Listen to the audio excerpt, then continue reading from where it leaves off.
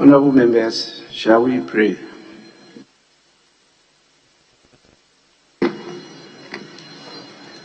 Almighty God, we humbly beseech Thee to look with favor upon this Parliament of the Republic of Ghana. Grant that it may perform its high duty as in Thy sight. Give divine guidance to the President of the Republic.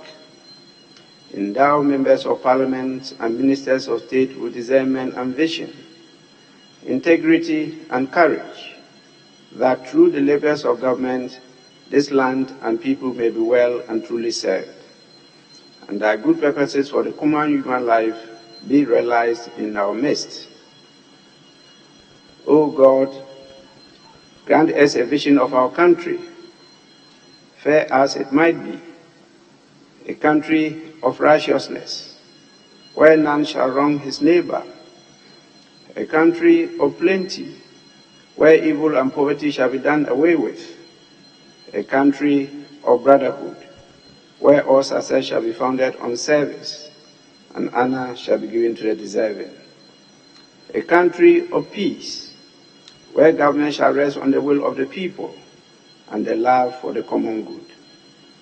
Bless the efforts of those who struggle to make this vision a living reality.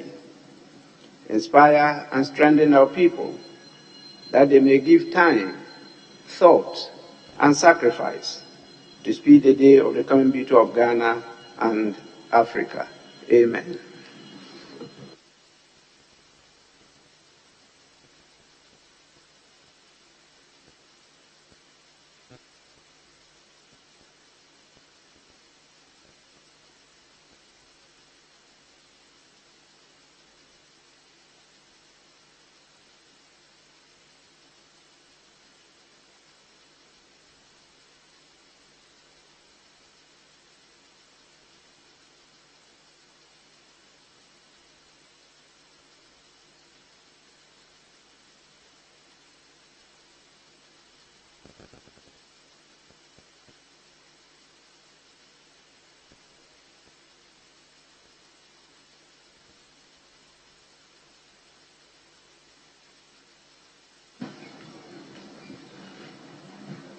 Honorable members, item 4, correction of votes and proceedings and official report.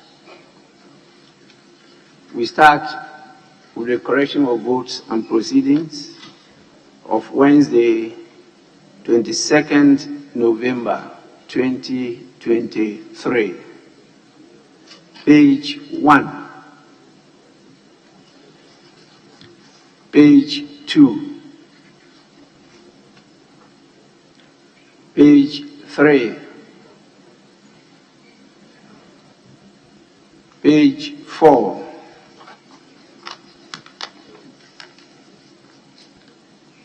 page 5,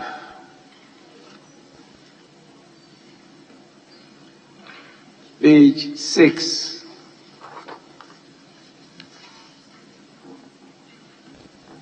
page 7,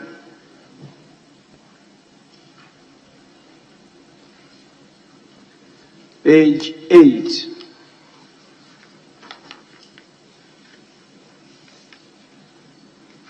page 9,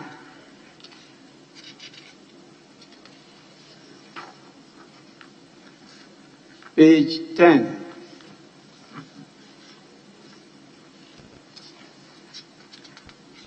page 11,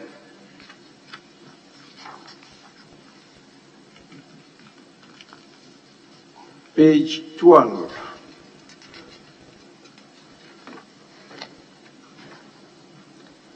page 13,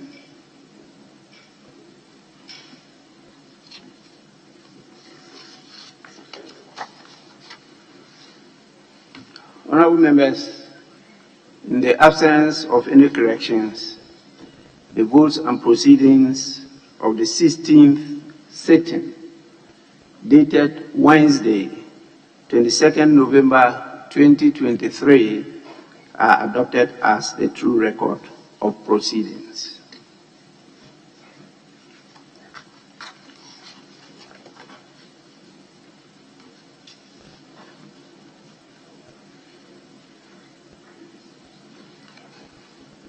May we now move to item 5, urgent questions.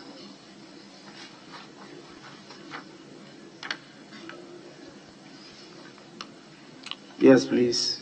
Honorable Speaker, with respect, I just got in touch with the second deputy chief, and he told me that the first deputy chief is on her way coming. So I can't actually hear you. I'm saying that with respect, I just got in touch with the second deputy chief, who told me that the first deputy chief is on her way coming, and I would like to give an indulgence to give us some few space so that they will come and give us indication as to how to proceed. Thank you. Yes, Deputy Minority Leader. Thank you, Right Honourable Speaker. Honourable Speaker, with your kind permission, I think yesterday what we agreed was that, with your kind permission, we'll vary the order of business and go straight to the budget debate this morning. And so we came prepared, we are ready to start the debate. And then after that, we can now go back to the other business. That was the plan yesterday. And we agreed that we were going to do 10 each today.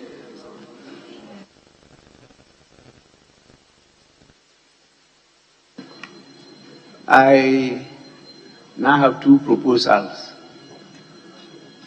The available leader of the majority says we should hold on till one deputy whip comes in to give some indication as to how they want the business to be handled. The deputy minority leader says we should move straight to the debate. And so, what is the sense of the House? We should move straight to the debate.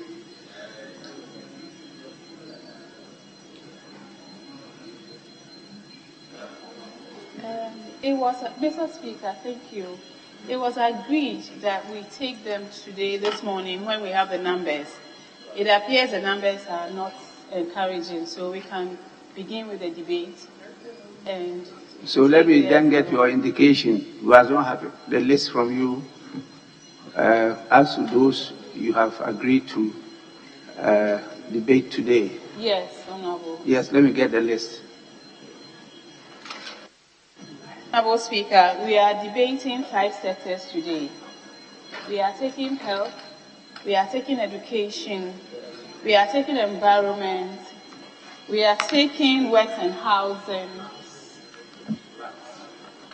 and land and forestry. Yes, please, Minority Leader.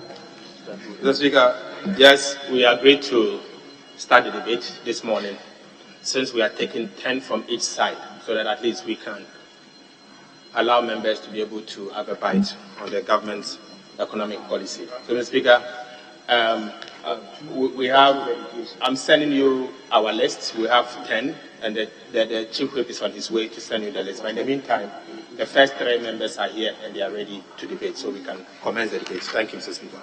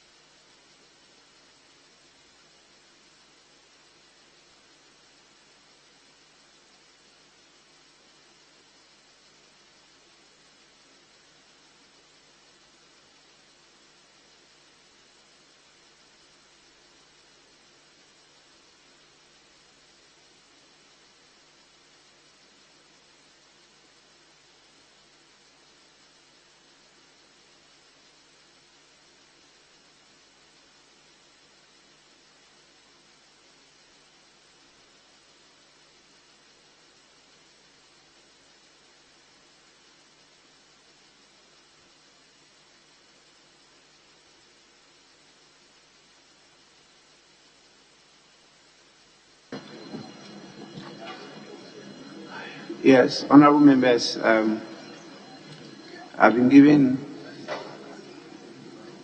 tentative lists from both sides, and so we'll start the debate now. Today, we're starting from which side of the House? It's from majority side, from minority side.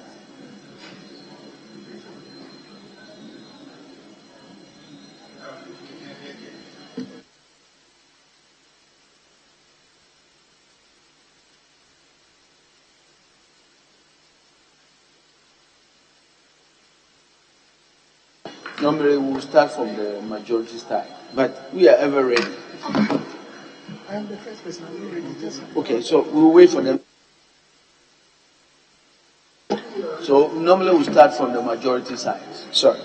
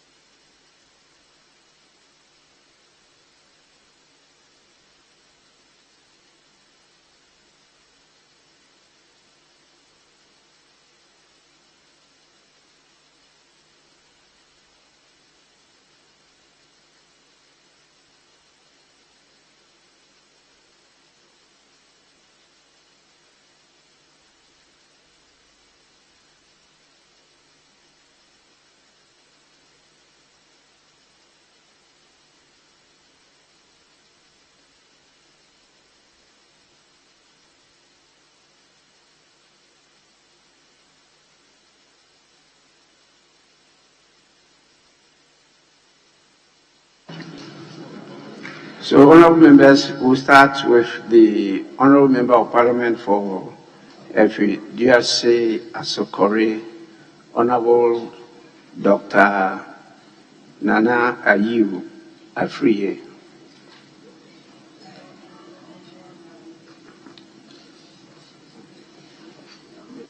Majority Leader, yes. the Speaker, the honorable member for Efijasia Sokovi, the chairman of the Committee on Health, is here and indeed ready. Our attention is being drawn to the fact that yesterday the Deputy Attorney General was in the House and was programmed to have moved the House to do the second reading of the Chartered Institute of Restructuring and Solvency Practitioners Ghana Bill 2023. Even though she was here for more than 3 hours, there was no space for that. This morning she's here with us. Is it going to be possible to allow her to do the second reading, which is just a straightforward matter? And I believe 20 minutes or so we'll be through with it. Then we can then go to the debate on the budget. That is if it's possible.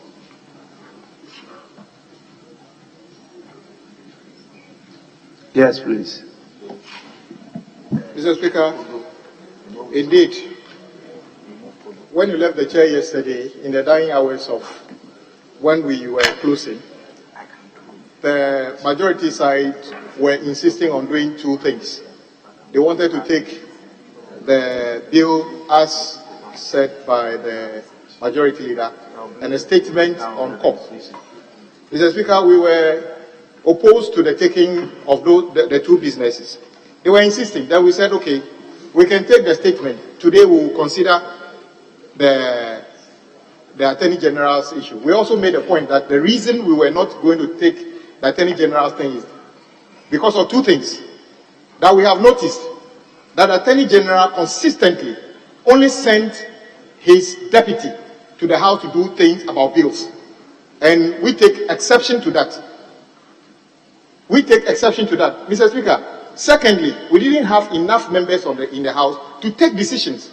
We have no problem with the Deputy Attorney General who regularly comes to represent the Attorney General. But Mr. Speaker, we still insist that for certain issues, including bills, the Attorney General must necessarily find time. Mr. Speaker, in any case, when our police who are being prosecuted go to court, they don't go and, in fact, he insists that they must be dead themselves.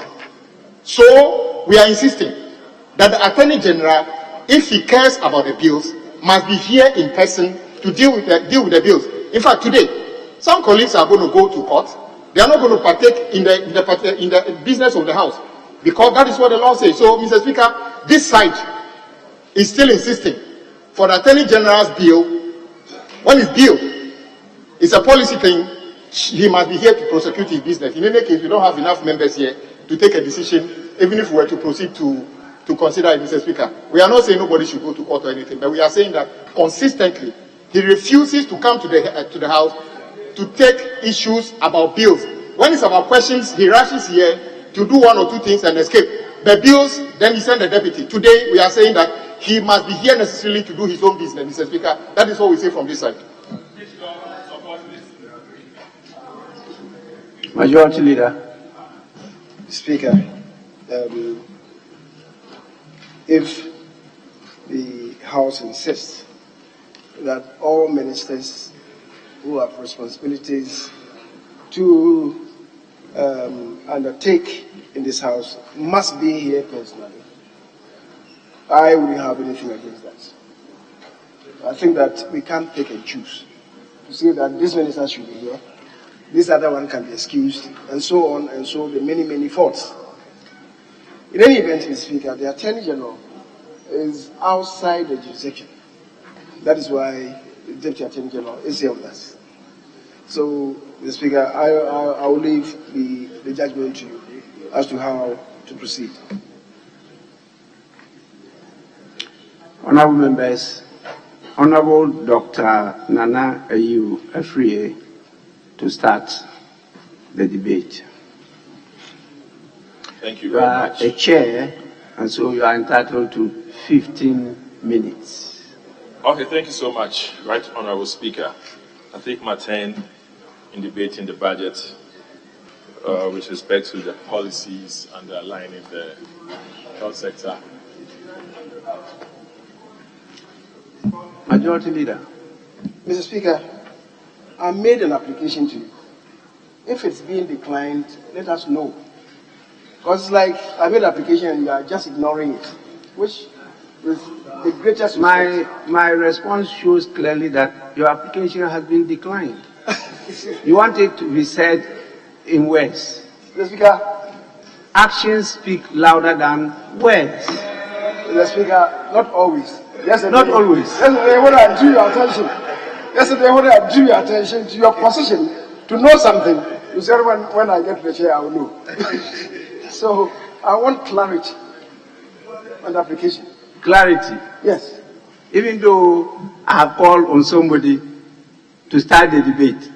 Maybe you may forget. Majority Leader, your application has been declined. Thank you very much. Thank you very much. I will move on. Yes, I want us to, this is Majority Leader, this is a bill that I believe we need many more members to be part of. It's not any of the bills that one could assume a number of things. It's a critical bill. And definitely, I have no problem with the Deputy Attorney General leading us in the discussion, but we need to have many more members in before we go there. So let's start with the debate. Chairman, Health Committee, yes. Thank you, Right Honorable Speaker. Mr. Speaker, as I take my turn this morning, so too I take the opportunity to let Ghanaians know that the budget is in sync with the principles of health system development and also the vision and the mission of the global health direction of universal health coverage. The Speaker, the universal health coverage talks about access to health care at all times by any Ghanaian, irrespective of your class, where and when, without financial constraints. Mr. Speaker, this target that is supposed to be achieved by 2030 started somewhere in 2015 under when the NDC was in government, and they did nothing about it. Realization of access is coming under MPP. Mr. Speaker, it is clear to put on records that there is overt politicization of healthcare in this country, especially under the NDC. I have not been trained as a medical doctor to do politics in healthcare. I would never do one, and I will say it as it is. Mr. Speaker, why do I say so? You would want to talk about the events of recent times. Why would you get members on the other side would want to go to a dialysis unit to make attention on issues that talk about financing, that borders on sustainability, that borders on precedents elsewhere? Tell me, which social health insurance scheme in any part of the world is taking care of dialysis? It is not possible. Tell me, in the advanced countries, in the US, even where you have Fresenius that we are using in Koholebu, the highest brand, Mr. Speaker, they are not taking care of dialysis patients completely. All the insurances in the US do part payment, even Medicare. In the US, in the UK, the NHS says no, there's no dialysis. So in Ghana, this is what an entity has done. A private sector, I don't know who they are, but this is a time to celebrate them. First Sky Group, they use their corporate responsibility as private-public partnership to help dialysis patients. And this is an area that you cannot sustain as a government. So with all the private sector people benefiting from the health sector, this is an opportunity for government to provide incentives to put them together to be able to take care of the few people on dialysis. Why do we make noise about this as if government has failed? It's not a responsibility of government. The management decision in Kolebu of placement was an expensive decision. And for that matter, government coming in to help is a good step because we practice mixed economy, where government has a right to intervene when it has to do. But for sustainability, government cannot do it. And we must create the enabling environment for the private sector to help. Mr. Speaker, I say this because in the budget is a new center for nephrology in Kolebu, And that is state-of-the-art one that is going to attract a lot of people across the globe to come over here. We can't play the ostrich. We can't attempt to run this institution down by going for free things for the Ghanaian, and you cannot sustain it. Mr. Speaker, I say it here because my colleagues on the other side have made so much noise about this. I felt minority has to do their job, and they've done the job. But to me, I thought it was too much of politicization, which was needless. Mr. Speaker, why do I say that the NDC overtly politicized healthcare? There again, I go to La Hospital. Mr. Speaker, yes. La Hospital wrote a lot of reports and letters for the NDC and the John Mahama administration to have come to their aid. It was flooding. Structural integrity assessment shows that the building was over 40 years, it was collapsing. There were a lot of letters over there. In April 2017, the Minister of Health found the need to meet the Director General of Ghana Health Service with the management of LA. April 2017, and they saw the need to bring it down and to bring a new hospital. Mr. Speaker, why do we carry the press to go to the grounds to show as if the NPP's thinking of bringing a new hospital in LA was a mistake? Why do we take the press to go to that place to create the impression as if somebody don't like the Ghan people? If somebody loved them, the NDC could have loved them better because they had all the reports to have break it down. They didn't do it. Mr. Speaker, there again, it's overt politicization which is totally needless. Mr. Speaker, it is not only LA which is stalled. In my region, in Ashanti region, Konfanochi Maternity Project is stalled. It's stalled because the Paris Club external financing is under debt restructuring. And there is no way they can continue without pace in Konfanochi again. LA was part. In the Eastern region where the president comes from, and then the Minister of Finance also comes from, their Eastern Regional Hospital is stalled. Why do we create the impression in Accra, of which LA financing is external? You create the impression as if people don't like the people of the Ghana state, people don't like the people of LA, so government has come to their aid. They have made available about 50 million from the GOJ to get the contractor to go on site. What are they going to do for the people of Ashanti region, whose maternity project is also stalled? Over politicization of healthcare would catch up on you people one day in future. Mr. Speaker, why do I say so again? I put it squarely on their doorstep that you met Eurojet project. The financing was achieved. 2 regional hospitals, 6 district hospitals. You did not do anything about it. Honorable Member, don't forget, the Speaker was the Minister for Health. Mr. Speaker, I take you from the fact that your able chairman is guarded on facts. I don't want to draw your attention to the fact that 2012, I was a minister. And I have the facts. I know you very well. And so, when you speaking nothing but the facts, I won't intervene. But when you veer off, the temptation is for me to draw your attention, not to go there. Mr. Speaker. Yes, Majority Leader.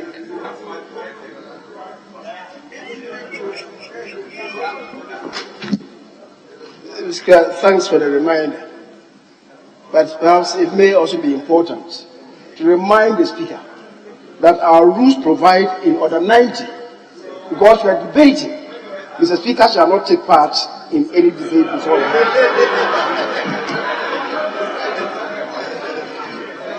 So, Mr. Speaker, I will appeal to you to resist the temptation. I'm happy you read the order.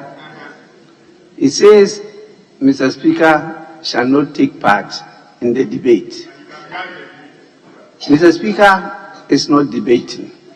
Mr. Speaker is drawing his attention to an irresistible fact, which is judiciously known, and that, please, don't go to areas that can generate the Speaker to come in. So I am not debating. I just, please, debating is not guiding or drawing the attention of somebody to an existing fact. That's not debate. Debate connotes controversy, where you disagree on issues and each person is bringing out his part of the story. I have not done that. I'm just drawing his attention not to move into some area, that's all. But the facts are known, they are on record. Yes, Doctor. I take note of your intervention, but your able chairman is if you had given him some time, you would have seen the grounds to which I make my submission, Mr. Speaker, respectfully. Mr. Speaker, I would say on any day again that the Eurogate project is seeing the day of light progressively under the MPP government. Mr. Speaker, I would say that in that spirit, you needed the NDC have done same. And then the MPP, the NDC secured financing from government for the Western region, 6 projects. Credit to the NDC, and the MPP is doing it. It did not stall the project. Progressively, they have made and they are using it in the Western region. That is the trajectory I'm coming from. I'm coming from a point that the people of this country, regardless of the regime there, we need to. I just wanted to draw your attention to the fact that even the funding for the Eurogate projects were sourced by NDC, not MPP. It's a fact. I was the minister. Please. Mr. Speaker, I don't intend to debate you. You know, but respectfully, please, I'm compelled. Listen, honorable members, I'm compelled to come in because he started on a very good note.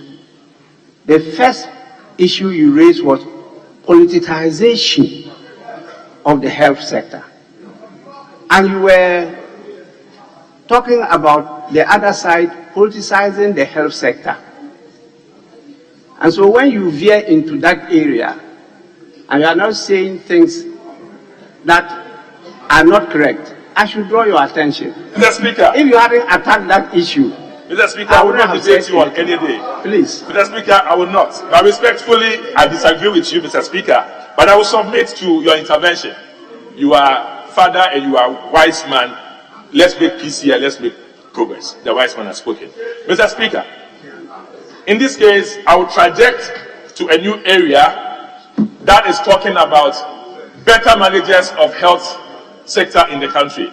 The MPP by far are better managers of health sector in the country, in spite of the difficulty of the economy. Mr. Speaker, under the NDC, projects that they completed, that will say on any day, Regional Rich Hospital, UGMC, Dodowa. Add some more to it, Thomas. Add some more to it. You cannot.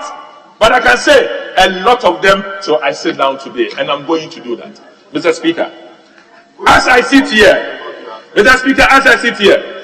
NMS project that was initiated under the NDC, of which only one of them in Dodowa saw the day of light, glory be to that, the NDC, for what you have done. Amen. However, for Mina, it was about 40%.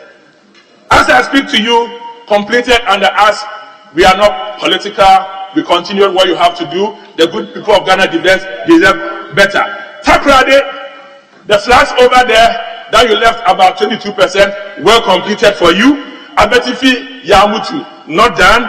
Garu, Yamutu, not done. Kumewu, 100%, we completed for you. Now, under the NPP, and listen carefully. Under the MPP, okay, be quiet, take it. That is for you. So be it. Under the MPP, no, Mr. Speaker, under the MPP, as we speak, enormous projects which I stand to be jumping from this document, and we don't manufacture documents, we say it as it is. Mr. Speaker, over here under MPP, there are a lot of projects ongoing, which some of them find themselves under, which some of them, I am going to give you the finished ones, and I will give you the ongoing ones, and then you sum the 8 years of the NPP, please, allow him. the 8 years of the MPP, and you see that the NDC is nowhere near the achievement of the MPP. Thank you. Nowhere. I said nowhere. Now, to start with Agenda 101, of which you completed Rich Hospital, University of Ghana Medical Center, Dodowa, and the rest was not finished. In 8 years, just under Agenda 101, by July next year, as we speak, the progress being made compared to your woeful progress you made on the other ones which we have to complete for you. Now, if you look at Agenda 111 only, there are a couple of projects in Zone 3 that, Honorable Speaker, I would want members to know of their completion. Honorable Speaker, if you look at these hospitals which are grouped as zones, you see that, for instance, Echuma Kauma is not us, it's the consultants and their report. And you have to go and verify. Echuma Kauma has done 73.27%. Echuma District, Abomusu has done 73.4%. Oferikom Municipal, we've done 70.6%. Goma Central, 69.9%. Asin Central, we have 65. Atuma Iwebiaja North, we have 66. And Ahanta West, we have 63. Akachi North, we have 60. Achieve this. This is the employment that we will have. Mr. Speaker, you are going to have, assuming we are able to do 65% of the Agenda 101. There is no way MPP can do 100% in 4 years. It will never happen. If all governments have done about 8 or 9 in 8 years, we will not attempt. We will not, and I repeat, we will not attempt to do 101 in 8 years. It will never happen. However, with that strength, with that zeal, with that determination, we are going to still have 100% completed, which will be historical ever in the annals of this country. Mr. Speaker, if 60% of them are completed, we are going to have 67,635 jobs created. The Hansas can capture this. If 60% of them are completed, we are going to have 67,635 jobs created. And this, but when we have traversed over 70%, it means by commonsensical approach that they are making a lot of progress, and in the next 4 months it will be done. This is a government that thinks of the youth. You cite a lot of hospitals, you create a lot of jobs. And that is the progress we have done in the health sector. Never in the history. The MPP has built its own history. President Kofod did a lot, but we have set a new standard in the health sector. And we should not go over politicizing and make a lot of noise as if a lot has not been done. A lot has been done.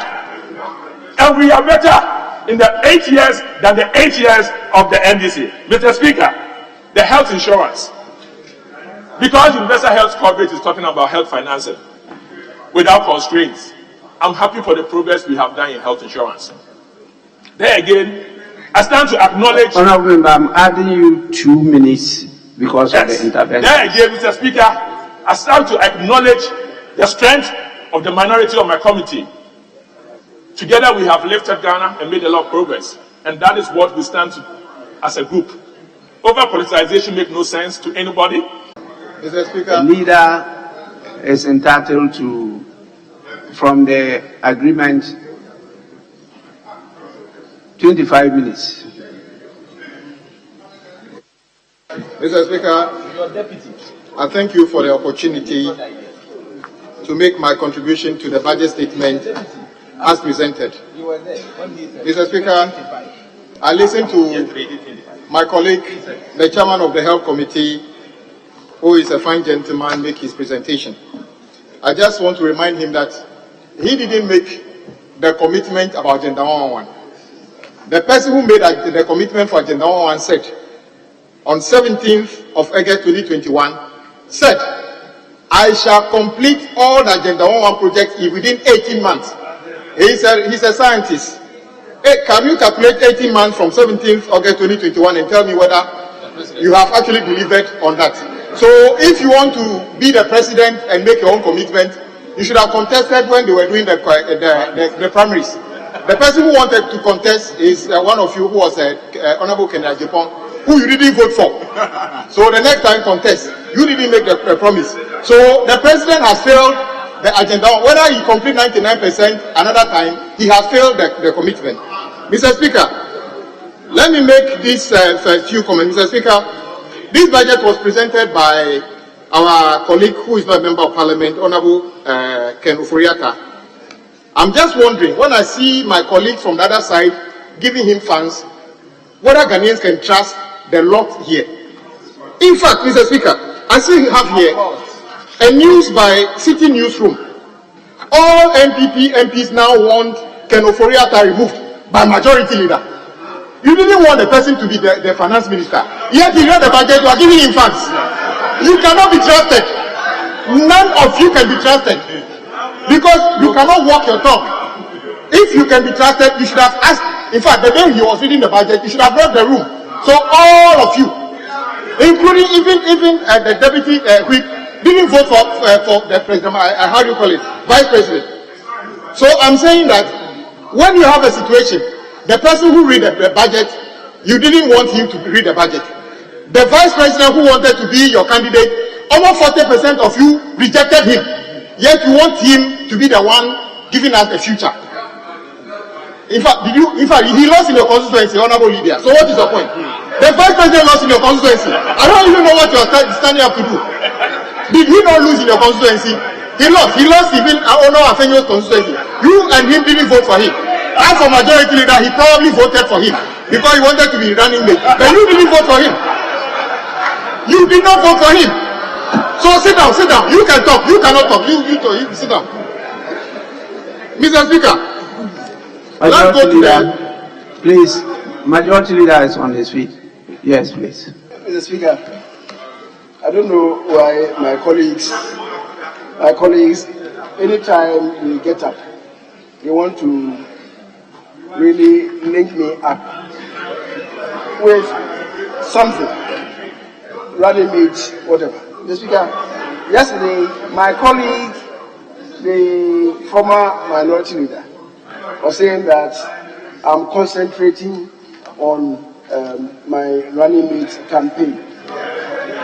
Mr. Speaker, let me state it here clearly that there is no contest for the position of a running mate, and I'm not involved in campaigning for running mate position. Mr. Speaker, it should be loud and clear. It should be loud and clear. And my colleague should also not involve himself in conjectures. He says, I probably voted for the vice president in my constituency. What has that got to do with the budget? And Mr. Speaker, finally, let me draw my colleague's attention to the import of Order 93.3. One relevance, and also involving the conduct of a member of parliament. We should stray away from that.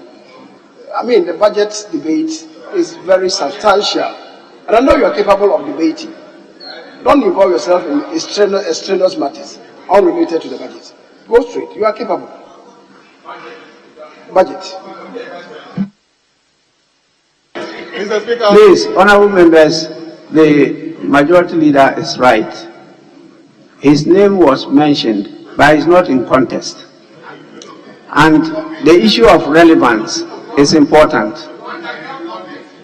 Please, I said his name was mentioned, but he is not in contest. He's not contesting for the position of.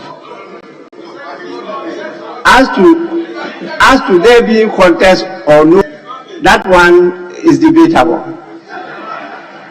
I don't want to debate that because, as you rightly observed, the speaker is not to participate in debate. Yes. So, Deputy Majority Whip, yes. Thank you, Right Honorable Speaker. Speaker, I take serious, and I repeat, serious objection to what Honorable Swig just did. It is an attack on me, and I want him to withdraw that now. I am serious about this. You cannot do this to me on the floor of the House. I take serious objection to that. And you cannot start the campaign here on the floor of the House. It is serious, and I want you to withdraw it now. Thank you.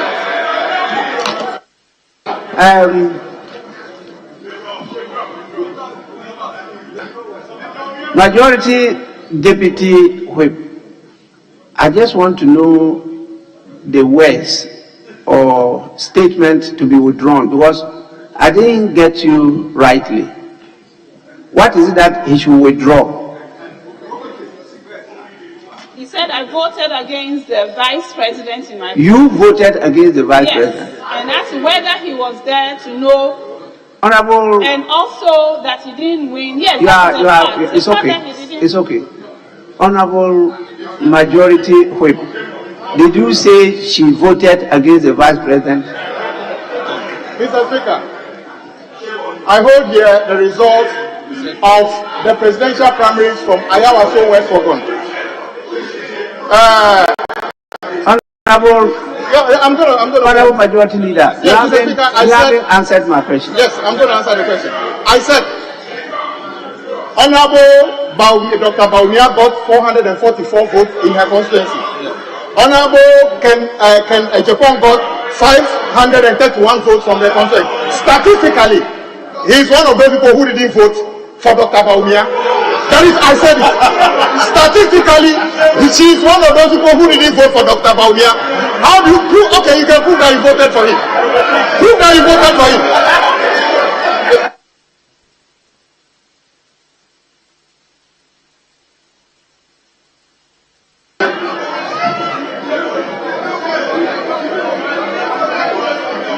Honorable Majority Chief Whip,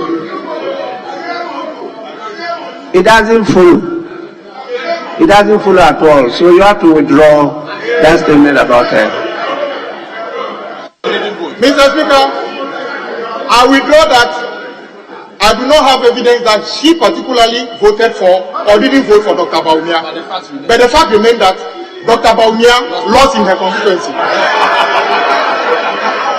Honorable Majority Chief Whip, again, the issue of relevance comes in. So please,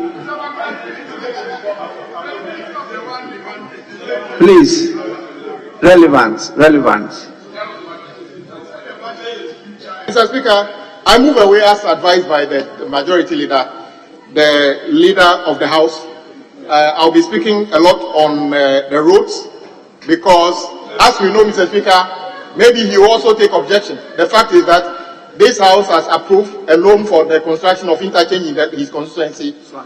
He is a member of cabinet, yet his own government has refused to do the project, and demonstrations upon demonstrations have been happening in his constituency. Maybe he will say that this one is also not true. I will sit down if you want to take an objection against me. He's free to do that one as well, Mr. Speaker. Mr. Speaker, I would make. Okay, sir, go ahead.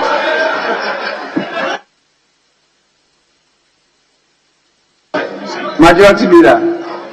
Mr. Speaker, I thought the Minority Chief Whip was going to do the needful by withdrawing or apologizing to the lady. He did it. When he makes an untruthful allegation against her. I thought he was going to do that. He has not been graceful enough to withdraw and even apologize to the lady. Second, he now says that the NPP administration has refused to construct the Swami interchange. Mr. Speaker, what is the evidence in that? That government has refused to do that. If you're saying that government has not as of yet done that, I will agree with you. But to say that government has refused, willful intent. Mr. Speaker, Honorable Abuja, don't certify yourself with the accolade of being an embodiment of controversy. Don't do that. You are capable of rising above that. and engage in very useful debate. You can do that. Please don't do that. Don't do what you're doing. Please, Honorable Majority Chief Whip, did you withdraw the statement against the Majority Deputy Whip and apologize to her? Mr. Speaker, indeed, I said, and I repeat, Honorable Lydia, that I have no proof you voted for or against Dr. Bawumia, so I apologize. But the fact remains, Dr. Bawumia lost in your constituency. Is that true? Mr. Speaker, I've done the needful. Mr. Speaker, now, the issue about Swami interchange. You said government refused, and the majority leader has taken objection to that. What do you say? Mr. Speaker, the majority leader has served this country for a very long time. In this house, I was one of those people who stood and supported the bill to pass an agreement for a loan agreement to build a Swami interchange. And we caution that once we do this, the government will do the needful. Mr. Speaker, the fact remains, as we speak, there's evidence of demonstrations against a very sick, in fact, you are the only person senior to him in this house. In his constituency, as we speak, the Swami interchange project is not going on. Is it true or not? He came here, Mr. Speaker. We are here, Mr. Speaker. Mr. Speaker, he said that as of yet.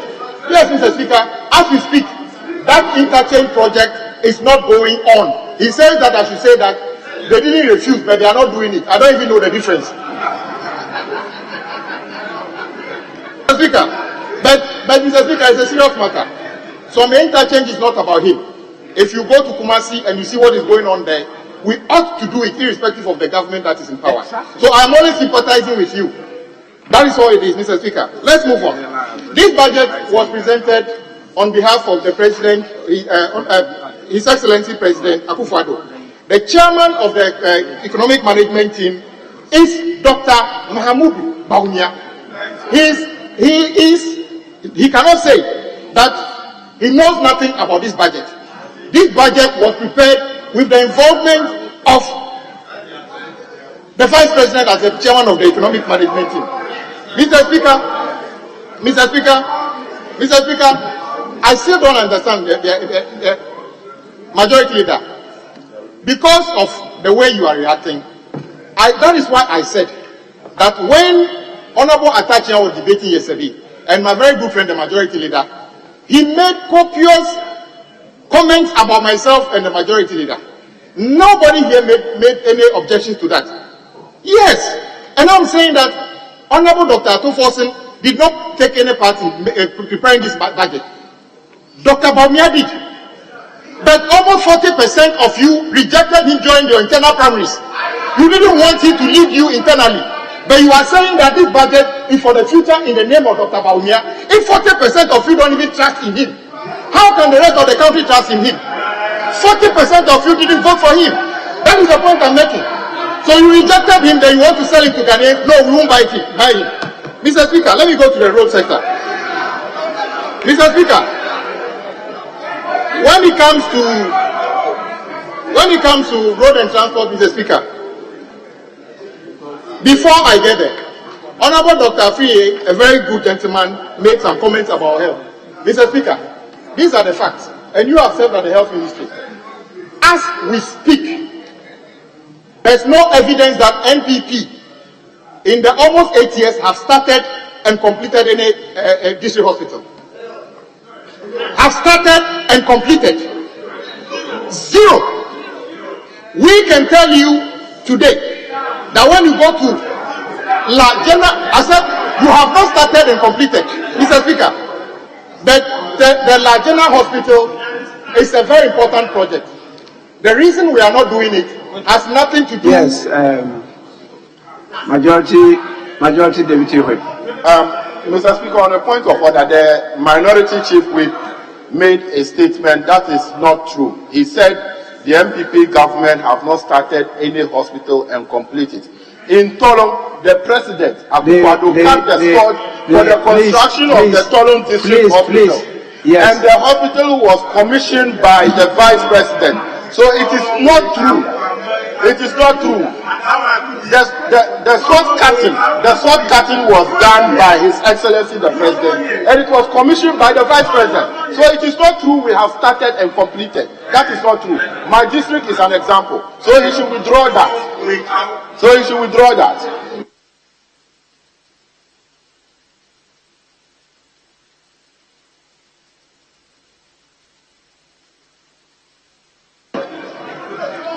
Yes, Minority Leader.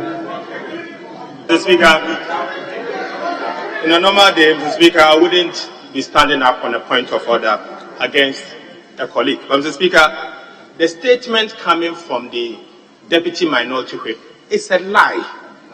Mr. Speaker, I am the one who brought the loan agreement for Tolon Hospital here in this house, Mr. Speaker, when I was the Deputy Minister of Finance. Mr. Speaker, the Tolon Hospital, Mr. Speaker, both the loan agreement and the commercial agreement were approved under President John Dramani Mahama. Mr. Speaker, not only that, Mr. Speaker, the contract was awarded under President John Dramani Mahama. So what is he talking about? Mr. Speaker, please go and look for your records. This is not your record. Don't take someone's record. Please, in the name of Allah, don't take someone's record. This record belongs to President Mahama. Look for your record, because this is not your record. Mr. Speaker, for the record, and we've been seeing this on countless occasions, let it be known, shortcutting and commissioning are not procurement processes. Yes, shortcutting and commissioning are not procurement processes. So this idea that you can wait and do a shortcutting sometimes twice, sometimes do shortcutting twice, and do commissioning is not a procurement process. The facts still remain. Mr. Speaker, I would always give credit, and I've said this a number of times, Mr. Speaker.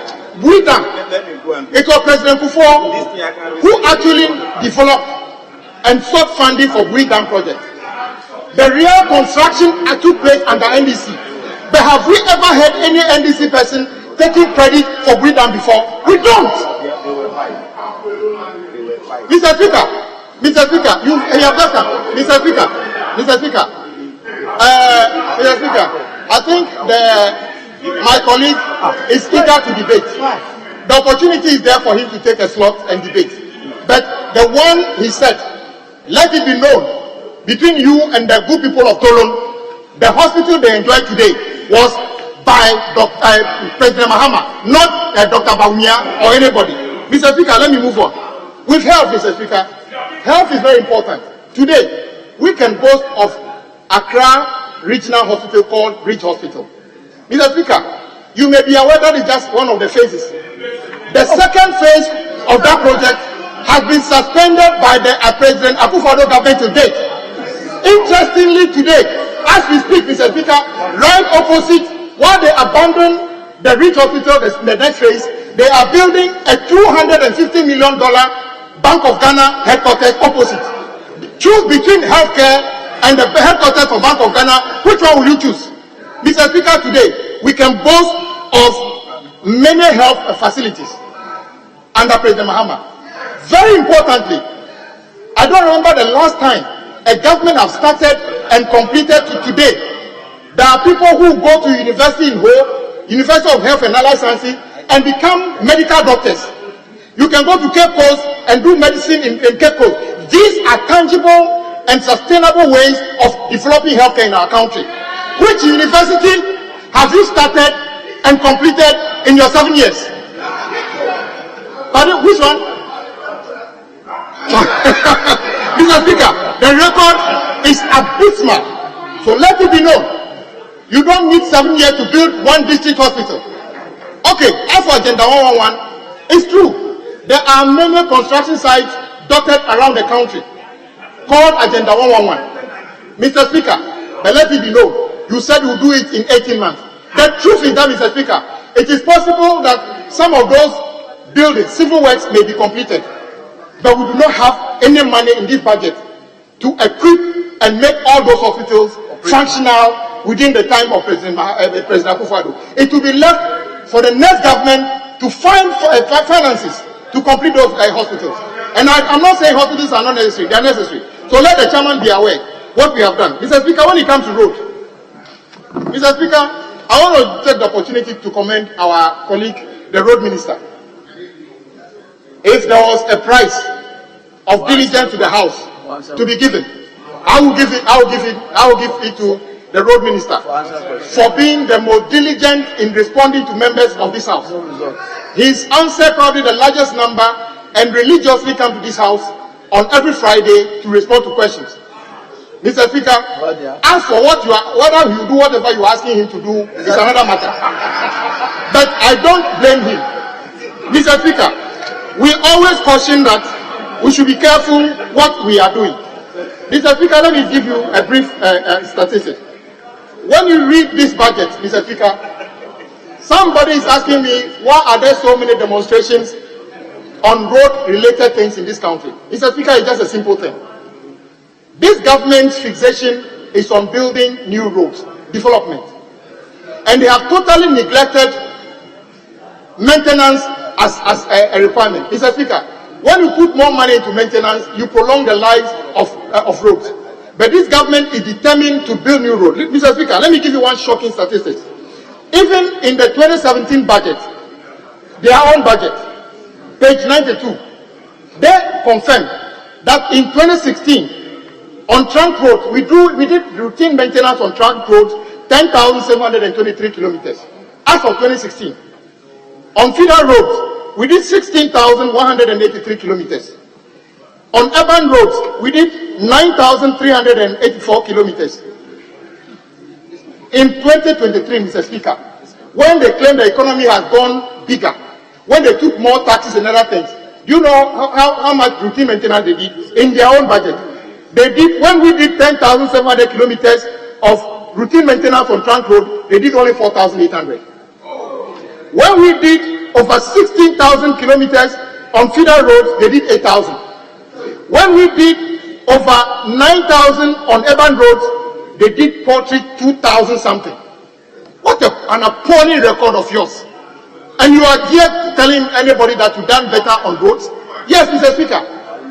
The difficulty is that the problem of our roads is financing. Mr. Speaker, let me give you why NDC did better. Under the NDC, in 2016, all the amount of monies we collected through the road fund was 1 billion and then 19,000. Listen, in 2016, the road fund accrued 1 billion and 19,000, but we spent 1,040,000 on roads. Basically, what I'm trying to say is that every money we collected on road fund, we spent on roads. Come to 20 NPP, they collected last year 2 billion and 600,000. They spent only 1 billion on roads. Wow. Road fund is a maintenance. It is the reason we are not able to do much maintenance work. It's the reason why we have the pothole. Mr. Speaker, Mr. Speaker, they will tell you that with a collateralized, Mr. Speaker, even in 2016, we were paying for the road fund loans. So, Mr. Speaker, if you see this year's budget, the government is only intending to spend only about 3.5 billion cedis on road-related expenditure. Mr. Speaker, do you know what they have done, Mr. Speaker? In 2016, the entire appropriation bill was just about 50 billion. Will you be surprised if I tell you that the road commitment in this country, as we speak, is almost 100 billion Ghana cedis? Mr. Speaker, 100 billion Ghana cedis. This is a report by the Minister of Road. I know my chairman hasn't got it because they won't even give him. They deny him also the information. This information is from Minister of Road and Highways. And look at it. Look at your figure. 7 billion. No, the figure is 97 billion 498 million 730 13 million Ghana cedis. Mr. Speaker, this is not sustainable. And the entire revenue basket for this year is just over 170 billion cedis. How are you going to fund this? Mr. Speaker, but I don't blame our colleague, the road minister. All of us expect him, including me, expect him to fix our road within the shortest possible time. That is just not possible, Mr. Speaker. But the mess on our roads is more apparent during the cocoa board. Cocoa board alone has awarded projects over 21 billion Ghana cedis. Mr. Speaker, they've got the roads in 3 categories. Category 1 alone, Mr. Speaker, as of February, the interest on delayed payment alone is over 260 million Ghana cedis. Interest on delayed payment means that money is of no value to the contractor, no value to the road user. It's just money that is wasted. Why do we do this? Sometimes, Mr. Speaker, when certificates are paid to contractors, sometimes as much as 50% of the value is interest on delayed payment. This is not right, Mr. Speaker. Not sustainable. We should do something about this. But the road ministry is trying to do something, Mr. Speaker. It's controversial, but maybe we should think about it. They are not aware that the road minister has quietly decided that half of these road projects are going to be cancelled. They are not yet aware. Half of this project, in fact, you see, I'm saying they are denying you information, you don't believe it. It is in this document. Yes, you don't even know what is happening in your government. As for you, I know, as for honorable member for the Sudan, I know you will not know. There's a good reason not to let you know. Mr. Speaker, the cocoa board is grossly mismanaging the accruals we give them. Mr. Speaker, it was in this house that I pleaded time and again that the so-called audit on the Cocoa Road project should be laid here. The Cocoa Road chief executive, our former colleague who was a Greek minister, claimed he said he laid it here. I've gone to all the clerks and tell them, show me the copy of the report. None of them can prove to me today that that report has been laid. Because the propaganda by President Akufo-Addo when they were campaigning, that President Mahama awarded Cocoa Road project to roads that didn't exist was a lie. It did not happen. You should apologize to President Mahama. Indeed, if the report actually pointed to anything and toward, you would have been running to talk about it. Mr. Speaker, as we speak, Mr. Speaker, on the issue of aviation, Mr. Speaker, I want to commend our colleagues. They have gone to complete the project started by President Mahama at Tamale Airport. And today, you can fly from Tamale, and much of Hajj is done from Tamale now. A very beautiful terminal. Phase 1, the extension of the runway and other things have been done. And then we started the phase 2, and then we didn't actually complete it before they came. They came and completed it. I'll give them credit for that. The same applies to the Kumasi Airport. We did the runway, started the terminal building, and then they came and actually took another loan to complete it. Mr. Speaker, stop worrying yourself. I will say it exactly the way it is. I don't lie about things like this. Mr. Speaker, the problem though is, Mr. Speaker, Kumasi Airport project should have been completed by now. Unfortunately, it's also caught up in the same the problem of the debt restructuring. So unfortunately, the project is not completed. We are looking forward to how that project will be completed. Mr. Speaker, Terminal 3 at Kotoka International Airport is a major income earner for this country. President Mahama refurbished the Terminal 2 and built a brand new terminal at Kotoka. Today, we are all proud when we go through that airport. In fact, that airport has received international credit for many things, and we should pat ourselves in the back as Ghanaians.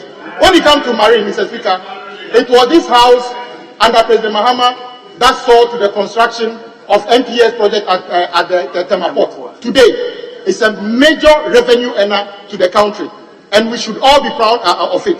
Indeed, under the NPP, they have also started some projects at Takrady, which, if completed, will give us a lot of revenue.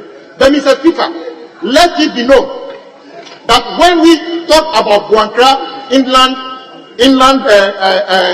integrated logistic terminal, We were hoping that by the time that terminal is completed, there will be a dedicated railway from Tema to the site. Mr. Speaker, what the NPP is doing at Buankra is not a good thing.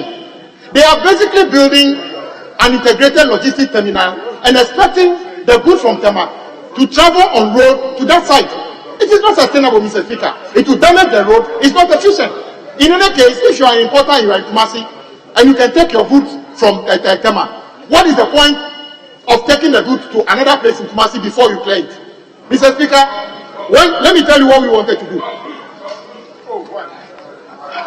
Let me read to you.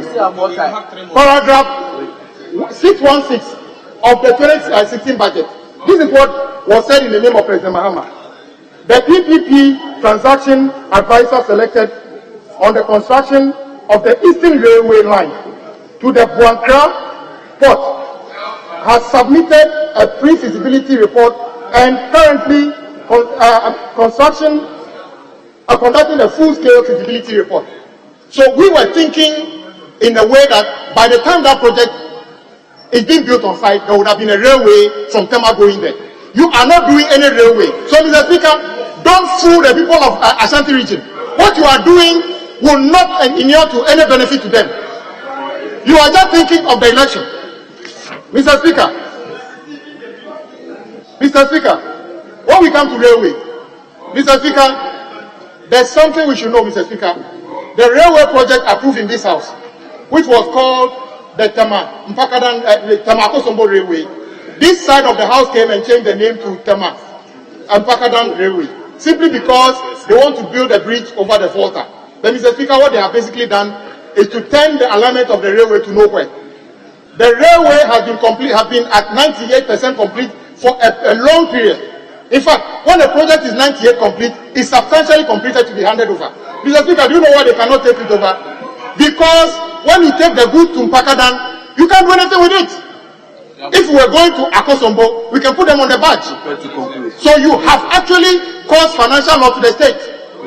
I will encourage you, please find a way of either continuing the railway or build a new port to the side that you have sent the railway to, so that we can utilize it. Today, if we commission it, that railway will be a railway to nowhere. It's a sad story. $500 million spent. Mr. Speaker, I want to conclude by saying this, Mr. Speaker. I listened to Honorable Atachia describing Dr. Bawumia as the best economist in the country. Mr. Speaker, what about Professor John Bafo? What about so many other people? Mr. Speaker, I mean, you cannot say these things.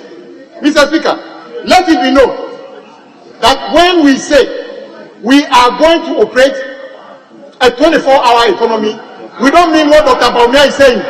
He thinks that we are talking about the operation of 24-hour, don't mind your wife chopper. That is not what we are talking about. We are talking about tangible things, and it is feasible. And we shall be proving to you as the times come why it is necessary to deal with unemployment, to deal with efficiency in our public services within 24 hours. Mr. Speaker, I add you 2 minutes. Mr. Speaker, I also want to call upon you to find a way of bringing the governor of the Bank of Ghana to confirm whether he is aware that under this government, Cocoa Board is still awarding projects denominated in dollars, clearly against the the Foreign Exchange Act, completely at 723, which forbids any government entity for pricing goods and services in dollars. Mr. Speaker, in this document, many of the projects awarded by Cocoa Board are priced in dollars. You understand, Mr. Speaker? So it's a clear violation of the Act. And I think the Governor of Bank of Ghana must be sanctioned or must be brought to this House to explain together with Cocoa Board Chief Executive. Mr. Speaker, with these few words, I see nothing good about this budget that anybody should be proud of. If this was done in the name of President Akufo-Addo and Dr. Bawumia, if this is a summary of your 7 years stewardship, this is a summary of disaster. Nobody in Ghana wants to wake up thinking that he will get a false haircut. Nobody wants to be in this country to feel that he would wake up and be told that you cannot. But lastly, Mr. Speaker, let me ask you this. Can you remember these things? I shall protect the public purse. I am too old to steal your money. Yet the council come here. Try me and see. I am not a corrupt person.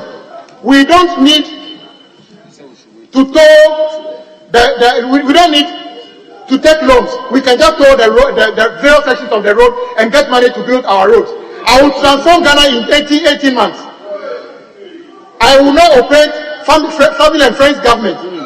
I will make Cornell Lagoon and Adon River tourist sites.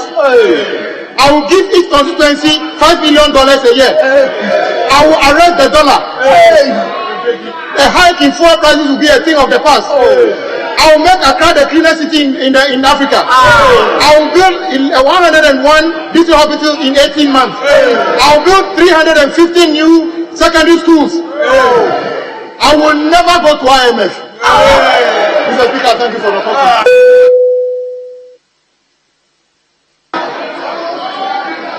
Honorable members,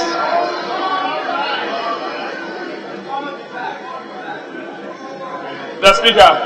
we have students from some educational institutions visiting the House. I want to just acknowledge their presence before we continue.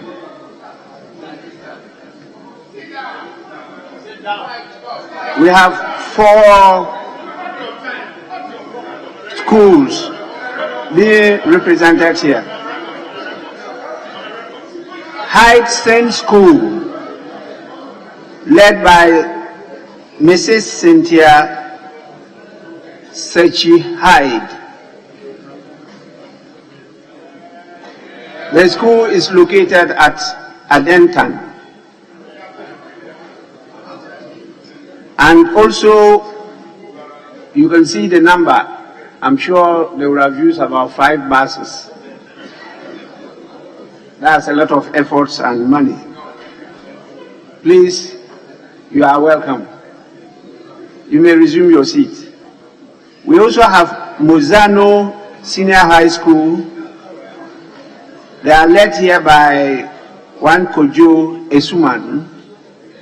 And then the school is located at the Gomua West constituency. Here too, the number is quite large. I warmly welcome you to Parliament. Please resume your seat. We also have Smart Brains International School. Smart Brains International School. They are led here by David Labi Obuabisa. The school is located at Dankwantang, Medina. Please, they are over there. You are also warmly welcome. This is your house. Anytime you can come around. Please resume your seat. And we have Elim School. They are being led by Hannah Nai. And that school is located at La Nkwantanang.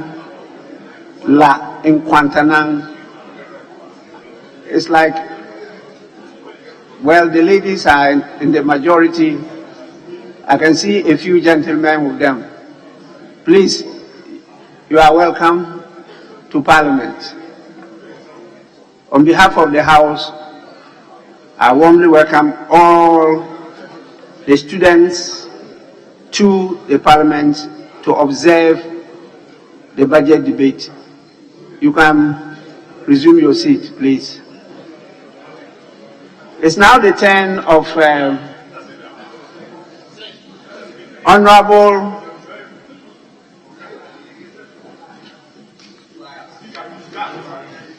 Honorable member, you know the rules.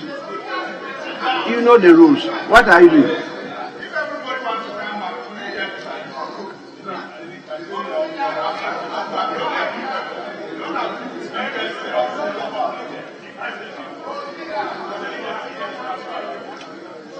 It's now the turn of Honorable Dr. Patrick Boama. Boache is a vice chair.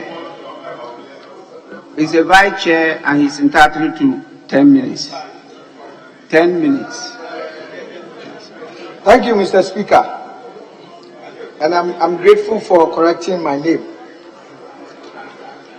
I thank you for the opportunity to contribute to the debate on the motion to approve a budget statement and the economic policy of the government of Ghana for the financial year ending 31st December 2024, moved by the Honorable Finance Minister, Honorable Ken Oforiatta, on the 15th of this month.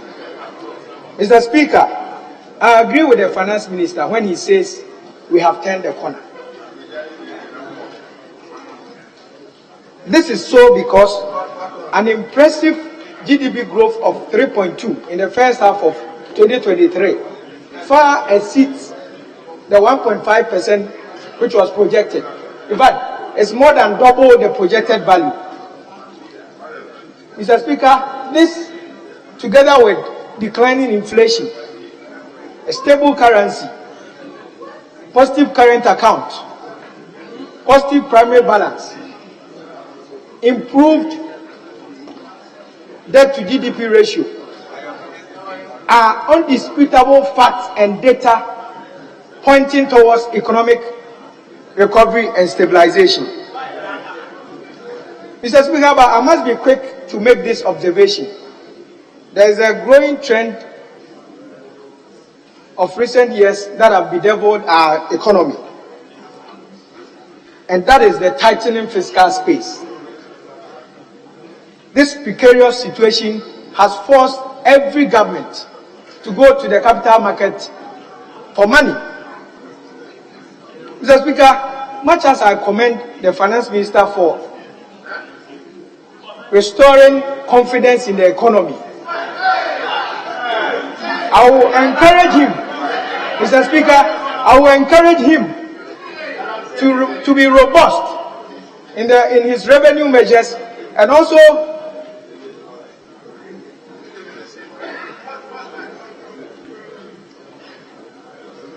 also to redouble his efforts towards revenue mobilization. Mr. Speaker, to support the minister in this regard, I will implore members of this House and well-meaning Ghanaians to endeavor to pay our taxes diligently in order to rake in the needed revenue for national development, such as reconstruction of the La General Hospital. Mr. Speaker, according to the budget, the health and the social work subsector posted a modest 11.9% growth, which is the second highest in the services sector. Mr. Speaker, the commitment and the investment of this government to improve access and quality of healthcare services in this country is commendable. This has led to serious advancement in the sector. Mr. Speaker, no wonder nowadays in Ghana, we read and hear our hard-working doctors carry out surgical separation of Siamese twins. We hear them do more open heart surgeries. We even hear them do kidney transplantations. Yes. Mr. Speaker, this gives me confidence that very soon, with this rate of advancement, the era of prominent Ghanaians flying outside the country to seek medical care will be a thing of the past.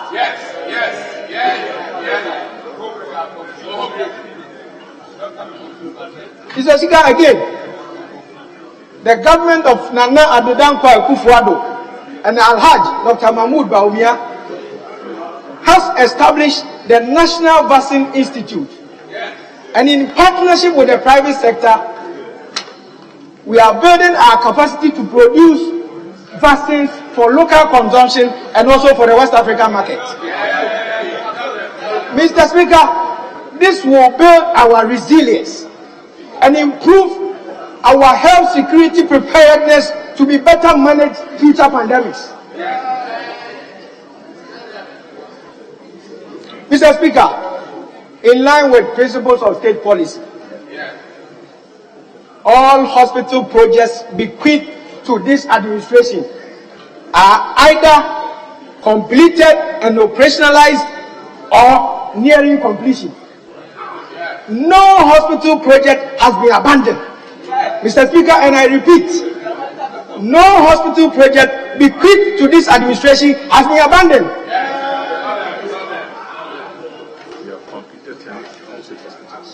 Even the old 46-year-old Konfanochi maternity block, Mr. Speaker, is under reconstruction, and as I speak, it's about 62% progress. Mr. Speaker, the single biggest investment in health infrastructure that has happened to this nation is the Agenda 111 my chairman talked about. Mr. Speaker, is no fluke. So sometimes I pity my friends on the other side who, for sheer out of extreme partisanship, will go and criticize those projects. When your colleagues, your friends, have the projects in their constituencies that are above 60 and 70% completion. And I'm telling you, Ghanaians have recovered from the short memory syndrome. And we are getting more discerning. So if you are a true representative of your people and you criticize such an important project in your constituency that is going to help the country achieve universal health coverage by 2030, then I don't know how true you are in your representation of your people. Mr. Speaker, like my chairman said, the Agenda 111 hospitals is the construction of hospitals in all the 16 regions. Mr. Speaker, that consists of about 102 district hospitals, 7 regional hospitals, 2 regional psychiatric hospitals, and 1 national psychiatric hospital. Mr. Speaker, by middle of next year, I'm not bragging, we will commission the first 50 of these Agenda 111 hospitals. I think it's a good news, because my friend has a hospital in his constituency that is seriously making progress. It's in Isa, in the Dafiama Busia Isa constituency. And he is a happy man because he is proud as a medical officer. He's going to get a good facility in his constituency.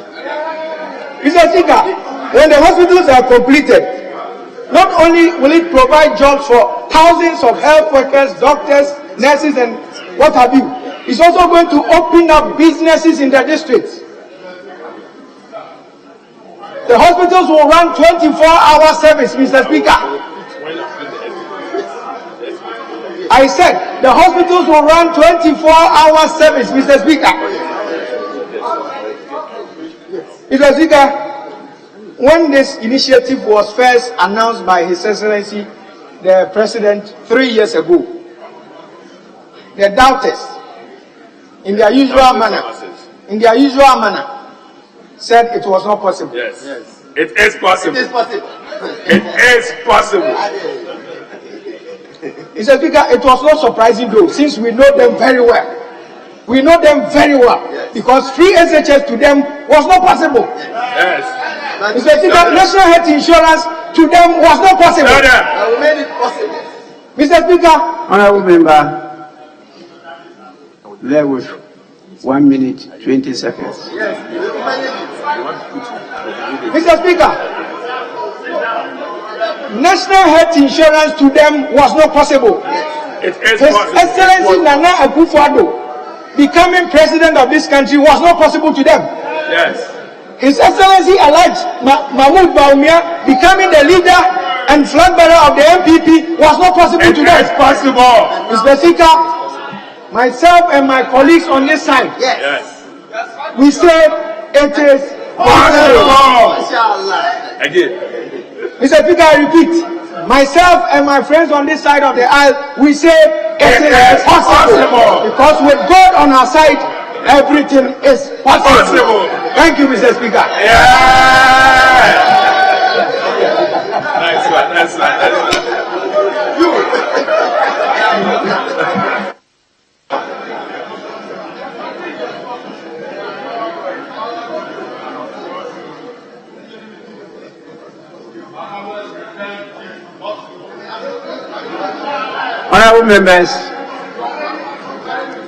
Honorable members, I now understand why the former president, His Excellency President Kufuor, stated that the only thing he couldn't resist was temptation.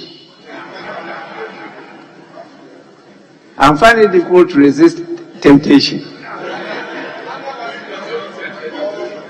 And I'm struggling to resist it. I'm struggling. So far, I don't know whether I've performed well. But when you are talking about health sector, where I have all the figures and the facts, it's temptation. Yes, now is the turn of the Honorable Peter Nochu Kotoi. You are a ranking member, and so you are entitled to 15 minutes.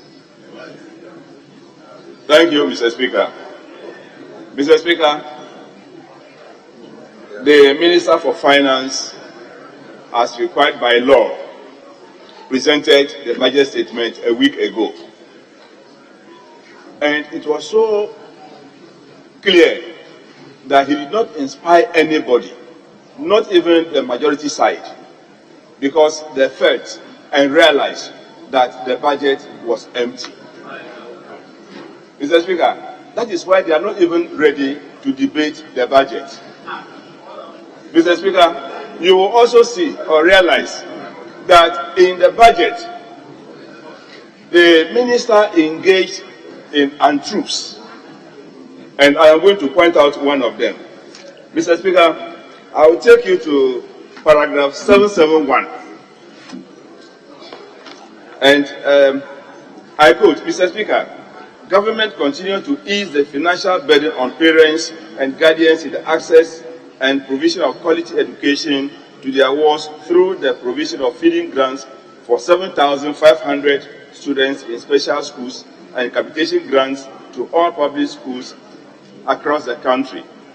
Additionally, registration expenses of 471,277 registered candidates for public junior high schools for the basic education certificate examinations BECE were paid.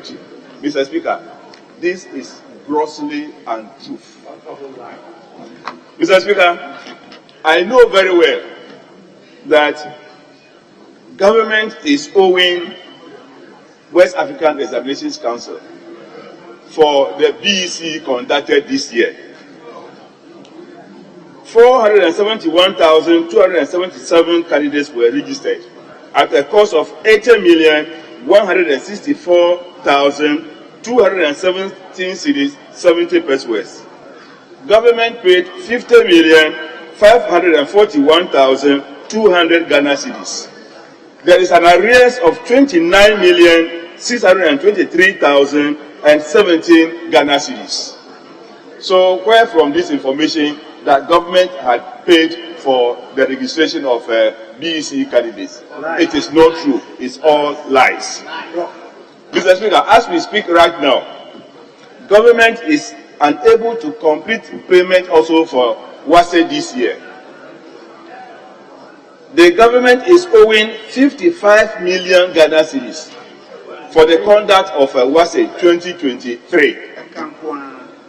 And I can say also on authority, Mr. Speaker, that government is also owing for 2022 WASE of 9,700,870 cedis, 42 pesos. Government has not paid, and the minister is claiming that they have completed payment. Mr. Speaker, this is not true.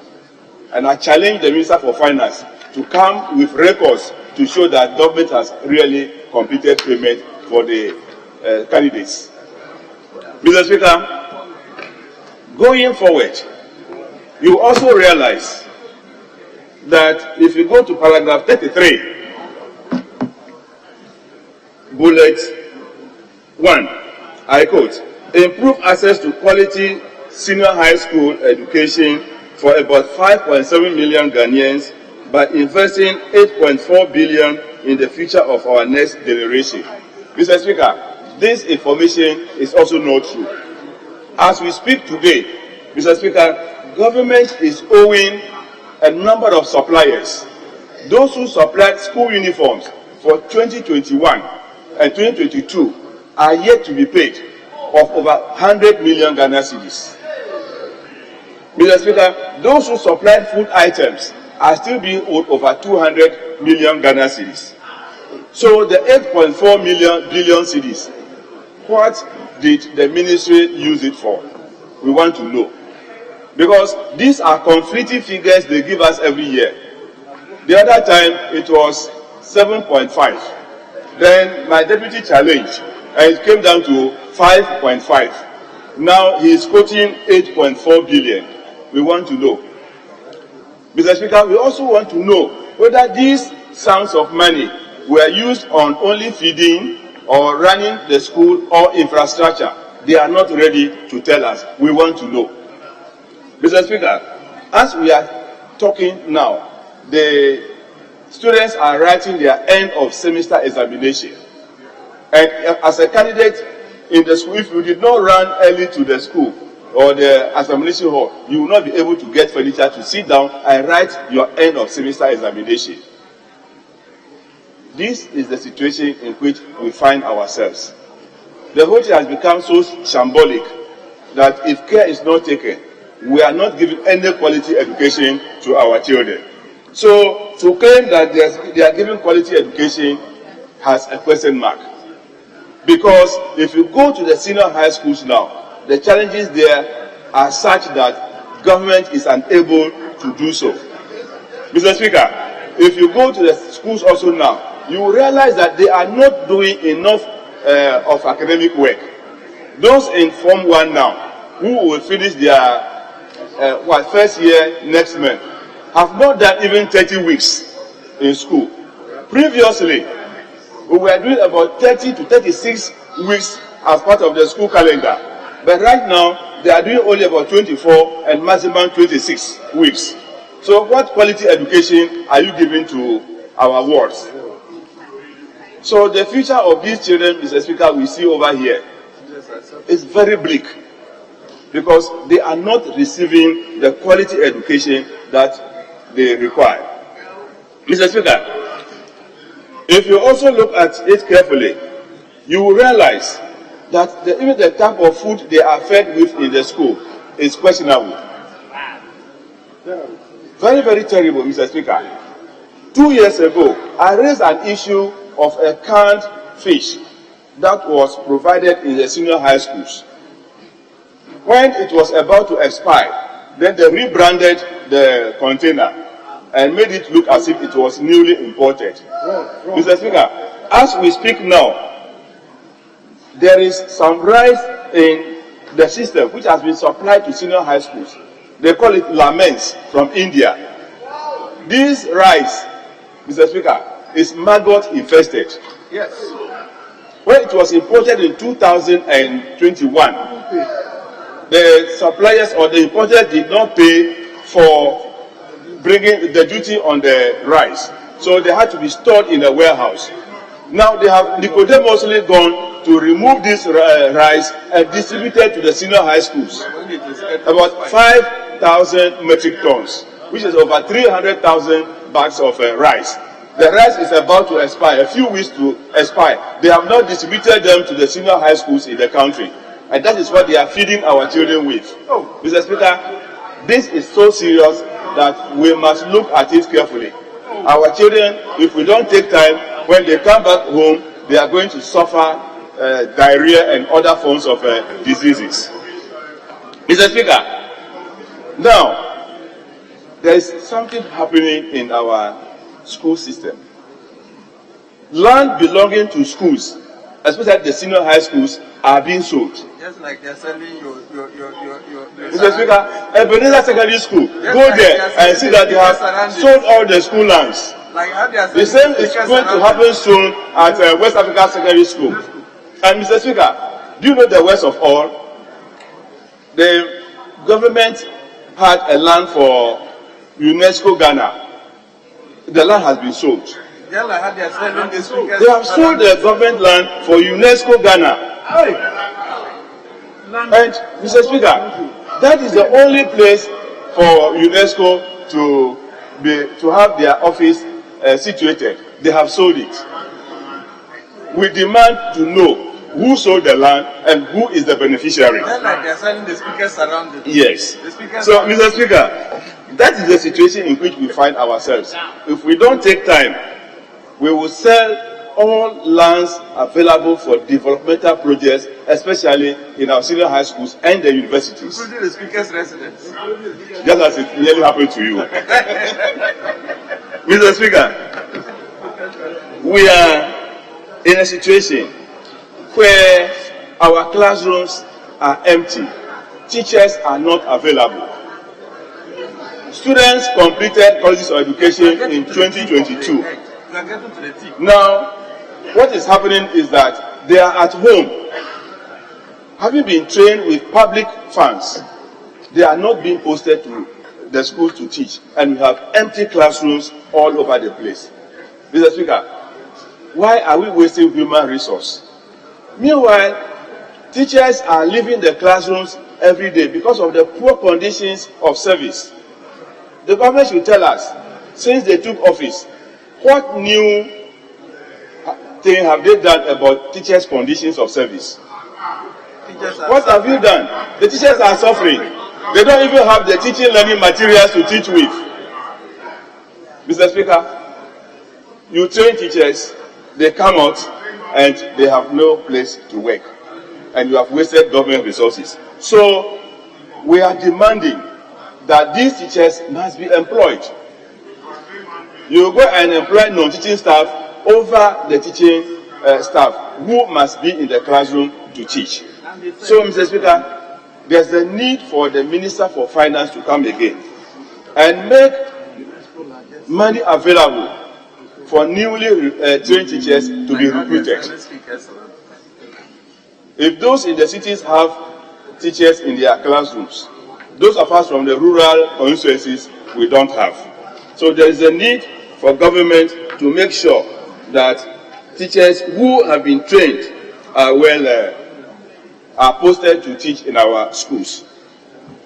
Mr. Speaker, we also know that teachers all over the country must be made to register and be licensed as teachers. And when we do this, it is to make them internationally competitive.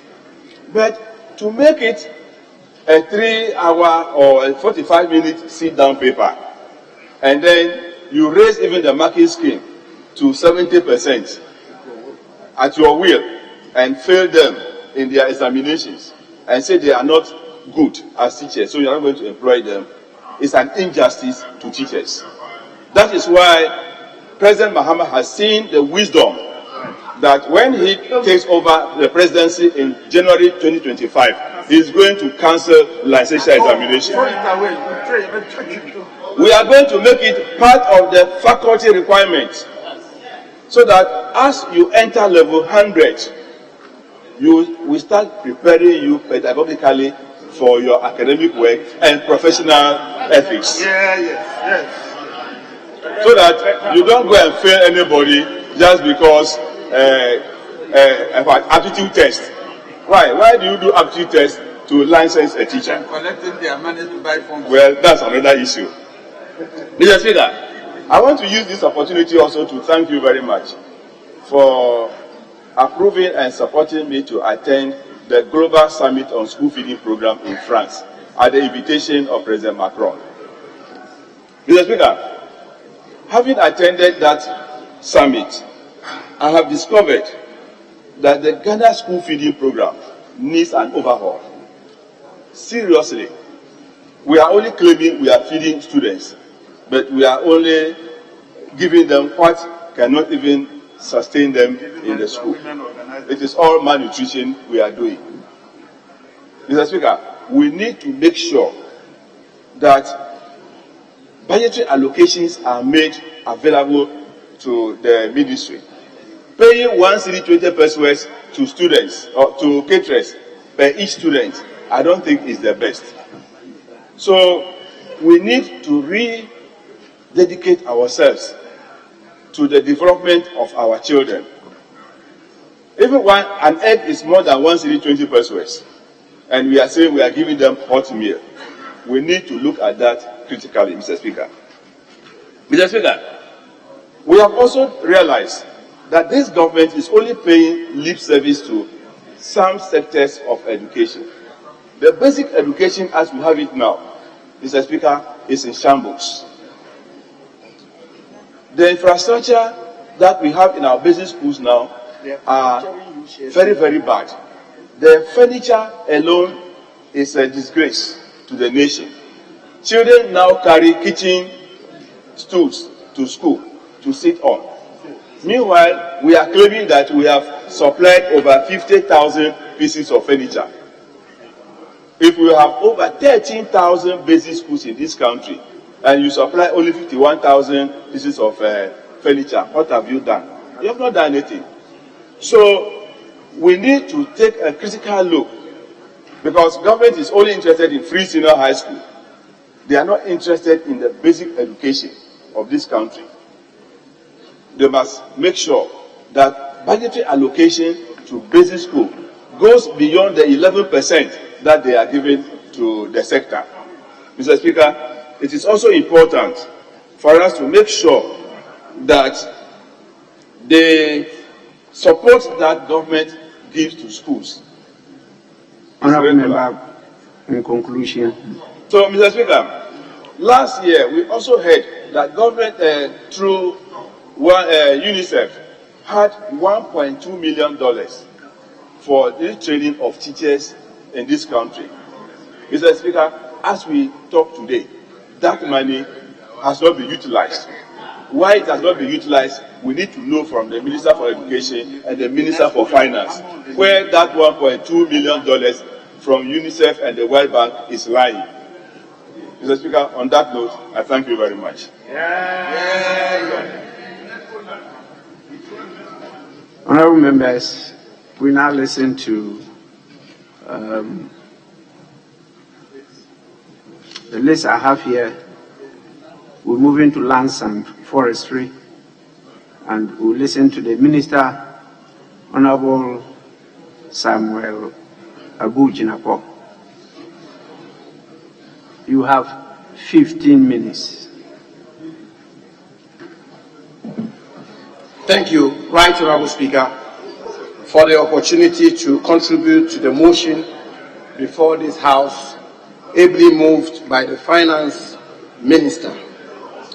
Mr. Speaker, let me begin by situating my contribution to the debate in its proper context, and to say, Mr. Speaker, that countries across the globe, including the most developed countries, have had their own share of the recent global crisis. Mr. Speaker, the worst since World War II.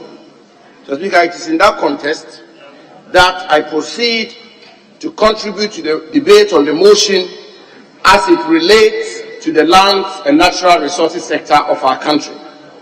Mr. Speaker, in times of crisis, what is required is leadership. In times of crisis, what is required is leadership. And leadership as it relates to choices. Leaders must make the right choices in times of crisis.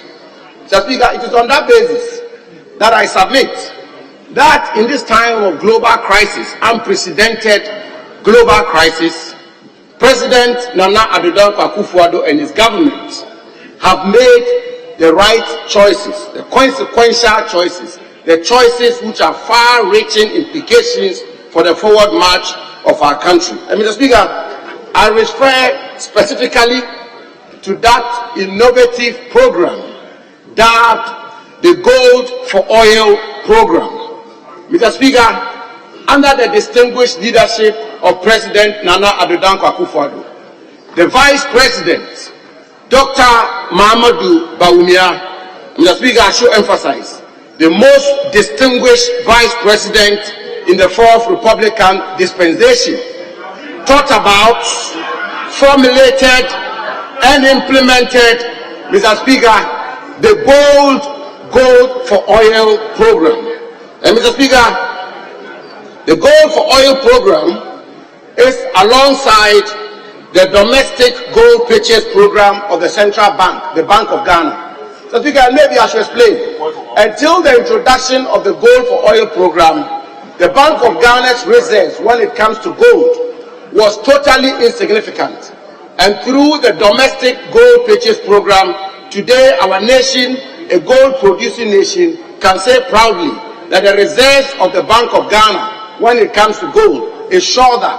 And that is what culminated in the Gold for Oil program. Mr. Speaker, over 800,000 metric tons of crude oil, almost 30% of our national crude oil consumption, was purchased through this policy without having to look for dollars, Mr. Speaker, without having to look for the scarce foreign exchange to import this crude oil into our country. Mr. Speaker, when you look at page 31 of the budget statement, paragraph 139, you will find that the finance minister copiously refers to this outstanding intervention and the positive consequences it's having on our economy.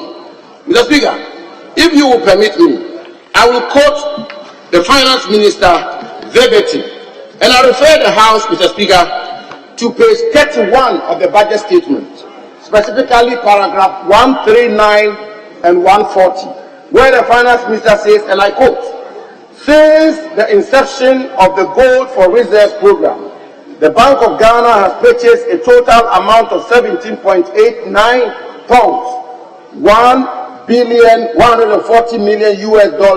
of gold to boost its gold reserves. Since the inception of the Gold for Oil program, 23 cargoes have been imported into our country." Mr. Speaker, he goes on, "The plan is to scale up the program to cover 50% of our national consumption." Mr. Speaker, as I say, 30% of our national consumption have been purchased through the Gold for Oil intervention. And that has resulted in a reduction of fuel prices in our country.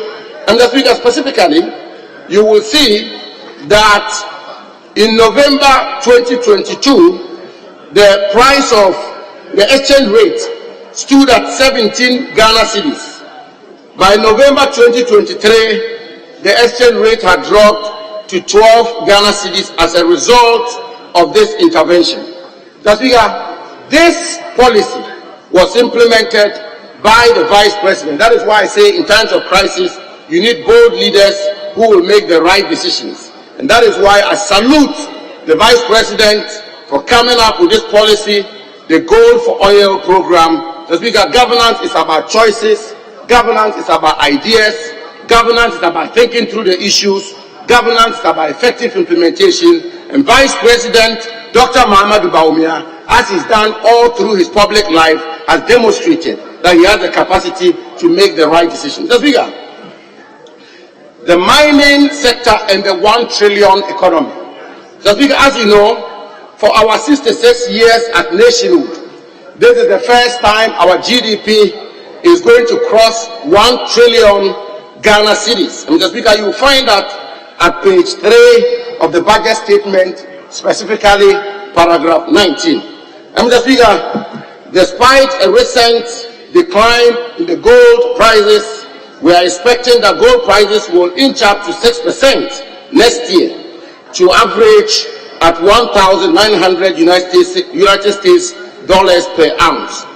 And Mr. Speaker, with the investment that have been put in the mining sector of our country, the mining sector is going to contribute strongly to the national economy of our country, which will help the managers of the economy to ensure that we get this 1 trillion economy for our country. Mr. Speaker, through the bold interventions we have made in the mining sector of our country and the lands and natural resources generally, Mr. Speaker. Today, Ghana is the leading producer of gold on the African continent. South Africa was the leading producer of gold on the African continent for several years. But as we speak today, through prudent management and through policies and programs, Ghana today is the leading producer of gold on the African continent. As I've just been saying, the Gold for Oil program is made such a strong, monumental, positive impact on our national life. Mr. Speaker, we are building for the first time in our history an integrated aluminium industry in Ghana, which is going to become the foundation, the anchor for industrialization. Mr. Speaker, the mining sector's contribution to our foreign exchange earnings is strong, and indeed, Mr. Speaker, as far back as 2023, the mining sector contributed almost 2.4 billion United States dollars as foreign exchange earnings. Mr. Speaker, we are building new mines. We are building new mines.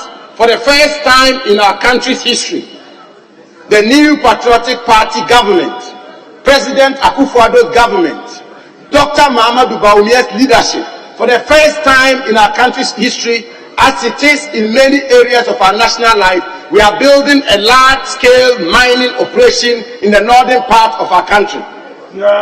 It's never happened before. And Mr. Speaker, by that I refer to Cardinal Namdini project. Mr. Speaker, we are talking about more than $1 billion United States dollars of investment in tenancy in the Upper East region. And when completed, the Cardinal Namdini project will be, Mr. Speaker, the third largest mine in our country after Newmont and AngloGold. President Akufo-Addo is building it. Dr. Mahamudu Bawumia is building it. And the company is working with government to pour its first gold next year. And Mr. Speaker, what makes it to be more interesting? Out of this investment and out of this intervention, Bolgatanga, through a development agreement negotiations we are having with Cardinal Namdini, which will be brought before this House, Bolgatanga is going to have its first airport built by the mining company. Mr. Speaker, that is what policy gives you. Mr. Speaker, today, for the first time in our country's history, we have a green minerals policy for the management and exploitation of our green minerals. And today, Mr. Speaker, for the first time, we are going to have a lithium project in the central region, specifically in Infansiman, and the negotiated terms, Mr. Speaker, the negotiated terms for this transaction is one of the best in the African continent. Mali has done it, ours is better. Australia has done it, ours is better. Mr. Speaker, Canada has done it, ours is better.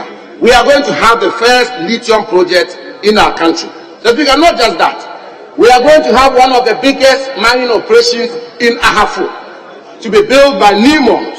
And Mr. Speaker, we are putting in place a lot of measures to add value to our mineral resources. Ghana Manganese Company Limited is going to build a refinery. Mr. Speaker, it's going to cost them about 400 million United States dollars, and for well over a century. This is going to be the first time manganese is going to be processed here in Ghana. And Mr. Speaker, we are earning millions of dollars out of a reduction in carbon emissions in our country. Mr. Speaker, why do I enumerate all this?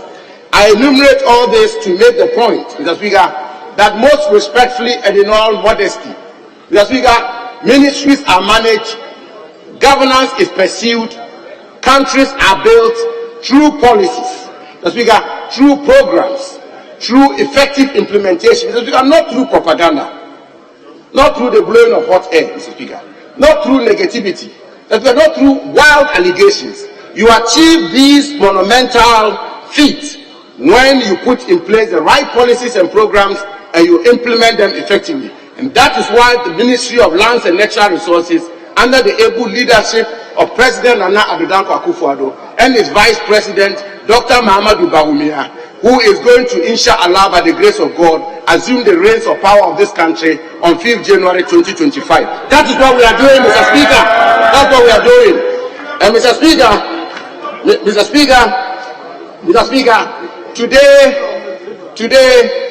today, Mr. Speaker, the energy transition regime is become the order of the day in the world. Mr. Speaker, the world is moving away from fossil fuels. The world is moving away from petrochemical industry. And the world is actually moving towards green energy regime. And so we are talking about electric vehicles, Mr. Speaker. And Mr. Speaker, you'll be familiar with the fact that China, the People's Republic of China, for example, have invested so much in energy transition to the point where they are the only country which can boast of the production of minerals and the manufacturing of electric vehicles. Mr. Speaker, the budget which was presented to this House has articulated a clear pathway and a vision to build an electric vehicle industry here in Ghana, which is why we are working to broaden, Mr. Speaker, and diversify our mineral resource base.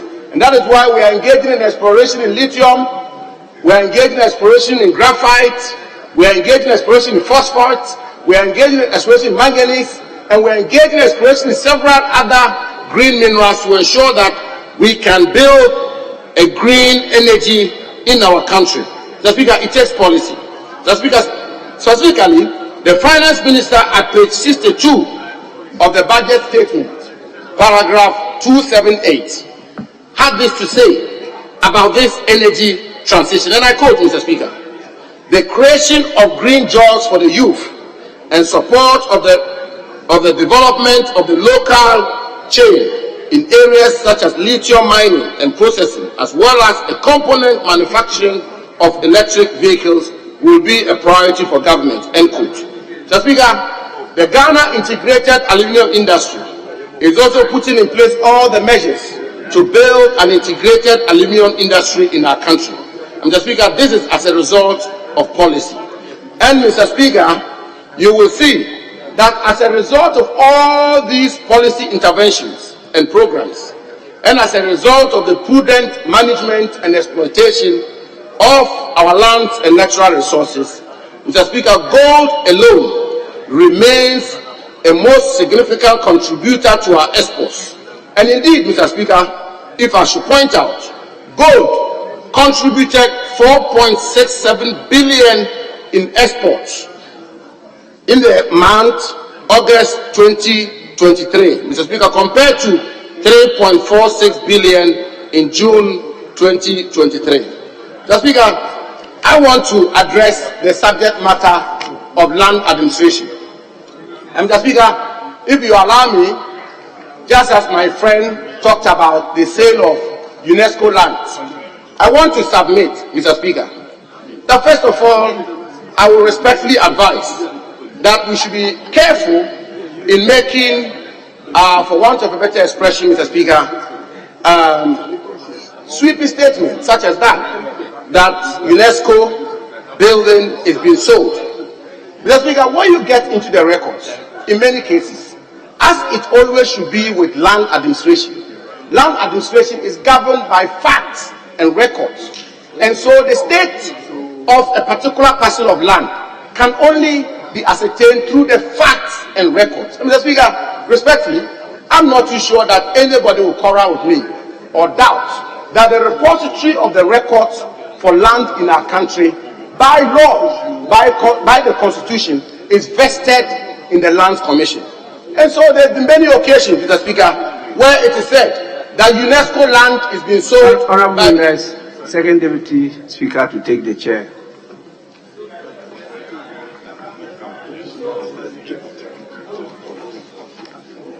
Actually, your time is up, but you may be given 1 more minute. Mr. Speaker.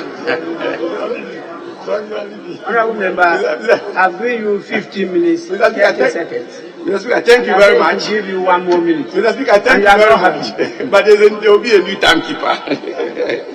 There's a new timekeeper.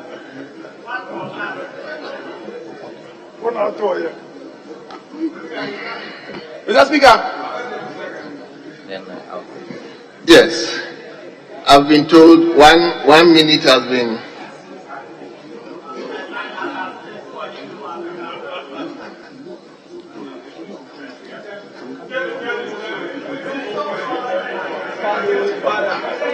Honorable Minister, you've been given 1 minute as a surplus. 10. Mr. Speaker, I was actually, Mr. Speaker, I was making the point that, Mr. Speaker, I was making the point that we should restrain our comment, because in many cases, when you go into the records, the time these lands were sold out or were granted are normally not what is put out. And I just want to put for the records that UNESCO is still occupying their office premises close to the police headquarters. So they claim that UNESCO land or UNESCO building is being sold is false. But Mr. Speaker, in conclusion, let me say, Mr. Speaker, let me say that we have turned the curve, and it is my belief, Mr. Speaker, it is my belief, Mr. Speaker, so as I said, UNESCO land, Mr. Speaker, UNESCO land is not being sold, UNESCO is in possession, and Mr. Speaker, as I said, that in many cases, Mr. Speaker, when they make the claim that a particular land is being sold under a particular administration, when you go into the records and you make the inquiry, you find the contrary. Mr. Speaker, I'll give an example. Not too long ago, it was said that the accommodation or residence of the Clerk of Parliament was sold in 2019. Mr. Speaker, I want to submit to this House a House of record, and I want Hansa to capture it, that my checks at the Lands Commission suggest that the Clerk of Parliament's accommodation or residence was sold in 2015 and not 2019. Mr. Speaker, the then Minister for Works and Housing gave an offer to a private developer in 2015. A lease was granted to the developer in 2015. These records are unimpeachable. It happened in 2015 and not 2019. It just so happened that the developer, having bought the land in 2015, having been given an offer letter in 2015, having been granted a lease in 2015, took possession in 2019. So by all intents and purposes, Mr. Speaker, the land was sold in 2015 and not 2019. Thank you. I conclude, Honorable Mr. Speaker, Minister, in conclusion, you've been given 3 more minutes. Mr. Speaker, in conclusion, that's to conclude. In conclusion, Mr. Speaker, in conclusion, as I say, we've turned the curve. Mr. Speaker, just yesterday, the Chancellor of the Exchequer of the United Kingdom, Jeremy Hunt, presented the autumn budget in the House of Commons, and it's similar to our budget. This is the direction the world is going. We are turning the curve, we are having a recovery, we are going to unleash prosperity, and God willing, when Dr. Mamadou Bawumia becomes president in 2025, he will build on the record of President Akufo-Addo, he will build on the achievements of President Akufo-Addo, and we will unleash prosperity for the Ghanaian people.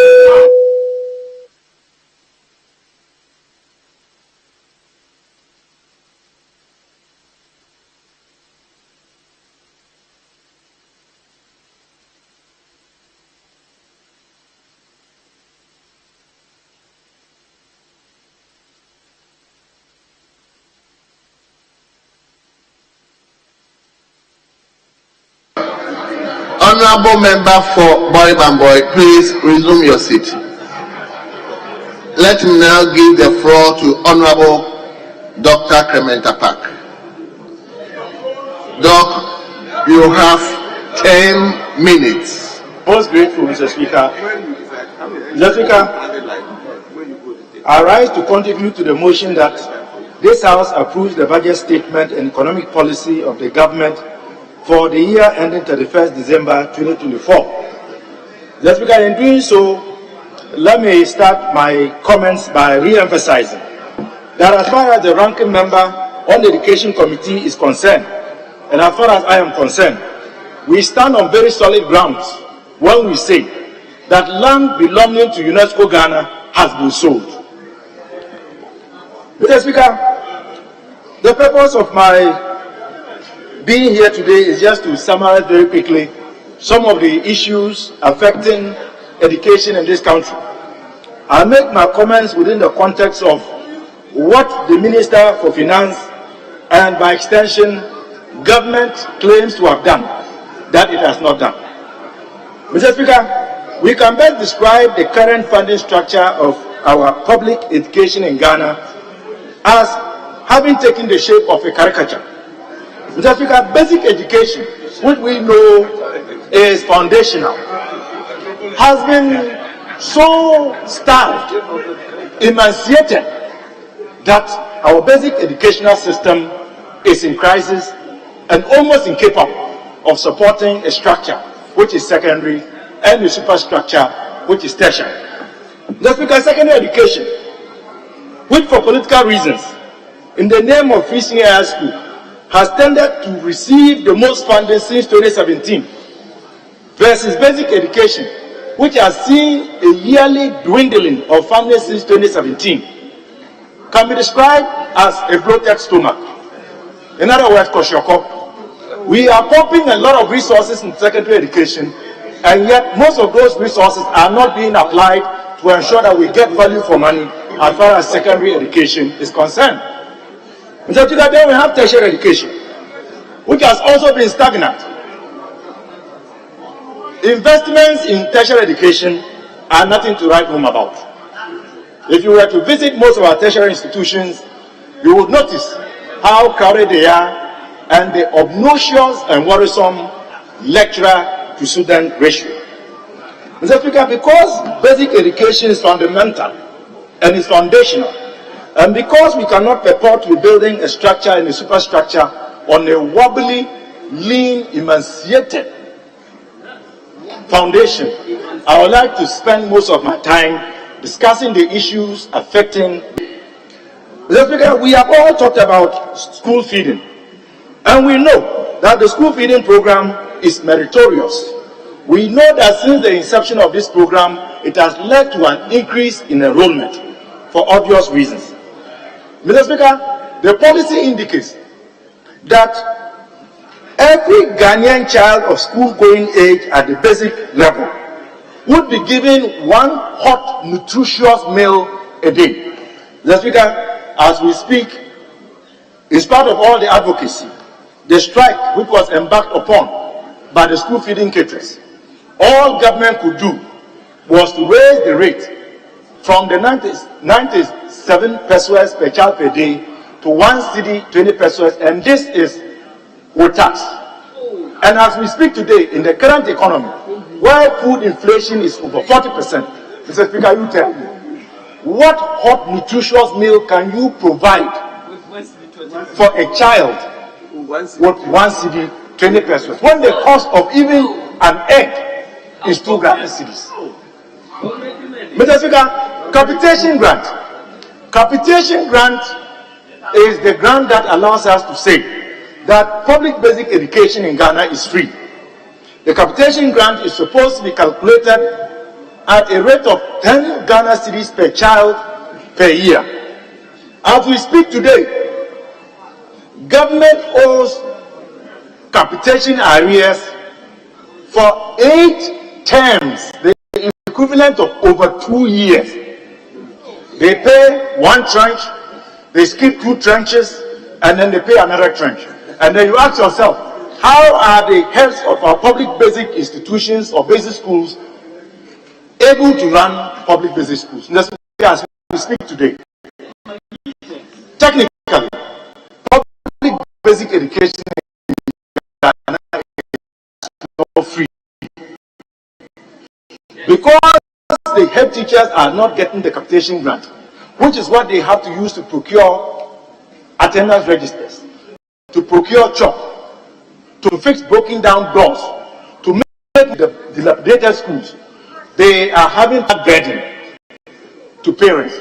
There are even instances in this country where basic school heads have that if you don't come to school with a piece of furniture, you will not be admitted. Speaker, we are suffering a colossal deficit of 2.3 million Ghanaian school children having no access to furniture. Mr. Speaker, we changed our basic school curriculum under the guise of the standard-based curriculum. This came into effect in 2018. As we speak today, I want the Minister for Education to challenge you, the Finance Minister. No single school in the Republic of Ghana has received the full complement of textbooks based on the new curriculum. In fact, government itself has admitted that only 60% was funded as far as the publishers are concerned.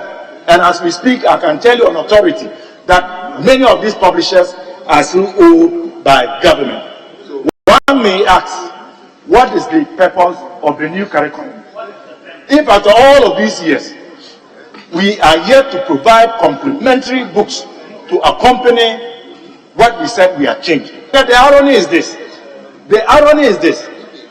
Whilst basic from KG to primary 6 are supposedly implementing a new standard-based curriculum, junior high school 1 to 3 are still utilizing the old curriculum. Mr. Speaker, where is the policy synergy? Does it make sense? So you take them from KG to primary 6 on a new curriculum, and then when they transition to junior high school, they go back to the old curriculum. Mr. Speaker, wait. Look at that. Mr. Speaker, let's look at the issue of. Oh, are you going to indulge me? Mr. Speaker,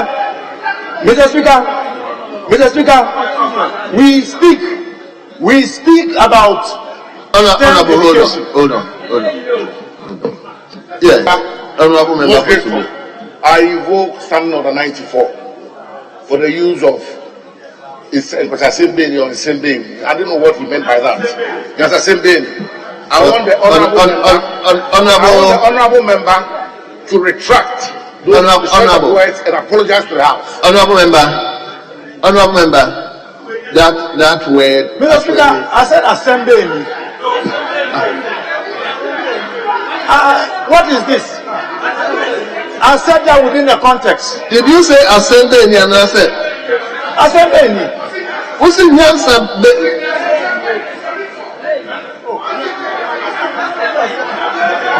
Don't think you're going to catch you. Who said yes, assembly? Honorable Subin, you've made your point. Yes. Let me. Very well, Mr. Speaker. For whatever it is, I withdraw. Because I noticed that what I am saying is giving them anxiety, and he wants to interrupt my presentation. Very good. You've withdrawn. Very well. Yes, leader. Very well. Hold on. Let me hear my majority leader. Mr. Speaker, I think this House is governed by rules, and Order 93(2) provides that it shall be out of order to use offensive, abusive, insulting, blasphemous, or unbecoming words. Mr. Speaker, if the member has withdrawn, he should not be qualified to say that is causing anxiety. I think we should do the dignified thing by owning up that the language you used was very offensive. So if you are withdrawing, withdraw without any equivocation.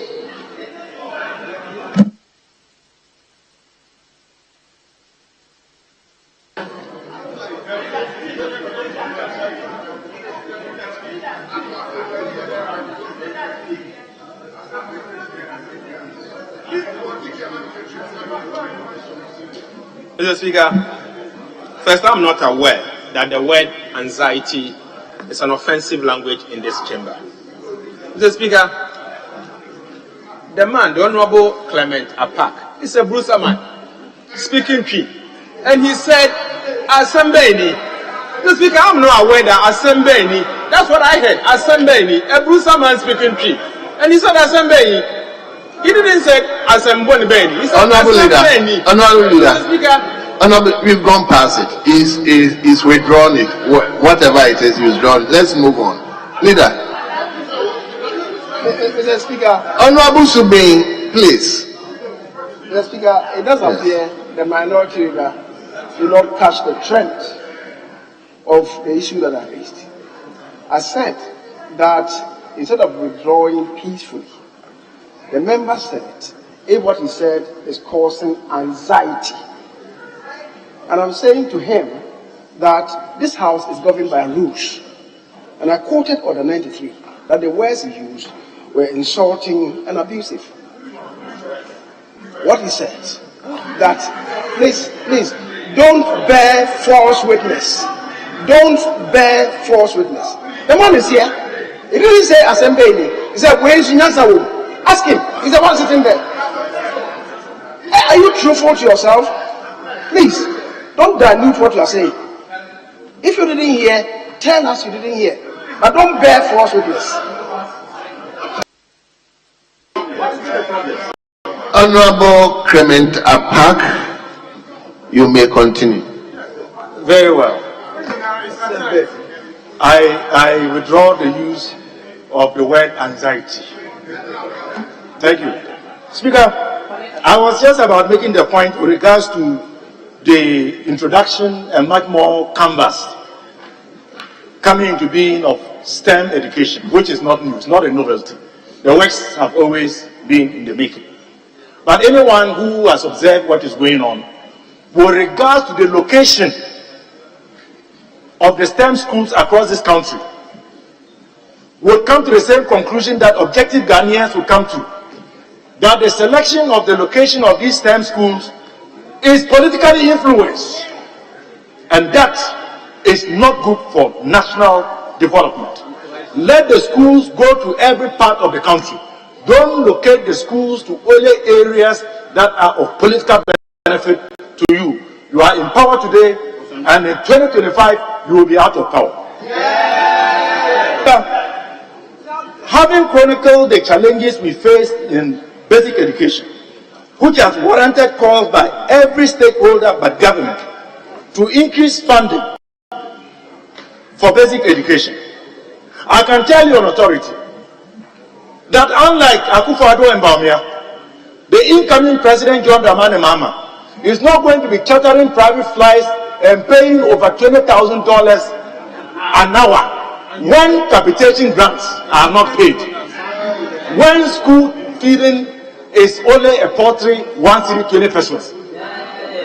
The incoming President John Dramani Mahama is not going to invest our money illegally to dig the most expensive hole in Accra, when basic school children have to sit on the floor to read and write. Let's look at the issues affecting secondary education we already know. And I'm going to quickly run through them.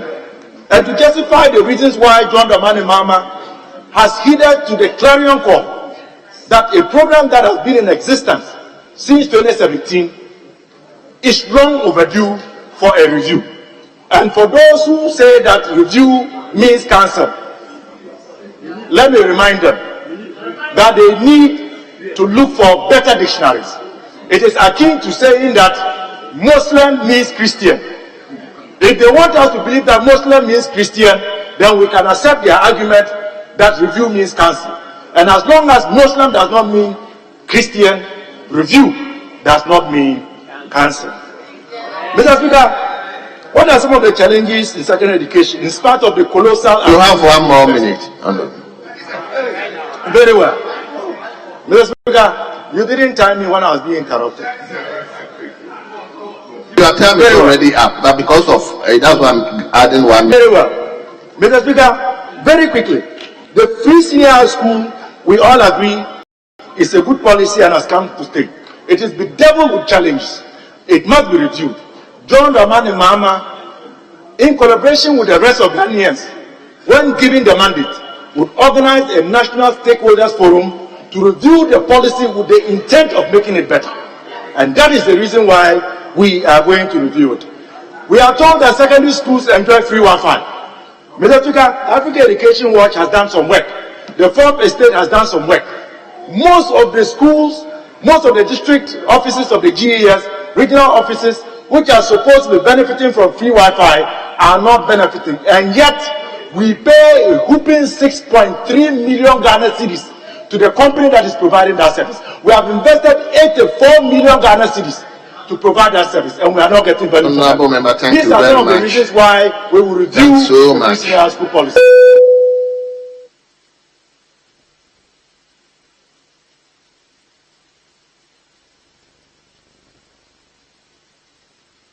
Let's Let me now invite Honorable Francis Adabo. You are chairman and you are entitled to 15 minutes.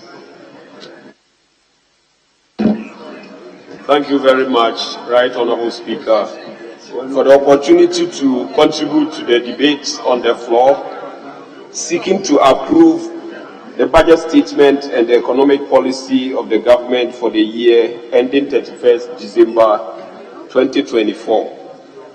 Mr. Speaker, I want to assure our colleague who talked about the UNESCO land that land is an unmovable property. You can't buy land and take it to another place. So long as the land remains, whoever sold it, the records will just bring it out. So please don't panic. Mr. Speaker, our land system in Ghana has been the same from the olden days to date. We cannot do things the same way and expect change in results. The only way to go is to go fully digital. Mr. Speaker, if you move to other countries, we attend conferences, we attend workshops outside Ghana. And what the others are practicing, making their land delivery system very effective, we need to do the same thing in Ghana here. Mr. Speaker, in 1962, the whole country was flown by two organizations, the Terra Surveys of Canada and then the Ordnance Survey of UK. They prepared photo maps covering the whole country. From 1962 to date, we have not had that conscious effort to fly the whole country and then prepare maps showing where every house is located. So there are so many houses in Ghana here. They are hidden somewhere. They don't have any maps, so they don't even pay tax. Mr. Speaker, I know your good self. You are a valuer. I know the leader of the house is also a planner. And I know you all understand why we need base maps. Because in Ghana, development is ahead of planning. So you go to many villages, even towns, and you see that areas without layout, people are building. So when the development gets there, then they need to go and survey the whole area again for the planner to work backwards. That's why we see many of our houses submerged in water, because we don't have base maps to prepare topo maps, to prepare base maps for the planners and the engineers to work.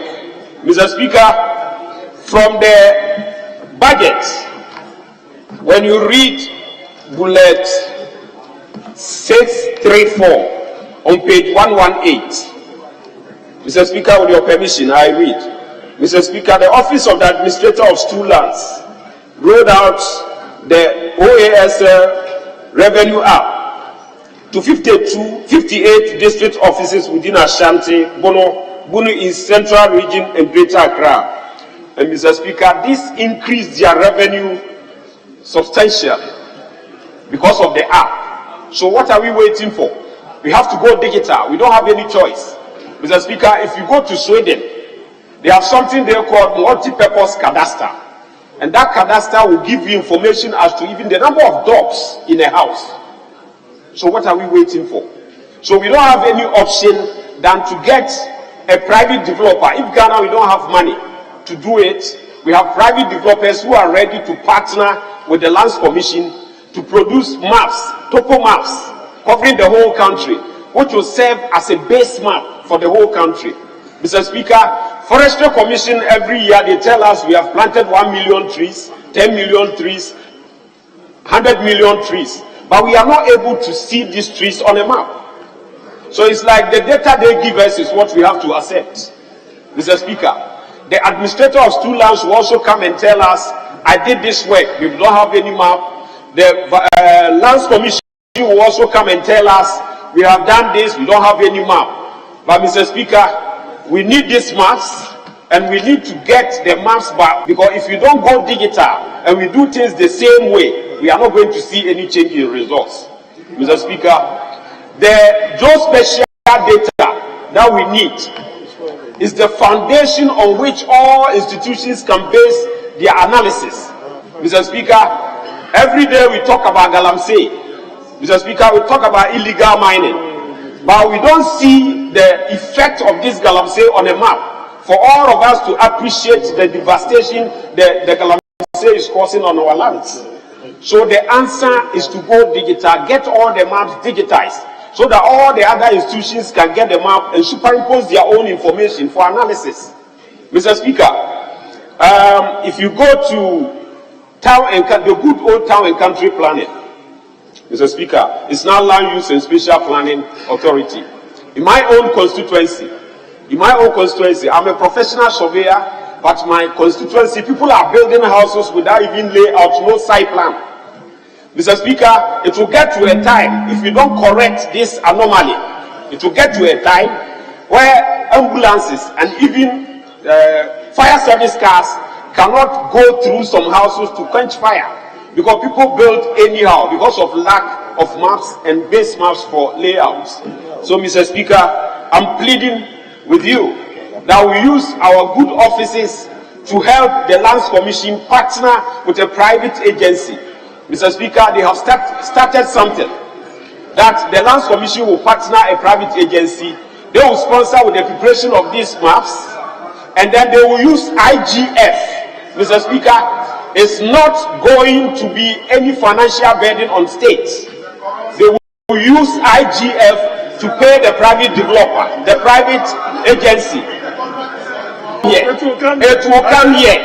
Once it's not going to be any financial burden on states, we don't think it will come here and fail. I know it will come here and we will pass it because you need the data.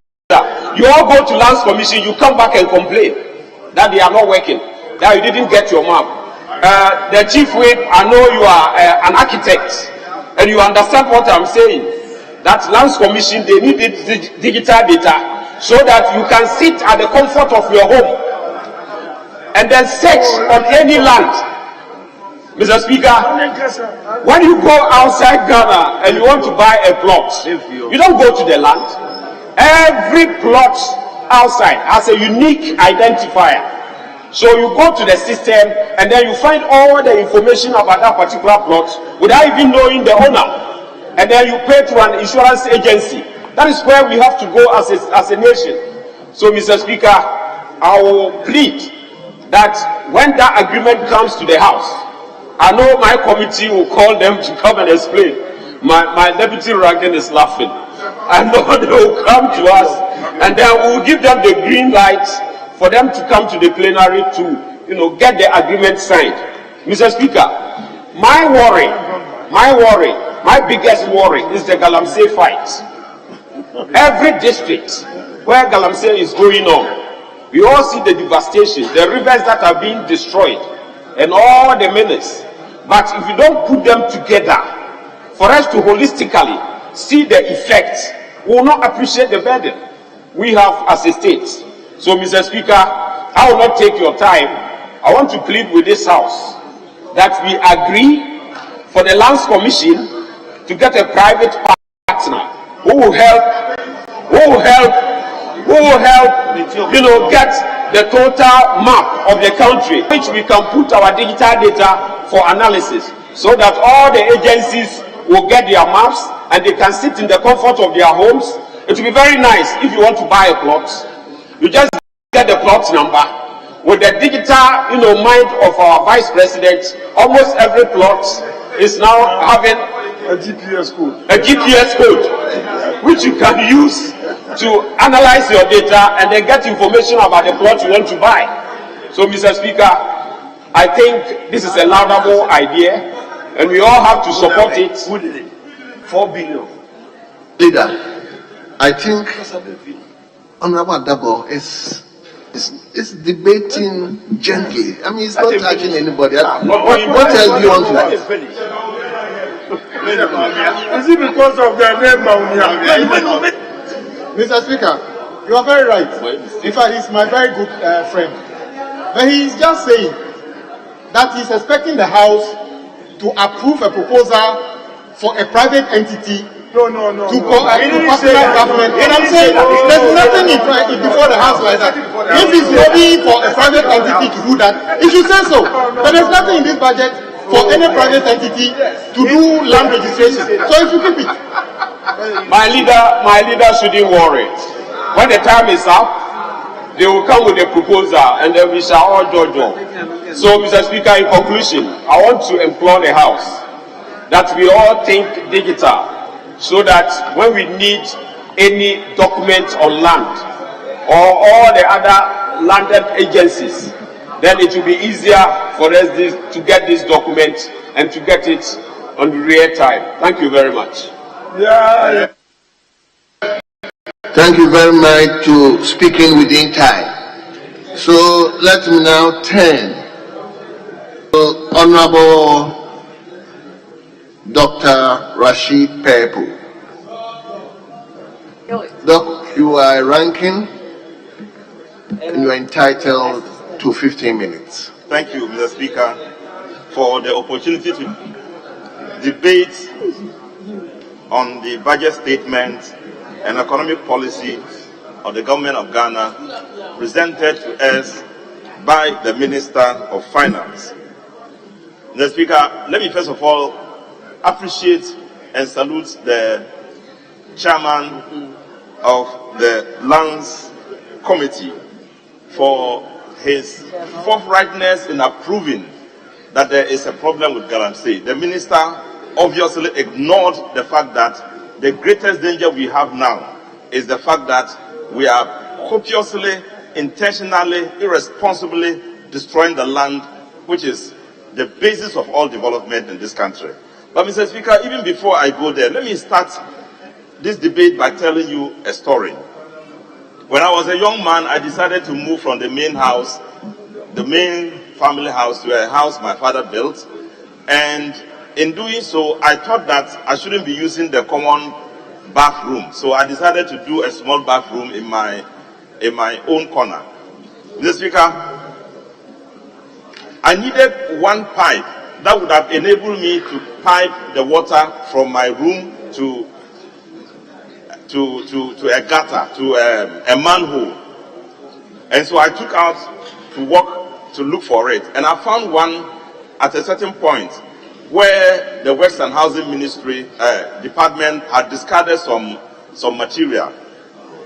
Mr. Speaker, I picked it up, and then I met a friend who said that that material I picked was no good. I should throw it away. Oh, I insisted that that's what I wanted.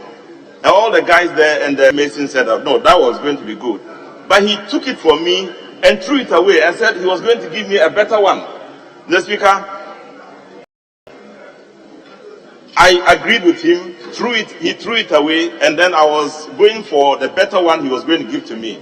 Mr. Speaker, the following day he brought me the better one, so-called better one. And the mason looked at it and said, this is not a good one. What you had earlier one was better. And Mr. Speaker, I was then now going to look for the one I threw away. It took me a whole day to look for it. Mr. Speaker, it is a story of how we moved from an NDC regime to an MPP regime. We had a regime that was growing at a very admirable rate. Mr. Speaker, NDC grew from 2012, you remember, we grew even at a single digit. By the time we left office, growth was at 3.7%. We were mocked at. We were told we were incompetent. Mr. Speaker, the cedi was at 3.8% to the dollar. 3.8 to the dollar. Ghana cedis to the dollar. They were laughing at us and said we were incompetent. Mr. Speaker, inflation was at 18.4%. They said, Ghana is lost. Mr. Speaker, today, as they move out of office, the Ghana cedi, which I'm told is the one that exposes incompetence in governance, is about 12.5% to the dollar. Mr. Speaker, inflation today is about 35%, 35.2%. Growth is struggling to raise the speaker. All of them are below what they were laughing at. It tells this story that don't throw away something until you know that what we are bringing or what we are going to get is actually the better one. Ghanaians are apologizing everywhere. And I'm very happy that the nurses have apologized. And I'm very happy also that Oboso Oka people have apologized to Excellency John Dramani Mahama. Mr. Speaker, if you look at page 112 of the budget, you will realize that it's not only the degradation of the economy, the failure of the economy, it is also materialized in the retrogression of industry. It is also materialized in the manufacturing sector, which is tumbling. It is also materializing in the water and sanitation sectors, which is also collapsing. Construction is almost gone to the docks. Everywhere else you go, there is retrogression, Mr. Speaker. But today's presentation, Mr. Speaker, is more on lands. We all know that land is a very critical element of our development. In the factors of production, land stands out clear, where you have everything inside. The oil we are talking about is in the land. The cocoa, which is championing our development, is in the land. All of the non-renewable items are all in the land. Mr. Speaker, because of the critical nature of land, I'm very sure it was one of the reasons the president came out to say, I'm going to put my presidency on the line, so that if I fail in restoring the land which had been degraded so much, I will resign. I am surprised that the president hasn't resigned up to now. Born out of the fact that today, Galamsey is a very sad story in this land. And that was one of the reasons I saluted the man for admitting to that grief, that pain, that degraded system that we are operating today. Mr. Speaker, the president put his line on. Beyond that, he also did something. He brought a young lawyer here, and he said that, oh, because I want to fight land, I'm bringing this young man and I'm going to make him the minister for lands, so that we can attain the objective I'm looking for. Mr. Speaker, today, land is a sad story in Ghana. If you watch Erastus Asare Donko's projections, his analysis on the land, his report on the land on Joy News, Mr. Speaker, you will weep for Ghana. The rivers are going, the lands are destroyed, even reserved areas which the president had marked as no-go areas, red lines. Mr. Speaker, they are mining in those areas. I wasn't surprised when the president of the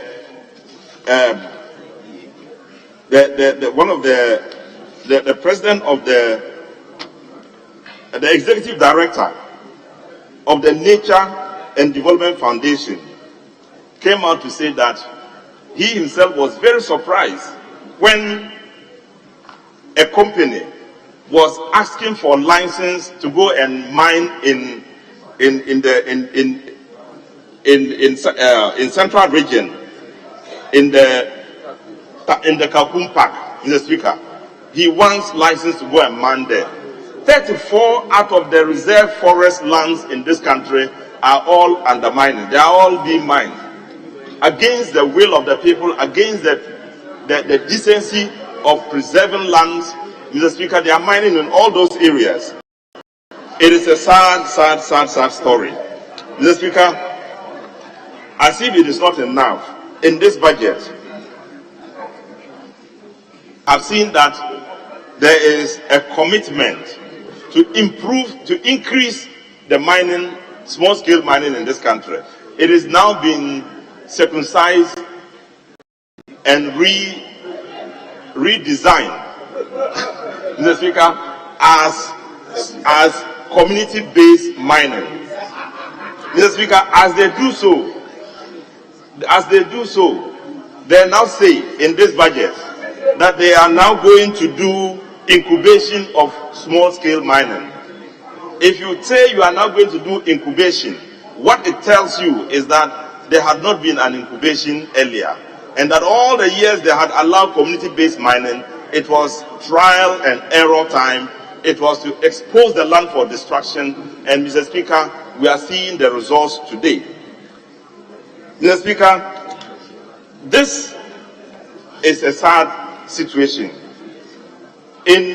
On page 89 to 90 of the budget, you will see what I'm talking about clearly spelled out there.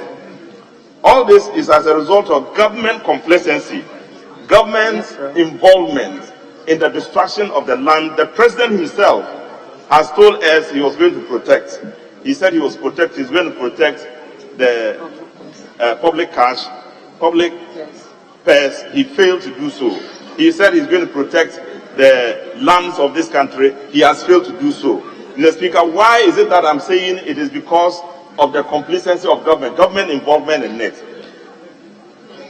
Mr. Speaker, I know you remember the president's executive instrument, EI 144, in which the president opened up land reserve areas for mining. It is a serious indictment on the president. It's unacceptable. It shows that the presidency itself is involved in the illegal mining in places they shouldn't even be mining at all. Mr. Speaker, I know also, you know about LI 42462 that allow mining to take place in reserve forests. Mr. Speaker, it is another very, very serious area. The LI and the president executive instruments are two areas that we have to look at. They are legal instruments that tear away our commitment to keep land reserves. And that is why everywhere else in land reserves, you see people mining in them. 7 out of the 16 regions have their land forest reserve areas being mined by Galamsey and so-called community miners who don't have the right equipment, who go in to destroy the land, and which the minister is praising and saying mining is going to bring in a lot of money to the country.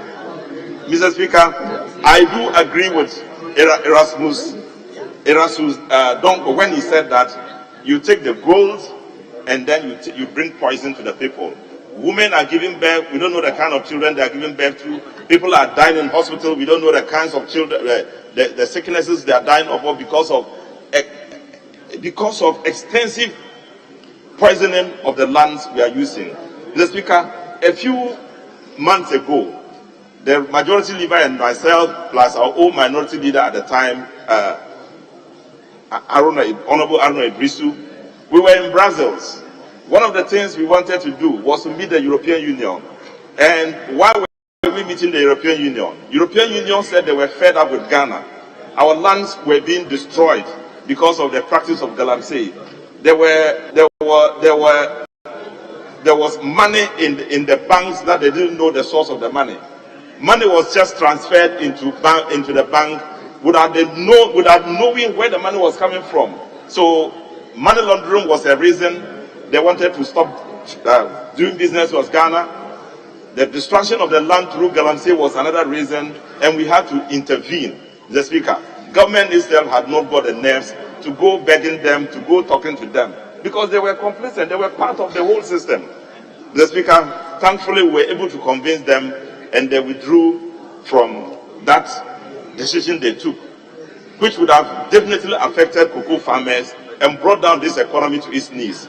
Mr. Speaker, so the government has to be careful what they are doing.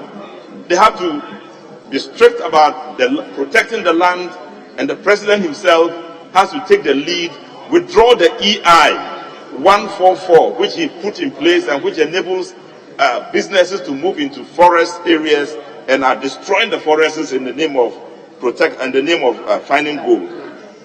Mr. Speaker, after all this, we now know that the government is also making effort. If you look at the page 3635, you have Ghana Greenland campaign launched in the budget.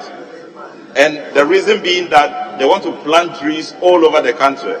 Mr. Speaker, I'm very sad that we come here and approve this Green Ghana campaign, only for us to know that it is a source of waste.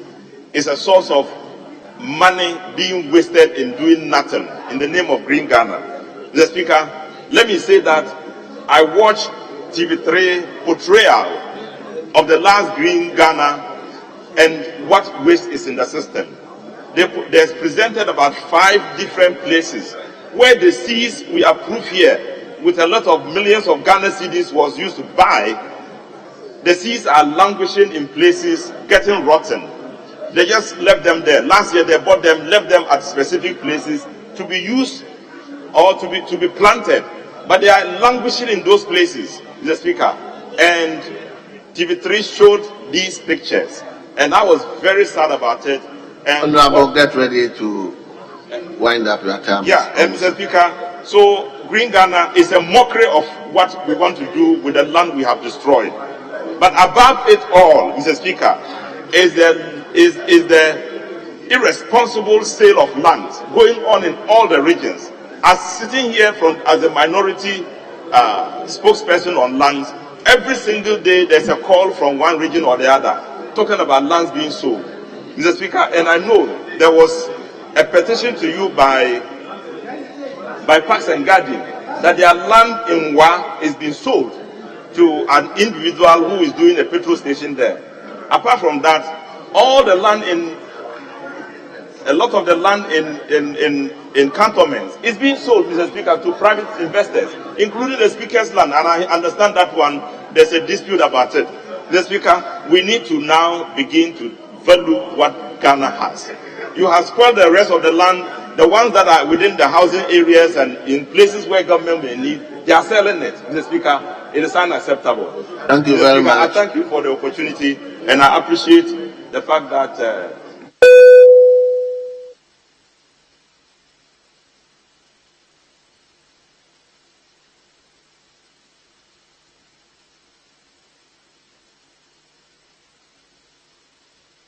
let me now move to Honorable Patricia Appiagyei.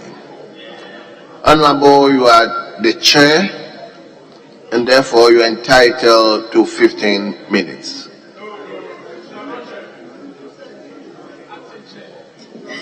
Thank you very much. That's what I've been given, is the chair. So, thank you very much, Mr. Speaker, for the opportunity to add my voice to the debate on the floor on the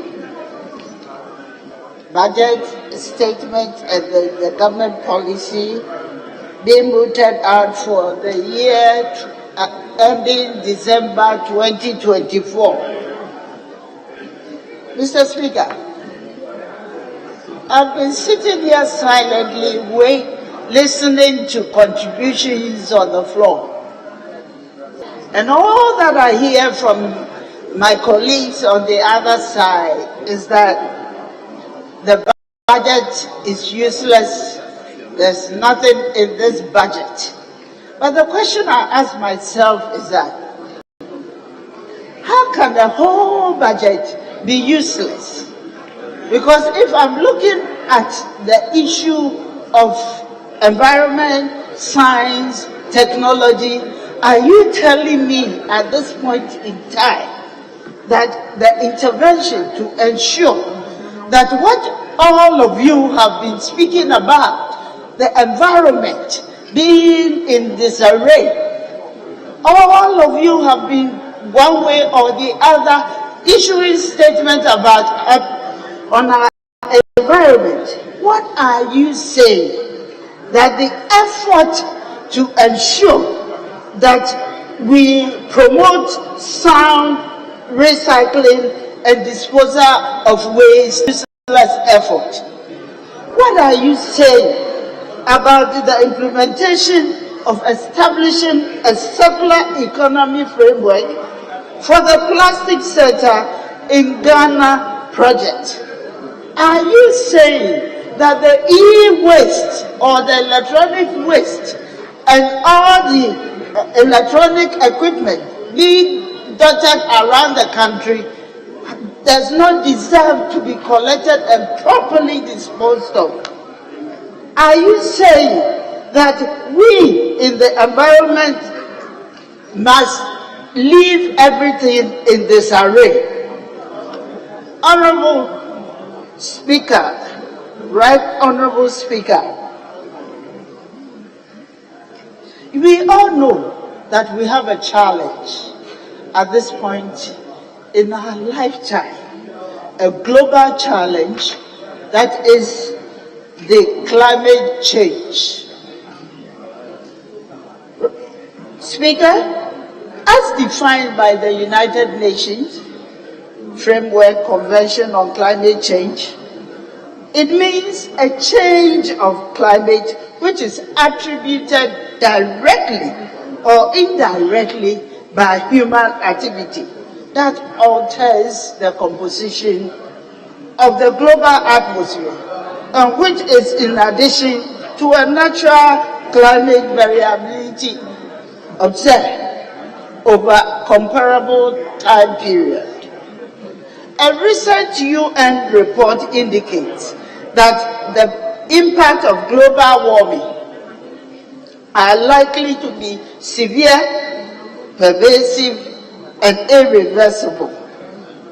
There is therefore the need for all of us to join hands to tackle climate change impact, and that need cannot be overemphasized.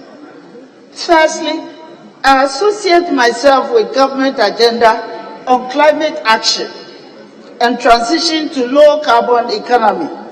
The decision to establish a multi-million-dollar green fund to support our climate adaptation interventions. And this demonstrates that President Nana Addo Dankwa Akufo-Addo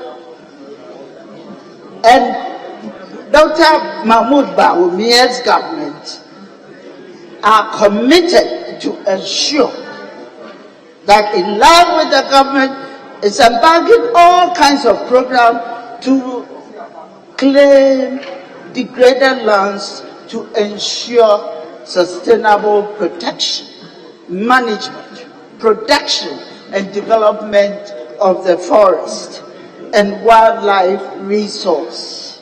The National Afforestation Program and the Forest Investment Program seeks to provide alternative livelihoods and reduce dependency on forest resources. Mr. Speaker, it will interest you to note that Ghana signed a letter of intent during the COP26 in Glasgow on the 4th of November to reduce deforestation with a major U.S. non-profit organization under the lowering emission by accelerating forest finance. Mr. Speaker, I therefore find it interesting that when the previous speaker, that is our own ranking on the Lands and Forestry Committee, could make a statement indicating that the Green Ghana Day, the funds are only being linked and nothing is being done. I wish that our ranking could support this assertion with some level of evidence, because I don't know whether he's actually told the whole of Ghana to make that kind of statement. Mr. Speaker, we haven't launched our updated national determined contributions at the COP26. Ghana has reiterated its readiness to leverage its natural resources to fund our sustainable transition to a low-carbon economy, whilst facilitating private sector participation in low-carbon activities and industries in a manner that generates more jobs for Ghanaians and improves our general well-being. As part of our climate change mitigation, using 64 million tons of carbon emission, 24 million tons are available for carbon market transaction, and this will rake in foreign direct green investment and thereby contribute to economic growth. Is this useless? We have successfully put in place the critical policies and regulatory arrangements that will enable us to participate in the global carbon market and invite both local and international private sector investors and project developers to either independently or with the government leverage this unique opportunity to trade carbon with countries and corporations with ambitious net zero target over the next years, a few years.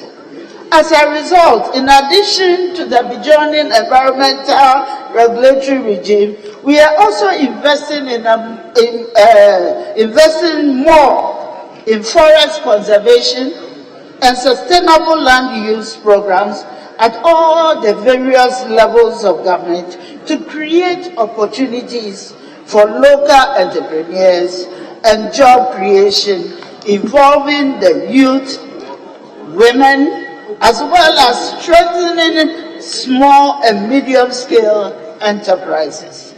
Beyond emission reduction through natural infrastructure, we also intend to invest in the use of technology.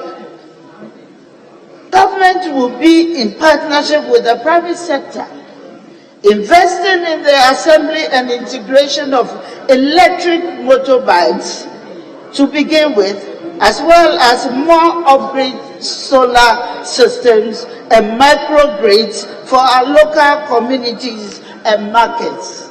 Is this a useless venture?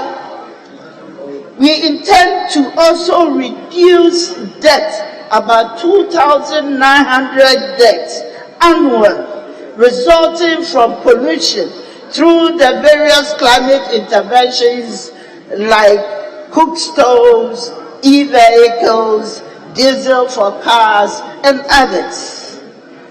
Climate-induced diseases such as malaria and waterborne diseases will also reduce drastically. Is it a useless venture? Climate-resilient agriculture will lead to increased yields and contribute to food security. All economic sectors, that is energy, manufacturing, agriculture,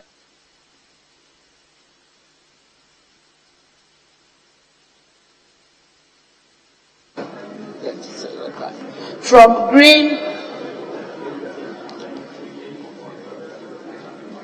investments, funding will come from sector budgets, external multilateral funds, foreign direct investments, and carbon markets. Mr. Speaker, secondly, I believe in the area of technology, climate change effects can be combated in an efficient and less harmful manner if we deploy technological tools. This falls in line with government's plans to set up a foundry and machine tooling center, which is being established for the manufacture of machine tools. When completed, the program will supply some basic agro-processing equipment within 5 years, and it will also target automobile and mining industries by providing spare parts and developing self-contracting capabilities to service the emerging automobile assembly industry in the country. After setting climate targets, companies will need to quantify, reduce, and monitor their emissions. This process can be complex and it can be time-consuming and prone to errors, especially for the novices. The right technology can simplify this process and make it more efficient, transparent, and effective.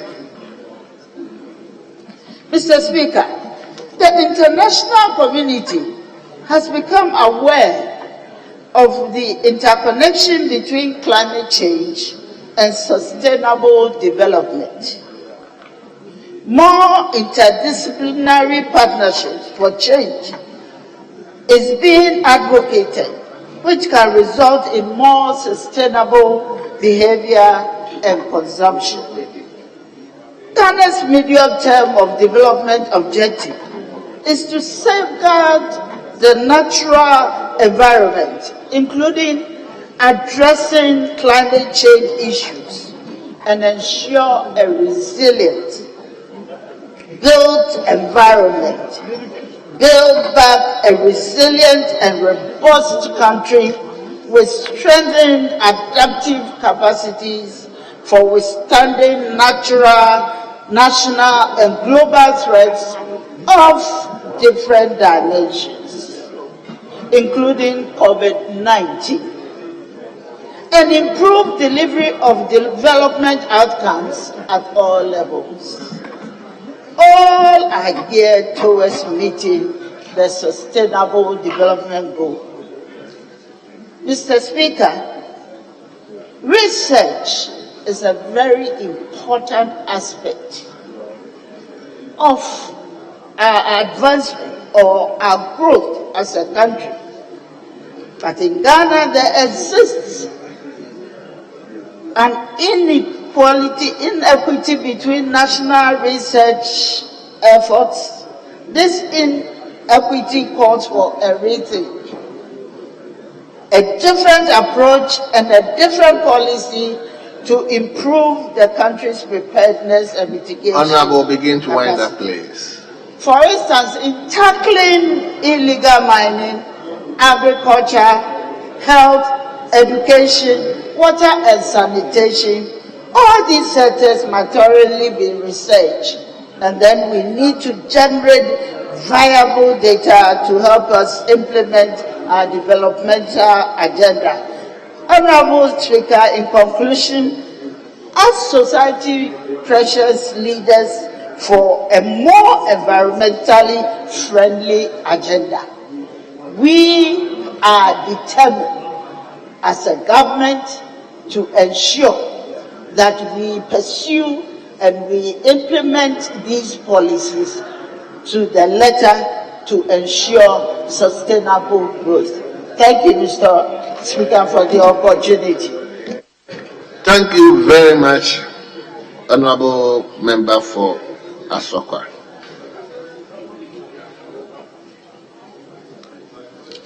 Let's now turn to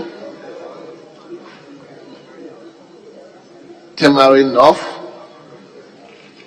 Honorable Alasan Suhini,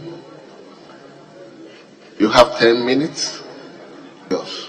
Thank you very much, Right Honorable Speaker, for the opportunity to make a comment or two on motion 9 on today's order paper. The Speaker, except that I am a bit confused as to which of the budget statements that we are to debate. The Speaker, as I prepared to debate this copy that was distributed to all of us last week, my Chief Whip, Honorable Kwame Agoja, gave me this other copy of the budget. The Speaker, I therefore am at a loss as to why our budget statements are also now enjoying the double track system. The Speaker, this phenomenon of double track has to be checked, because it seems to me that even our faith, our religion, soon will be enjoying double track. The Speaker, but it's of concern that we are spending lots of money to produce these documents when many people out there are struggling to earn a living from the jobs that they do. And that is even about those who have jobs. What about those who do not have jobs? And so when you expect government to be prudent in its, policies and programs and activities, and you see some of these, abysmal output, you are left wondering if this government is really aware of the times that we are in. What is the cost of printing two budget statements that have just been presented with? And why the need to even print two budget copies? I think that this waste must be checked. Mr. Speaker, I've heard some of our constituents say on the streets and on social media that Ghana has become a crime scene. They say so because of the rapid, unprecedented scandals of this government and its functionaries, and almost every sector of our lives today, Mr. Speaker, and our country's administration has been engulfed with one scandal or the other. Mr. Speaker, I dare say that if Ghana is a crime scene, the Ministry of Lands and Natural Resources is one of the critical murder weapons that has to be carefully examined. Mr. Speaker, I am not surprised that the chairman of my committee, Honorable Francis Adabo, a senior brother and a very good friend, admits that Galamsey and the issue of fighting Galamsey is one of the biggest threats to our existence today. Mr. Speaker, instead of defeating Galamsey, like COVID-19, this government has turned the fight into a flagship of corruption. And this flagship of corruption has benefited appointees and influenced peddlers related to the president and members of government. Mr. Speaker, the work of investigative journalists, Anas Amiyao Anas, the memo by the chairman of the Interministerial Committee, Professor Frimpong Boateng, to the president, and the widely circulated tape that party, to which party wants money, which was a recording of the minister at the time, are all references that one can use to actually affirm the point that the charade to fight Galamsey was really just a flagship for corruption. Mr. Speaker, we are told that the Interministerial Committee, for example, was allocated 30 million Ghana cedis, $30 million every quarter, and they operated for 3 quarters. The Speaker, after their work, all we have is that Galamsey has become worse and excavators have flown into the thin air. Mr. Speaker, one time the ministry blew 5.5 million Ghana cedis on just touring and interacting with people on how to deal with Galamsey. Another time, one workshop meeting to discuss Galamsey cost the taxpayer 2.1 million Ghana cedis. Yet, Mr. Speaker, I agree with the chairman that it is disappointing that in the 39-page budget statement that the finance minister presented, not even one mention was made of Galamsey. Not even a single word was made in reference to Galamsey. Mr. Speaker, having raped our environment and defiled our tax money in the name of fighting Galamsey, they have now shifted their attention, or their predatory attention, I should say, to the Minerals Income Investment Fund. Mr. Speaker, after the good people of Ghana rose up to save the fund, which they initially intended to use for the fraudulent Ejapa transaction, they have craftily, in the name of small-scale miners incubator scheme, supposedly aimed at building the capacity and helping small-scale miners to unearth their full potential, cooked this scheme and allocated $100 million of the MIF money to their small-scale miners, who perhaps are no longer getting enough gold from their illegal concessions. Mr. Speaker, 30 cronies, we are told, by this budget have already been shortlisted for what they call a pilot, even before Parliament considers this proposal to use the MIP fund, which could not be used for Ejapa, now for this incubation project, which they intend to share among their cronies. Mr. Speaker, despite spending millions of Ghana cedis in this phantom green Ghana projects and forest cultivation and preservation, on the contrary, we see that government is engaged in activities that actually threaten our forests. Mr. Speaker, I'm not surprised that the ranking member also in his contribution referred to this scheme of greening Ghana as a vehicle for corruption. Clearly, when you read news reports and you follow the news media, you will come to no other conclusion than the fact that the green Ghana is indeed green corruption. Mr. Speaker, between 2018 and now, the government allocated over 523 million Ghana cedis to various national afforestation programs. Meanwhile, despite criticisms and calls on the president to reverse EI 144, I mean, how do you spend that much money in the name of greening Ghana, and yet you issue an executive instrument 144 which disclassified the Achimota forest? The president has been adamant, despite the calls on him to reverse this EI that declassifies the Achimota forest and allows for unrestricted, regularization and documentation and development of that area by people who have shared these lands among themselves. Mr. Speaker, he further, even before investigations opened into the operations of Akonta mining in the Tano Nimremi forest, cleared the company, Akonta Mining, which belongs to his party chairman, even though the Honorable member, hold on. Was clearly involved. So Honorable member, hold on. Yes, Honorable Slide, Sylvester Tete. Mr. Speaker, it's unfortunate for my colleague to have said that the land had been shared among themselves.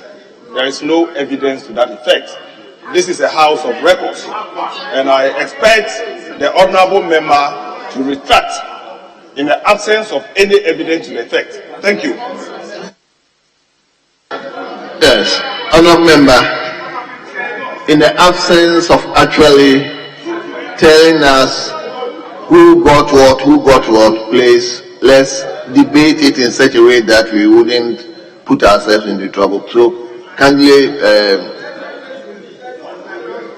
Mr. Speaker, because of the time, I will not, spend more time debating that. But the fact remains that the president was minded to even issue EI 144 after the discussion around the allocation of lands in that area came to the fore. And one of the persons who was leading the allocation was the late Sir John, God bless his soul. I wouldn't have liked to make reference to that, but it was as a result of the allocation of those lands which were willed to people in his family that the EI 144 was honorable issued. member, please.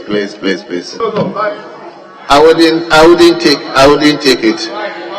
The late Sir John was not a commissioner for Lands Commission. He was at the Forestry Commission. Please, just withdraw that and let's move on. Just do me that honest, please. Honorable leader, please. Let him do that for me. Mr. Speaker, I would never challenge your ruling. But Mr. Speaker, he never said Sir John worked at the Lands Commission. He said some of those lands that ought to be protected were distributed to people related to government. Is it not the case that we all know that Achimota Forest on record was in the will of, may his soul rest in peace, Mr. Honorable Sir John? Is that not a factual information? So what is he supposed to withdraw? It is true. It is true. So what is he withdrawing? Honorable leader, you have to help me to manage the house. Please, I've asked him to withdraw that statement. Ask him. Honorable Suhini, kindly do that for me, please. Mr. Speaker, I reluctantly withdraw what I know. Thank you very much. You can now move on. Thank you very much, Mr. Speaker. Mr. Speaker, honorable members, please, he has withdrawn. Let's allow this. Yes, Honorable Suhini, please go on. Mr. Speaker, the point I only sought to make was that instead of greening Ghana, the vehicle for that purpose has become a honorable leader vehicle. Oh. Yes. Mr. Speaker, and instead of greening Ghana and protecting what we already have as green areas, Mr. Speaker, the point I was simply seeking to make is that the President has aided the appropriation of some of the forest land.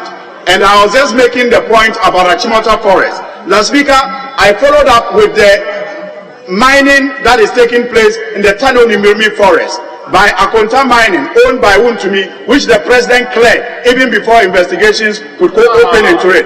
Mr. Speaker, in Tamale, we have the Tamale Waterworks Forest Reserve. Mr. Speaker, a portion of that, 1.38 acres, has been allocated to a so-called private developer for 621 Ghana cedis. 621 Ghana cedis per year for 50 years. Mr. Speaker, and many of these sales are, done across the country, and it is important that we serve notice, especially institutional heads that are worried about the sale of their, institutions. I add 1 minute to you. I'm adding 1 minute to you. Your time is up, but I'm adding 1 minute to you for the.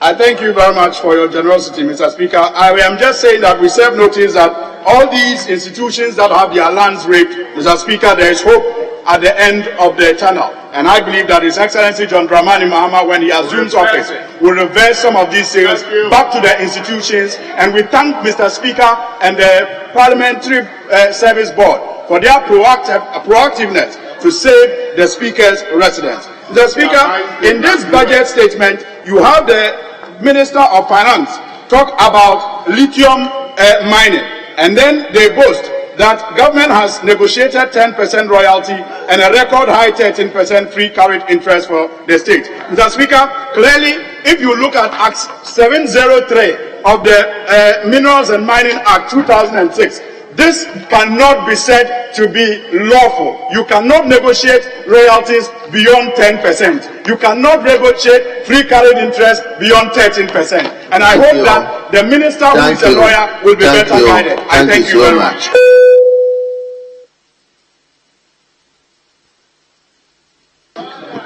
It is now the turn of Honorable Frida Prempeh. Honorable Frida, you are a Minister of State and you are therefore entitled to 15 minutes. Thank you, Mr. Speaker, for giving me the opportunity to speak to the motion on the floor. Mr. Speaker, I would like to refer you to page 2 of the including budget, paragraph 11. Mr. Speaker, with your permission, I read. We all saw the damaging effects that the economic downturn had on Ghana's already stretched revenues. This was even made worse by the additional expenditures that were required during the COVID-19 pandemic to ensure that life and livelihoods were protected. Mr. Speaker, I'd like to also refer you to page 5 of the including budget, paragraph 32. And with your permission, I read, we have worked hard and invested significant resources. And being sure of this knowledge, I can confidently assert that over the past 7 years, every sector has been positively impacted. Every household has been positively impacted by our social intervention programs. Indeed, Mr. President Akufo-Addo has deepened decentralization development by investing 422.1 million to create and resource 6 new administrative regions, the most in our history since independence. Mr. Speaker, yesterday we were all here when my colleague on the other side of the aisle, in her submission, referred to a Bible scripture, but she intentionally decided to take one part of the scripture and left the most important part of the scripture out. Mr. Speaker, the scripture she referred to can be found in Proverbs 29 verse 2. But she said, but when the wicked rules, the people mourn. The people mourn, that's the reason why they voted the NDC out of government. But the proverb, the scripture says, when the righteous are in authority, the people rejoice. So Ghanaian people are rejoicing because the NPP is in government. They are rejoicing because we cannot rule COVID-19 and Ukraine war out of any equation. Even during the COVID-19 pandemic, the good people of this country were given free water. And the government of this country absorbed all the fees. We had to pay Ghana Water, we pay Commission of Sanitation and Water Agencies and all the other agencies under the water industry who supported us. So even under this pandemic, the president and the dynamic vice president of this country supported Ghanaians for us to access free water.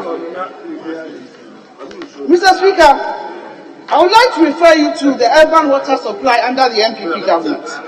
During our time, access to drinking water sources... Honorable Minister, hold on. Honorable Leader, I think you allowed it to flow. Mr. Speaker, she is a very respected member of this House. But this is a House of record. And this has been going on for some time. Mr. Speaker, we always hear government have provided free water and free electricity to every Ghanaian. Mr. Speaker, I have communities in Adapu that don't have pipe-borne water. I have communities that don't have electricity. Were they also benefiting from free water and free electricity? It is okay to say some people benefited. But Mr. Speaker, everybody living in Ghana never benefited from free water and free electricity. Let that be the record. Mr. Speaker, it is not true that everybody living in Ghana during COVID had free water. Honorable Leader. So let him qualify it. It's important. Honorable Leader, it's okay. Yes, Honorable Minister.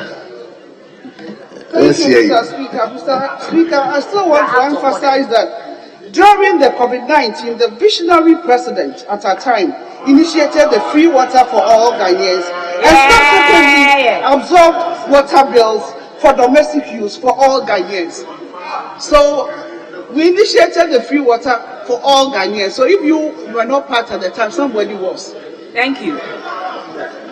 Mr. Speaker, under my ministry, access to drinking water sources, Mr. Speaker, has increased from 79% in 2017 to 87.7%. And people sit here and say that this is a hopeless budget.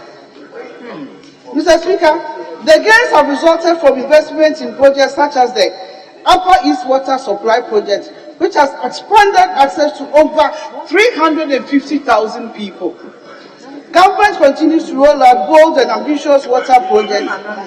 Mr. Speaker, the Tamale Water Project, the Damango Water Project, the Yendi Water Project, the Wenchi Water Project, the Keta Water Project, Sunyani Water Project, the Sekendi Water Project are all under various stages of completion under this government. Mr. Speaker, in addition to all these water projects, the ministry has also rolled out water supply improvement projects across the country. We have delivered a total of 18 water systems, 12 small water pipe systems, and 6 limited mechanized systems to serve over 69,000 people in 35 communities, Mr. Speaker, including Whole Municipality, Whole West, Adaklu, Agotime, Zope District Water Region. Mr. Speaker, the issue of galamsey, the issue of illegal mining, the issue of sign winning is affecting our water bodies. And I would urge this House to support this including budget so that we'll be able to deal with the issue of contamination of our water bodies at our river basins. Mr. Speaker, cumulatively, Mr. Speaker, a total of 11 water systems. Honorable Minister, hold on. You see, I don't want to interject anybody, but the rules that have been set by the Speaker, is that once you mention somebody's name, then the person will be entitled to respond. So, Honorable Podo, Honorable, yes, Will Central. Yes, let's hear you. Mr. Speaker, there is no water project in whole municipality. We have been pleading with government to enhance the whole water project, which is, as you withdrawn it. We have been pleading with government to enhance the Peve water project, which supplies water to whole municipality. For about 4 or 5 years now, nothing has happened. So you should stop mentioning whole municipality as a beneficiary of any water project. Probably the minister responsible is getting something on the way for you. So, Minister, let's hear you. Thank you, Mr. Speaker. My brothers on the other side are simply not listening to what I'm saying. I said that the project, which is funded by the Spanish government, is delivering a total of 18 water systems and 12 town pipe systems and 6 limited mechanized systems to serve 69,000 people in 35 communities. In 35 communities, including Ho. So if we've not yet gotten there, we'll get there. Including Ho, including Ho West, including Adaku, including Akwati Mesope district in the water region. Honorable Minister, don't invite them into your debate. You can do your own thing without necessarily inviting them. They should sit down and listen. They hope that we'll get to their constituencies and their communities. Speaker, I think the minister means well, but she's been given the wrong brief. I know she went there not too long ago. The truth is that the 5 district water project started in this house by the NDC government, initially included Ho as the 5th constituency. But as the project progressed, Ho has completely been taken out. So Ho did not benefit and is not part of any project. Indeed, Mr. Speaker, Adaklu has always been part of that project, and part of Adaklu have gotten to that project, but Ho is not part. So the minister should just stay away from that. The fact is that he's a member of parliament for Ho. We all know Ho. There's no project there. Your brief, you mean well, but the brief given to you, you have been misled. So just stay away from that. Well. Interior, did you want to say something? Mr. Speaker, I haven't been misled. But if my colleagues on the other side want us to take Ho out of the equation, then we'll take it out from there. But your people are listening, and they know that we have Ho as part of our project. But if you are telling me that it's been taken out, that is from your brief, not from my brief. Mr. Speaker,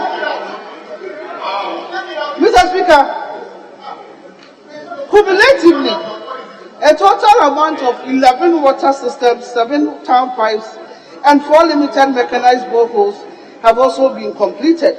And Mr. Speaker, we are also hoping to do more for the good people of Ghana. Mr. Speaker, a lot of people, in 2004, we were in this country when over 240 innocent lives were lost through cholera because of insanitary conditions. Because this government has been able to put systems and structures in place to ensure that we build more institutional toilets, we build more community toilets to curtail the issue of cholera, typhoid, dysentery, and other airborne diseases. Mr. Speaker, my ministry has invested in several projects that will enhance the wash sector. When we talk about wash, we are referring to water, sanitation, and hygiene, which is equally very, very important. Mr. Speaker, under the Gamma project, under my ministry, we have delivered 48,641 improved household toilets. Mr. Speaker, benefiting 389,128 people and 406 communities. Mr. Speaker, we have instituted gender-friendly disability toilets. The new toilets that we are giving out at the institutional level comes with a special changing room for young girls. And I'm happy to know that the MPP government, as a listening government, has removed the import duty on raw materials for the production of sanitary pads, and also removed the VAT from the sanitary pads, because you cannot talk about menstruation without talking about water. So we are providing institutional toilets with special changing room for young girls in our various schools. Mr. Speaker, our gender-sensitive institutional toilet facilities is also benefiting over 251,872 people. Mr. Speaker, the project is set to expand. We all want to work on their sewage so that the good people of Ghana will have some respite when it comes to disposal of refuse. Mr. Speaker, this ministry cannot shoulder everything on our shoulders. That's why the government, the president, our dynamic vice president, we are creating an enabling environment for the private sector to also thrive. But, Mr. Speaker, in that direction, the ministry has commissioned 6 integrated recycling composite plants. That's the ARICO project. 5 integrated recycling composite plants and 1 wastewater treatment plant in 6 regions, namely Oti, 1 in Goso, 1 in Sehuyoso, 1 in Damango, 1 in Greater Accra, Jamestown, and 1 in Kumasi. This is part of government's efforts to ensure efficiency in the collection and transportation and processing of liquid waste into useful raw materials. Mr. Speaker, I want to draw our attention to a scripture verse which talks about toilets. When we mention toilets, people want to create some myth around toilets. But this morning, before eating, and once you've taken in something, definitely it will come out. If it doesn't come out, then you have to see your doctor. So we are making sure that we provide toilet facilities for the good people of this country. Mr. Speaker, when you read Deuteronomy 23, verse 13, it says, and I read with your permission, choose a place outside the camp where you should go to toilets. Keep a shovel among your tools, and when you go to toilets, dig a hole, then cover your waist. We want open defecation to be a thing of the past, because the Bible even enjoins us to cover our waist.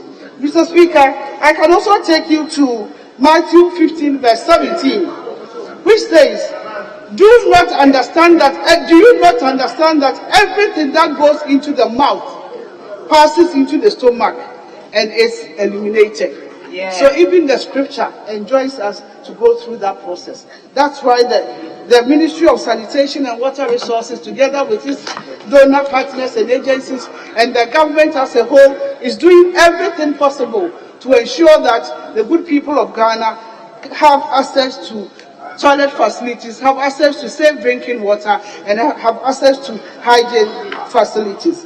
Mr. Speaker, my ministry has carried out several interventions to safeguard and ensure the effective utilization of water resources. And I want to use this opportunity to also appeal to all of us that water security, safety of our water bodies is very critical and very crucial. It's not only up to the president of this country, the Minister for Sanitation and Water Resources, but it's a collective effort. We should all support to fight this canker.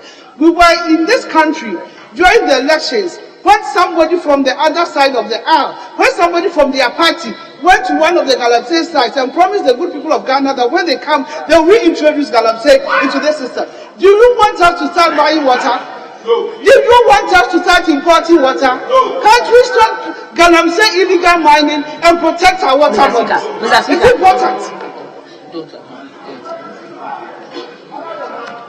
Mr. Speaker. Mr. Speaker. Population. Mr. Speaker. Our colleague, the minister, is flowing. But I haven't called you. She said somebody on our side have gone to a Galamsey site to promise to introduce. Leader, but I haven't called you. No, Mr. Speaker, but Mr. Speaker, who on our side said that? Mr. Speaker, if we allow those kind of comments, it will not be good. Leader, you should rather help us to manage the house. I think we should allow the debate to flow. Galamsey is Mr. Speaker, Galamsey is a serious issue. If there's anybody behind me who has gone to say we will legalize Galamsey, I should be angry as much as you are angry. So I just wanted to tell me who in this side, at this side of the house, said we will legalize Galamsey. We are told if people are not in this room, when we make comment to them, you make them in a different way. So if nobody here has said that, you should say so, Mr. Speaker. Honorable Minister, are you prepared to mention who said? Mr. Speaker, the way our honorable leader is talking, I know he probably knows what I'm talking about, so I don't need to withdraw. It's something that has been published, so you can go and find out. Leader, Minister, please. You mention the person. If the person is here on the floor, just mention the name. Mr. Speaker, their former Deputy Communications Director, he said it. And it's all over the place. It's on social media. I didn't say it. He promised the good people of Ghana. But Minister, I mean, let's be factual. You said somebody from this side. So, honorable members, Minister, just withdraw that from me. Just withdraw that. Mr. Speaker, I was referring to a member of their party. But if initially I said a member on the other side, that one I withdraw. But a member of their party who happens to be of the NDC, who happens to be the communications minister, said it. Just do that for me, please. Mr. Speaker, which one? Yes, withdraw. Say a member from this house. Mr. Speaker, that one I said if I said so, I've withdrawn. But I'll still state that Kokubuahi, the communications director, said that. Sit down. Sit down. Mr. Speaker. Honorable Ampim, just sit down. Sit down. Honorable Minister, just do me that on this place. You were categorical. Just if the person, you cannot mention anybody within their. Mr. Speaker, that's one I've withdrawn. I don't know what else they want me to withdraw. You've withdrawn that one? Yes. Yes, I have. Okay, then move on. Thank you, Mr. Speaker, for the opportunity to continue. She mentioned Kokubuahi. Kokubuahi is not a member of this house. And by our rules, you cannot mention someone who is not in this house. Honorable members, please.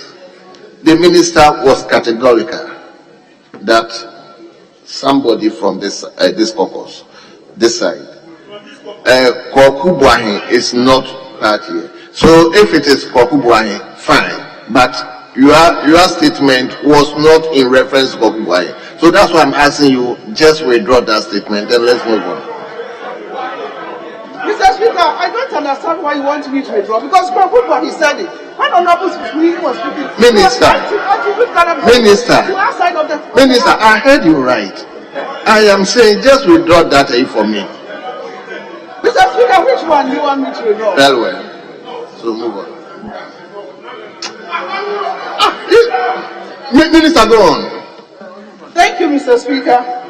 Mr. Speaker, I want to tell the good people of this country that even under COVID-19, under the Ukraine war challenges, we've been able to deliver on the access of basic drinking water services, which has increased from 79% in 2017 to 87.7% in 2021. Mr. Speaker, we don't live in a static economy. We live in a dynamic world. And once there's migration, there's movement of people.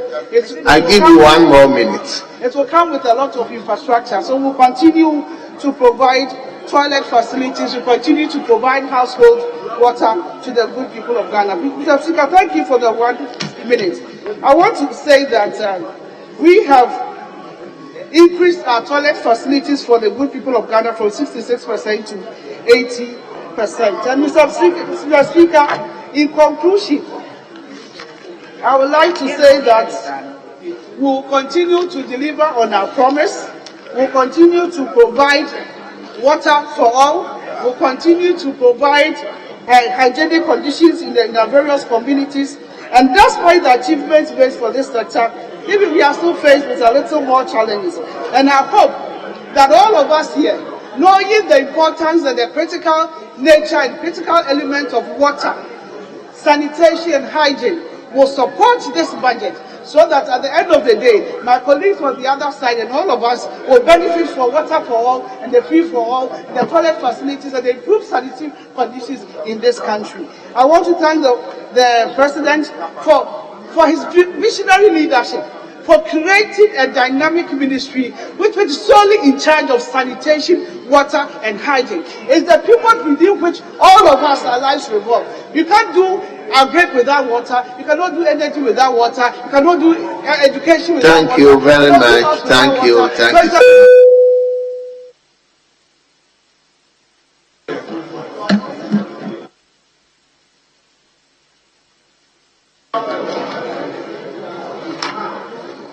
Let me invite Honorable Dr. Pabla Donko.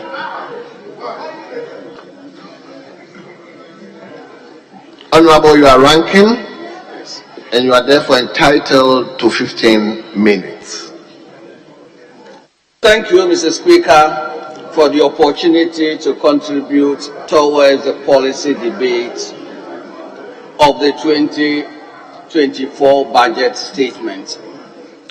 Mr. Speaker, I will start from paragraph 959.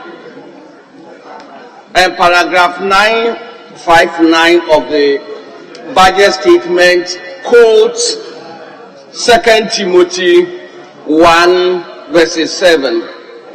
And with your permission, I quote, God has not given the spirit, God has as the spirit of fear, but of courage and of love and of sound mind. Mr. Speaker, sound mind and courage stand out of that quotation. A sound mind produces sound programs, and sound results arise out of sound planning and sound implementation. So when results are negative, when results are declining, it questions the soundness of the mind that produced those programs. Mr. Speaker, the scripture also talks about courage. Courage calls on us to call incompetence, irrespective of where it is coming from. Courage calls on us to wake up and put personal relationships aside and put the interests of Ghana before all else. And that is exactly what we are doing on this side of the house, in consonance with the scripture that the finance minister quoted in paragraph 959. Mr. Speaker, in paragraph 27, the finance minister says 220 million cedis has been budgeted for flood victims. Mr. Speaker, coming from where I come from, where some schools in Blue East are out of session because of flooding, where livelihoods of fishermen have been disturbed because of flooding, where houses have been submerged because of flooding, I find the 220 million cedis budgeted extremely inadequate. Extremely inadequate. Mr. Speaker, 32 districts have been affected by this flooding, whether the spillage effects or natural flooding arising out of excessive rainfall, and so forth. 220 million to be budgeted, Mr. Speaker, is inadequate. The statement totally or mixed resettlement. And only Honorable Papa, hold on. Honorable members, kindly indulge me to extend sitting beyond the normal hours is too. So you may go on. Mr. Speaker, paragraph 27, in naming the regions where the floods have been affected, completely ignored the northern region and also ignored the northeast region. The Pandai district in northern region, the Pandai district in the northern region is seriously affected. Waliwali and Nerigu areas have also been affected, and so these have been ignored in naming the areas that. And Mr. Speaker, I want to bring to the attention of the Ministry of Finance that if you are listing the regions affected, don't leave two regions out. There is a very vague mention of resettlement if some facility is assessed. And so there is no direct budgetary allocation for it, that in terms of resettlement, they are going to assess some facility. As to whether that will be successful or not, Mr. Speaker, my people feel very let down. Paragraph 108 talks about the contraction of industry. Mr. Speaker, as the ranking member for employment, when industry is contracting, when industry is declining, when the role of industry in GDP is diminishing, it's cause for worry. If after 1D1F, and I'm happy the Minister for Trade and Industry is here, if after 1D1F, industry is still declining, indeed industrial output is reducing, then, Mr. Speaker, there must be something seriously wrong with our planning and programming. Are we targeting the wrong factories? Are we targeting the wrong areas? Or we are just slapping 1D1F on existing factories and therefore not leading to a real increase in productivity? Mr. Speaker, this is so important. Paragraph 110 is even more distressing for the future. Manufacturing, electricity, and construction also declined within the first quarter of 2023. Mr. Speaker, when you have construction and manufacturing declining, you cannot create jobs. Construction and manufacturing create real blue-collar jobs. We have an economy where these are declining. So, Mr. Speaker, I will be grateful if the budget and the managers of the economy go back to school. And I say that with all seriousness. If the results of critical sectors that you have presided over for 7 years are declining. Honorable member, I'm not waiting for anybody to even intervene with this. Please kindly withdraw that for me. Kindly do that for me. Mr. Speaker, on your directive, I withdraw, but I replace it. They should go back to revise their notes. Okay, that one I can take it. But you say to go back to school, I wouldn't take that one. Well, Mr. Speaker, I withdrew. But school is used in a context. When you come out with projects and programs after 7 years, manufacturing is declining, construction is declining, how do you create the real jobs, the blue-collar jobs? How do you create them? It simply means you got your diagnosis wrong. It simply means you got your policy wrong, or you got your implementation wrong. So something is definitely broken and it must be fixed going forward. Mr. Speaker, in paragraph 164, crude oil production declined by 9.54% compared to the same period 2022. Mr. Speaker, 7 years ago, 3 producing fields were inherited by this government. 3 producing fields were inherited by this government. 3 producing fields.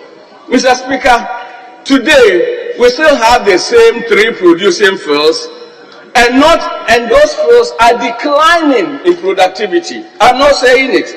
I'm quoting the appropriate paragraph in the budget statement. Those 3 fields are declining. We see no evidence of any addition to what they inherited. If your father leaves you with an inheritance, and the inheritance suffers only consumption without addition, productivity will definitely decline. Mr. Speaker, if you look at paragraph 654, 6 units of the Ameri plant have finally been transported to Angomaso around Kumasi. They have not been commissioned. They have not been installed. They have only been transported. Meanwhile, we took over the Ameri plants fully paid for more than a year ago. So for 1 whole year, all we have done is to transport 6 units to Angomaso. The other 4 units, Mr. Speaker, we are being told will be used to bring to life T3. The plant procured by the party opposite several years ago, which have never produced 1 kilowatt of real power. 4 units of Ameri are going to be used to resurrect that plant.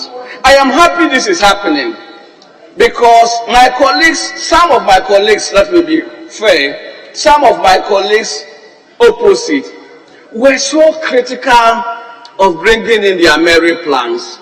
Today, posterity has proven that decision right. Mr. Speaker, paragraph 697 talks about 3 producing fields with declining output. Paragraph 697, I didn't say it.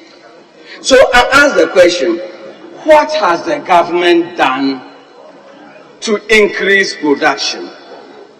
Either to re-inject the wells to increase well productivity or to bring new fields on stream for 7 years. Paragraph 781 talks about 93,983 youth being enrolled on various youth employment agency models. Do these youth have sustainable jobs? YEA jobs. How sustainable are they? And yet we are proud to say 93,000, we count that as an achievement. I would have been happier if I had been told that 93,000 youth had been put on various apprenticeship programs. Then you see the possibility of real jobs, sustainable jobs arising out of that. Mr. Speaker, I am worried.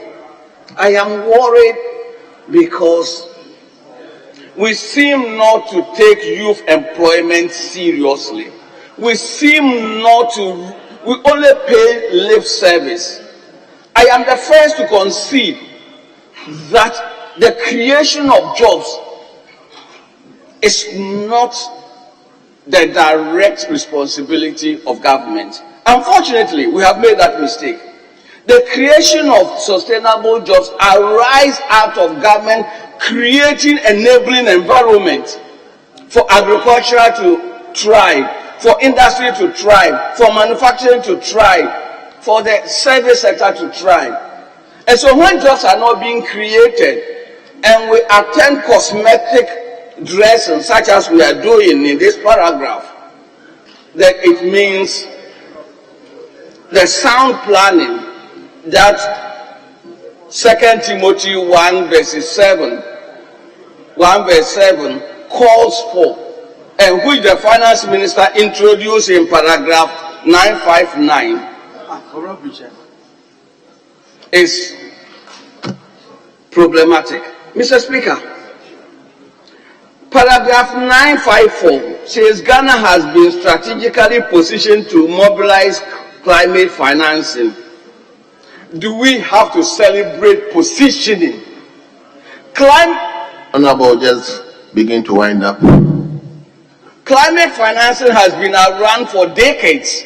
I would have expected that we are told we have solved so much from climate financing and not just positioning. Mr. Speaker, there's no mention whatsoever of working to establish a gold refinery in Ghana, in the Barriet. And yet we are the largest gold producer in Africa. We seem to be getting our priorities wrong. I thank you, Mr. Speaker, and I repeat, Mr. Speaker, God has not given us a spirit of fear, but of courage to speak truth to authority. Thank you. Thank you very much. It is now the turn of Honorable Isaac Esiama. Honorable, you are ranking, and you are therefore entitled to 15. You are chair. I'm sorry. You are the chair. Yeah, thank you, Mr. Speaker. And therefore entitled to 15 minutes. Thank you, Mr. Speaker. Speaker, I would like to speak to motion number. Meanwhile, the Right Honorable Speaker will just come over to take the seat. Yes.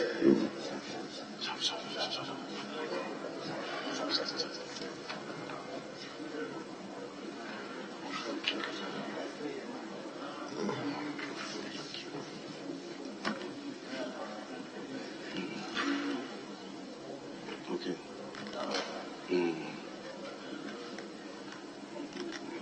15 minutes, yeah. Yes. So.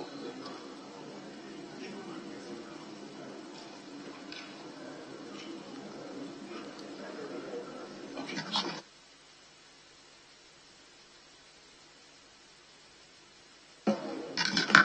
Okay. Yeah. Right on, Speaker. Yes. Thank you for this golden opportunity to speak for 15 Former minutes. Minister for Youth and Sports. Thank you, Mr. Speaker, to speak for 15 minutes as chair of Western Housing Committee. Mr. Speaker, I'm happy my senior colleague ended on a better note by quoting. Sorry.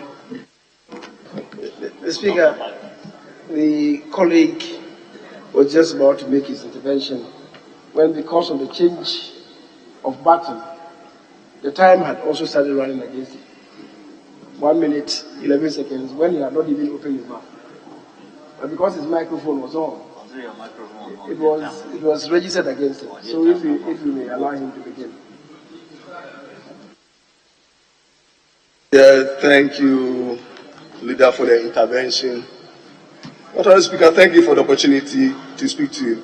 Motion numbered 9, 8, 16 on the other paper.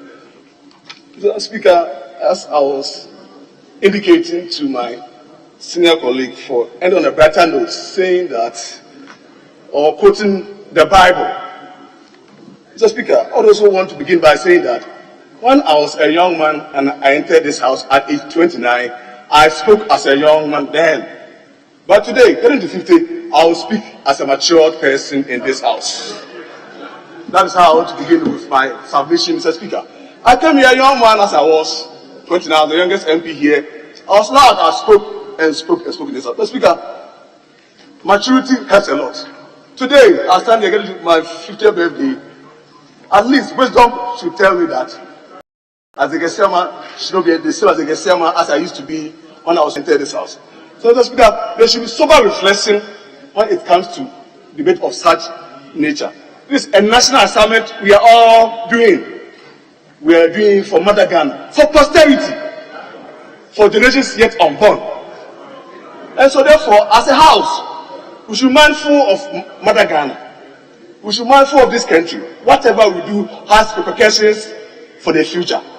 And so our submissions, our contributions will tomorrow tell what we did here when we were here. Students will come and read about what I was saying here.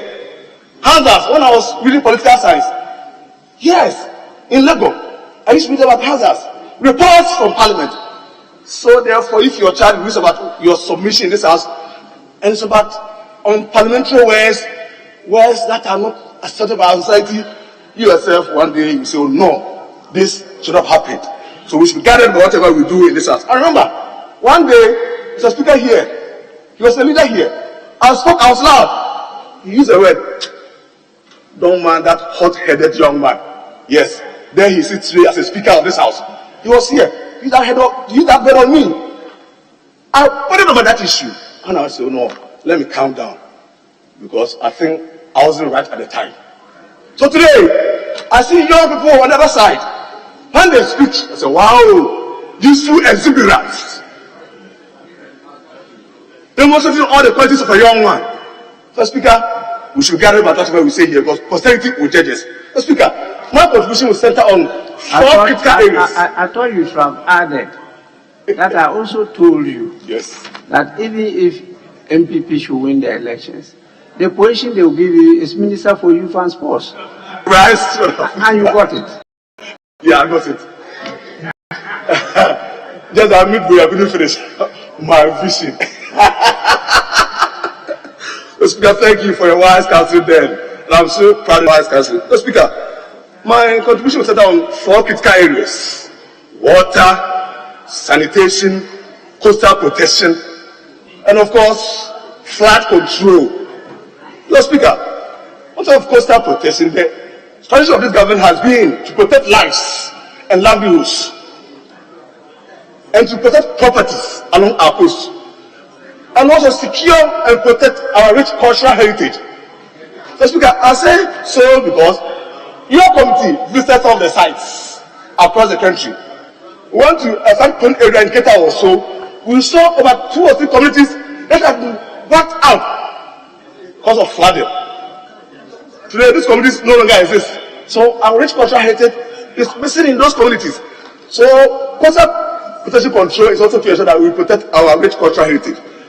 Speaker, I have gone through the documents, the records upon records, and I'm proud to say that the investments made by this government in coastal protection is unmatched in our history. It's unmatched. Record by record, budget by budget. It's so huge, Mr. Speaker. The sites are here. We went to other sites. Your committee went to other sites. We went to Anumabo. We were in Azim, Amonfo, Dansuma, Ambina, Commander. Speaker, a total amount so colossal, so huge, of $180 million has been spent on coastal protection within these 7 years. That is unmatched in the history of this country. For me, this is highly commendable. I'm not saying that we are done yet. No. I'm not saying that because our coastal stretch is about 550 kilometers along the coast. Coastal stretch. Where we need to secure their lives. We need to make investments. It's about 550 kilometers. So these areas are, though we've done something, we've done something that is commendable.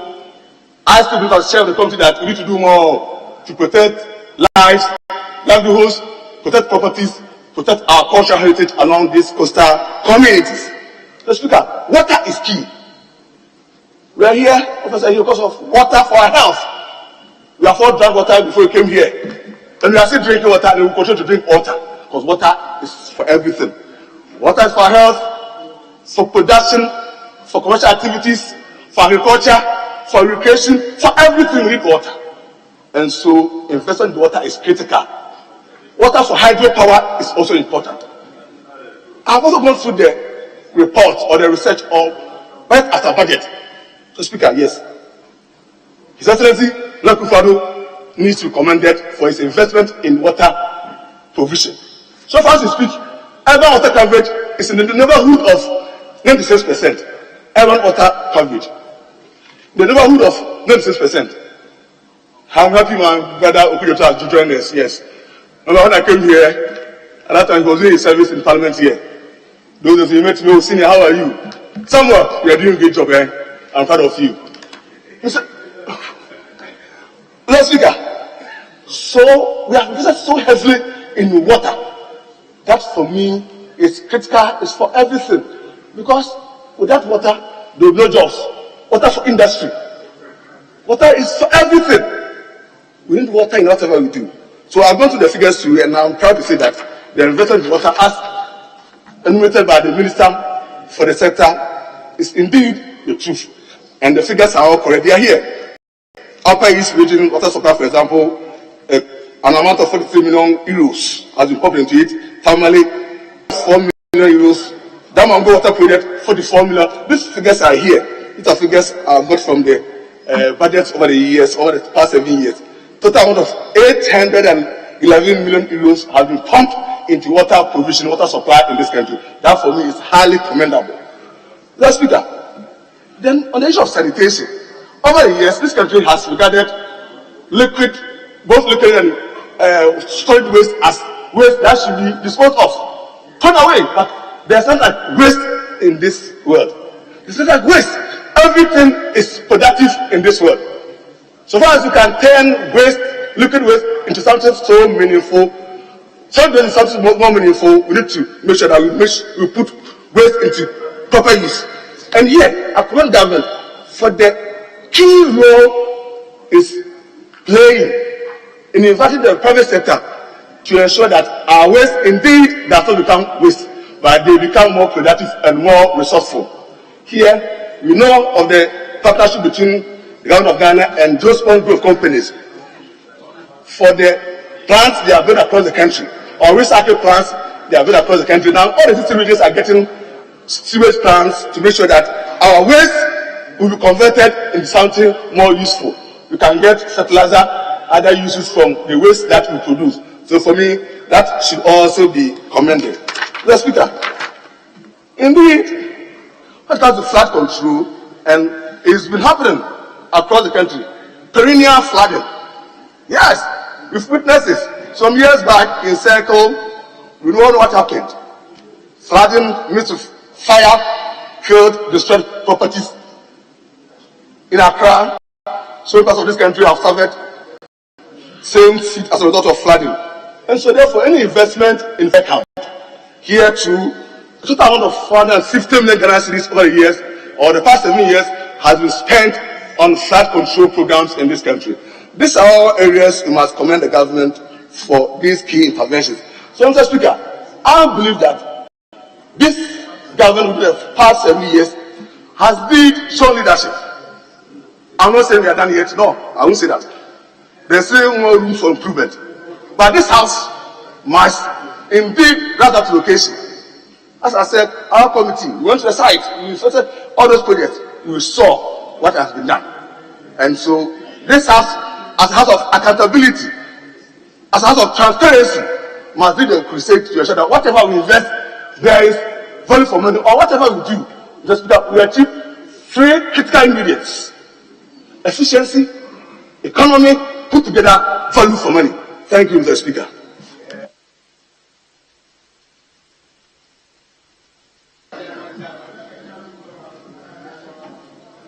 Well, you actually used 10 minutes exactly, plus the one bonus that I was asked to give you, so that makes it 11. I'm told We will now be moving to Honorable Vincent Opon Asamoah. Thank you, Right Honorable Speaker, for the opportunity to contribute to the motion on the floor. I've sat here, I've listened to my minister. Yes, you are a ranking member, so you have 15 minutes. Thank you very much. I've listened to my minister, I've listened to my chairman. And all that I could see was money that we have invested. To what extent are the citizens of Ghana benefiting from that money? If you want to compare water systems that have been constructed by this government and the previous administration, John Dramani administration, Chairman, you don't come near at all. Let me give you some statistics. Since you came for almost 7 years, tell me one water system that you have been able to start and complete. Just tell me one. If you are able to tell me that, I'm going to list not less than 10 water systems that was started by visionary John Dramani Mahama. He started and completed all those water systems. I'm going to give it to you. Let me start with one water system. Cape Coast water system, Isachi water system, Akim Oda, Akwetia and Winnipeg. The Cyber 5 district water projects, phase 1 and 2, Konongo, Chebi, and then Kumau. We did expansion work in the water system in Kumasi. Is it Owabi or the other one? We did water expansion over there. So if you want to compare, you have nothing to show to Kenyans. It's part of all the money that we have received for the sector of water, for provision of water. Delivery of water in the urban and the rural areas. The figures are so frightening. You have nothing to show. You have just received the money and you have nothing to show. Let me give you statistics. The minister stood here and gave Yendi water supply system. You started about 3 years ago. You have done just 10%. 10%. Oh. Tamale water supply system. You started about 3 years ago. You have done 10%. Oh. Damango. You started about 3 years ago. You have done 10%. Oh.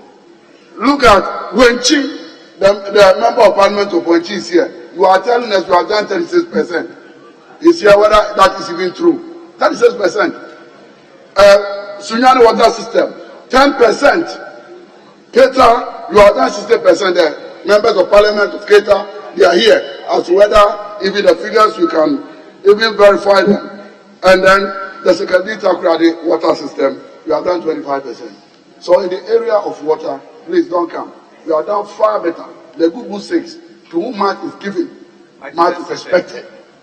You have received so much. You have received so much. Millions of taxpayers' money. You've taken lots of loans. Even money that we have given to you, you are unable to even execute the project.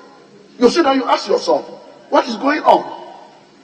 Recently, Chairman, we traveled together. Mr. Speaker, we visited a shop, and the shop we went to buy some groceries. They brought my receipt. I looked on it and I saw some taxes on it. The man came to me and said, I can see that you are worried about the taxes.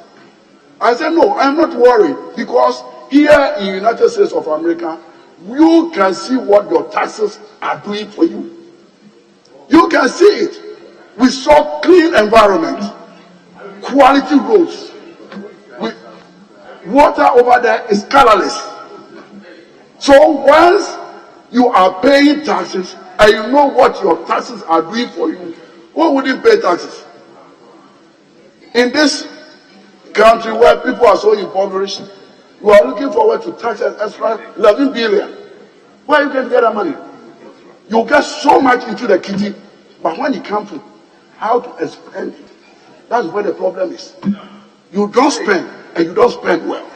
That is the problem. And that doesn't even encourage people to even give you more, because you don't account to the people who give their taxes to you.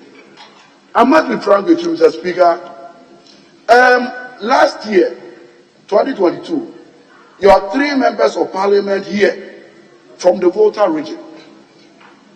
Constituencies that were being on attack by tidal waves. We went as a committee, we visited the place, they made a whole lot of noise. They were on radio here on the floor of this house. Mr. Speaker, you directed that 10 million Ghana cedis. They gave a 10 million Ghana cedis. And the minister said it was for feasibility studies. 2 years. Even you take the budget. They have not even reported about it. What has Volta region done to deserve this kind of treatment? They are on attack. We have tidal waves and destroying a lot of houses over there. Human settlement is under attack in these 3 constituencies. The visionary John Dramani Mahama at least constructed 4 kilometers of sea defense projects over there. They even did some resettlement. They moved some people from their current location to new location. They constructed some houses for them. And for 3 years, you wouldn't want to do anything about this. What have they done? They have contributed so much to this economy. If not anything at all, you go to Volta region. At least it is the home of the Akosombo Dam. They contribute so much. Look at human capital that we have here. Leadership here, we have some from Volta region. From your side, we have some from Volta region. But when it comes to the sharing of the national cake, what has Volta region done against this treatment? It's not good. Chairman was talking about massive investment in the coastal protection. Mr. Speaker, Chairman was talking so much about investment in the coastal protection. Let me tell you, we went to some parts in Greater Accra, we went to Central Region, we went to Western Region. Yes, we witnessed some of the projects that were ongoing. For 2 years, do you know what has happened there? Nothing. Absolutely nothing is going there again. Progress of work, if we go to Dansuman, it's just 2%. Progress of work. Dansuman. Ningo Pram Pram. It is just 16% since we left there. 16% progress of work for almost 3 years. Ningo Pram Pram. I have the records here. It is in your budget. You have it here. Mr. Speaker, you will move from there, you go to Cape Coast, you go to all the other areas. Progress and projects are almost done. Nothing is going on there. It's either 2 things, the government is not paying them, but when we talk about this, you make a whole lot of noise about this. Mr. Speaker. Let me just listen to yes. Mention of the chair of the committee. Let me say the record straight. Speaker, the record is here. Level of completion, they are here. All the sites that we visited. Speaker, Anumabu is 70%. Azim is 100%. Amafukuma is 100%. Dasuma is 95%. Amina is 80%. Commander is 96%. Kekos 80%. This cost 70%. Abuadi 45%. You go program 50%. House of Records, I can tell you in evidence here. House of Records here. Here. This hardcore evidence, they are here. You should challenge me on this record. So please, don't conjure any figure out of imagination. These are facts, records. I'm speaking to facts. You should challenge me on these facts. You can go to the site tomorrow. This house of records, Parliament can tomorrow sponsor us. Let's go to the site. We will go and see freely. Job that has been done. Thank you, Mr. Speaker. Thank you, Honorable Speaker. It looks as if my chairman did not even listen to me. We went there 2 years ago. And I'm saying that since we left there, progress of work from where what we met 2 years ago. That's what I'm talking about. We went there in 2022. And what this budget is reporting, the progress of work since that time, is what I'm reporting. So you goofed. That is not what I was talking about. Honorable members, please. No, it's okay. Really, you mentioned something different from what he was talking about. The sectors you are talking about, don't forget, I was minister for 2 years. And so, I know what you are talking about, whether in terms of addition or subtraction And the projects you are mentioning, I know how they started, where they reached, and now where they've gone to. So he only was talking about since you left those projects 2 years ago, that nothing has happened. That's what he talked about. Now you are talking about a percentage of completion. You didn't talk about the 2 years since he left there, whether something has been added. But you know, I thought you were raising point of order. This one is part of debate. And you had your bite and raised many issues, no reply from there. They listened. Not that they did disagree with you. They would have done, but because was not yet his turn.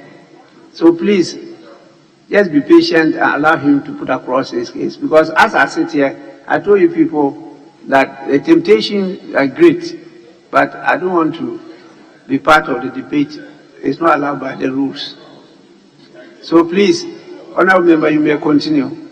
I've taken note of the time, so... Yeah, thank you, Mr. Speaker. Mr. Speaker, in 2019, this House approved $200 million. The money was approved here, and it was from World Bank. The purpose of that money was to construct Greater Accra Resilient and Integrated Development Project, GARI. 2 years. That was Honorable Atachian. He was the minister then. That was 2019. The House approved it. 2020, Honorable Asenso Ochi was here. That the project, they were going to commence the project in 2021. We are in 2023. We are going 2024. Where is the money? You go to the Odom. Go there. What is going on there? $200 million that have been approved for you to improve sanitation in Greater Accra. That I want implementation is a problem. Audit report also reported that 65 million of that money, the minister decided to deposit it in COVID funds. 65 million. That was supposed to improve sanitation, one, and then the drainage system in Accra. What has happened to it? And we believe that 2024, we have to launch investigation into this money. Wherever this money has gone to, because the other report is indicating that the money that was loaned should be refunded so that Greater Accra will benefit from the money. In addition to that, Mr. Speaker, 150 million was also approved. Ghana Cedis was approved to improve the drainage system in Accra. And it was supposed to construct about 110 kilometers of drains in Accra. We were also supposed to build retention ponds. You know, when the surface water and it's collected through the drains, we have to build retention ponds where this running water will be accumulated. And at times when we travel to Europe and America, you go and see some of these things and you are so excited. You ask yourself, what are we doing to ourselves? You get the money, construct this so that every drop of rain in Accra results in flooding. I will sit here and you are so happy with your government, what the government is doing. The problem with this government is not resources. You have the resources, but you don't use the resources for intended purpose. The moment you see COVID, then it has gone somewhere.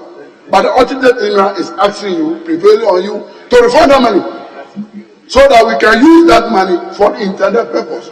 Are you happy in Accra? When it rains, the little drop of rain in Greater Accra results in flooding. Meanwhile, we have the money sitting there, and for 3 years, we are unable to use that money. And I urge the Speaker that we have to look into this money, and then wherever this money is, we have to look for it. Right, Honorable Speaker, previous contributors have made a lot of issues with quality of water in Ghana. About last week, we are going to WA And whilst I was airborne, I took photograph. I don't know, and I knew very well the place was Eastern Region. I saw woman settlement and the devastation by Galamseyers. It is still on my phone. You can't believe this. That these sites are so close to human settlement in Eastern Region. You go to Bono, my region, there's no Galamsey anywhere. Water bodies are so clean, just like what you see when you travel outside. The minister here was so happy about the fact that they are developing a lot more mining sites. Gold, gold, gold, always looking for money, gold for oil, doubting himself. But you don't know the repercussions of what we are doing. All our water bodies have been polluted. Children are losing their limbs. Health implications, you are a medical doctor, you know the health implications of cyanide. We have polluted all our water bodies. Ghana Water Company, it had to spend so much to even treat water that we drink here. And let me tell you, very, very soon, Mr. Speaker, if care is not taken, if care is not taken, we'll start to import water. Quality water, we'll start to import water. Greater Accra, Mr. Speaker, every parcel of land have been sold. Works and housing.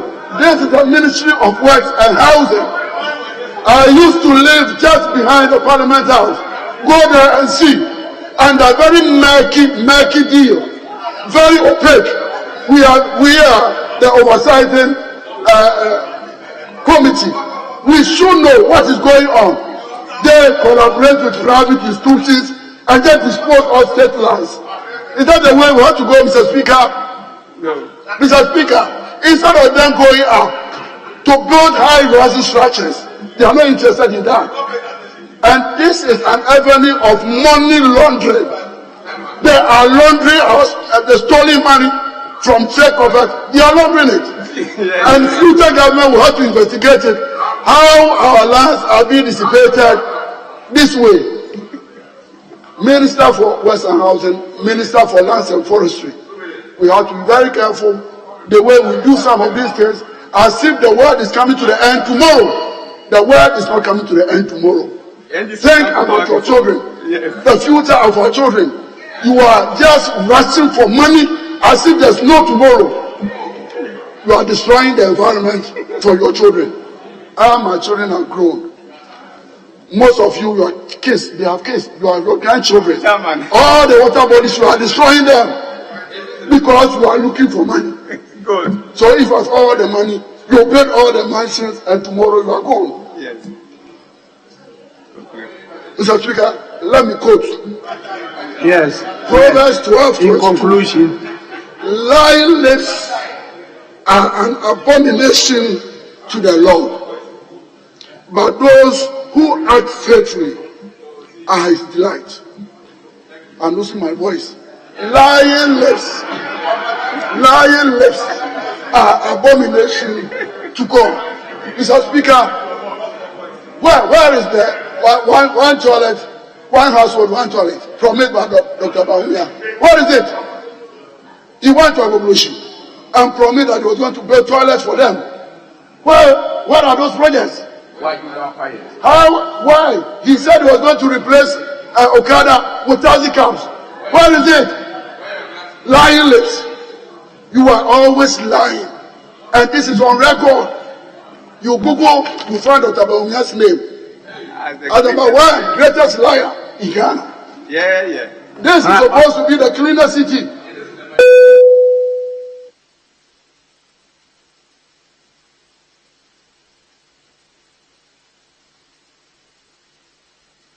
Honorable members, very early in the morning, we decided to kickstart the continuation of the debate and to plead with the Deputy Attorney General to bid her time for us to do the debate for some time. I think she's been around for all this while. Let's allow her to move the second reading of the two bills. I'm told they are not controversial, so that after that we can come back to the debate. You want to move it forward on behalf of the Deputy Minister? No, Mr. Speaker, the majority leader told me that once he was away, if there was a pause, I should seek leave and lay my own papers before, it's just laying of papers before the Attorney General's one, which might involve some discussions. I've just been given that. I've been given that note. So I have it. I have it. Other people I didn't do. That's correct, Mr. Yes, Speaker. so I have it. Let's deal with her first. After that, we can go to that. Thank you, Mr. Speaker. Yes, please. Second reading. Yes, Mr. Speaker. We had an objection to the second reading, but once you have directed, we will not dispute that because we thought it was, yesterday, we thought it was a bill that requires a good number of colleagues to be around. And then we also strongly believe that it is becoming a practice that when the Attorney General brings bills to this House, he personally fails to follow up. When his questions, he does come. But Mr. Speaker, once you have given the directive, we would have, yes. Mr. Speaker, but we will say, we may take the second reading. But for the consideration, we are serving notice. If he is not here personally, we would not. Mr. Speaker, with what our colleague, the Trade Minister, have said, Mr. Speaker, I am reliably informed by the chairman of the committee that they requested critical information to help them make good decisions as to whether this bill should be thing should be laid. For instance, stakeholder report. You want to amend an existing law. We want to know the impact of that on stakeholders. He is not yet provided those things. So, Mr. Speaker, we are not in support of him laying anything. He said the majority leader told him to lay it, but we are not aware that there's the consensus on laying that one. No, So when we get there, we haven't reached there yet. Okay, thank you. We haven't reached there yet. Please, Deputy Attorney General, honorable members, let's take item 39. Motion. Attorney General and Minister for Justice, and this to be moved by the Deputy Attorney General for and on behalf of the Attorney General and Minister for Justice. Thank you very much, Right Honorable Speaker. Respectfully, I move in terms of item 39 of page 19 of the order paper. I so move accordingly. Honorable members, 39 is a procedural motion and it has been moved by the Deputy Attorney General for and on behalf of the Attorney General. Those in favor say aye. Those against say no. The ayes have it. The motion is carried. We now take item 4040. Motion. Deputy Attorney General. Thank you very much, Right Honorable Speaker.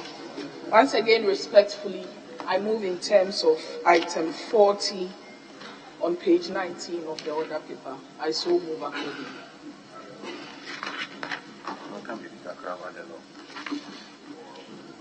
Honorable Speaker, honorable members of Parliament, the purpose of the Ghana Industrial Property Office Bill 2023 is to establish the Ghana Industrial Property Office for the protection and use of patents, trademarks, industrial designs, geographical indications, and recently the plant varieties that has been established under the Plant Varieties Act.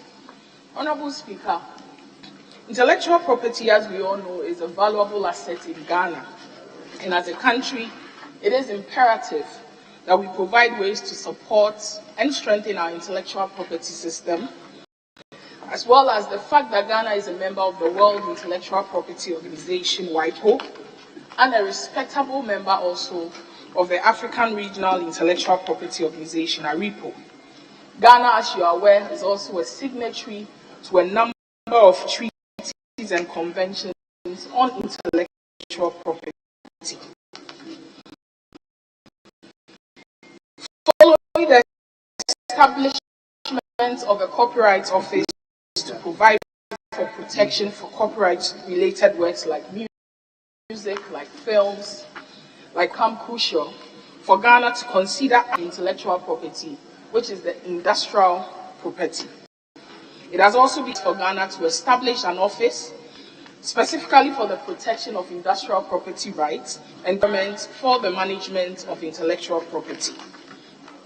There is no doubt, Honourable Speaker and Honourable Members of Parliament, that the Ghanaian economy stands to humongously when we put in place a strong intellectual property regime. Globally, innovators are making intellectual property protection decisions in the context of an increasingly global marketplace.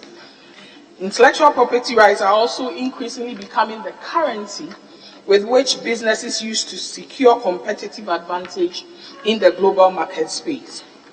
Right, Honourable Speaker, the Ghana Industrial Property Office, when established, will not only promote the development of intellectual property rights, but will also promote the use of industrial property rights towards development, growth, and competitiveness of industries in the country.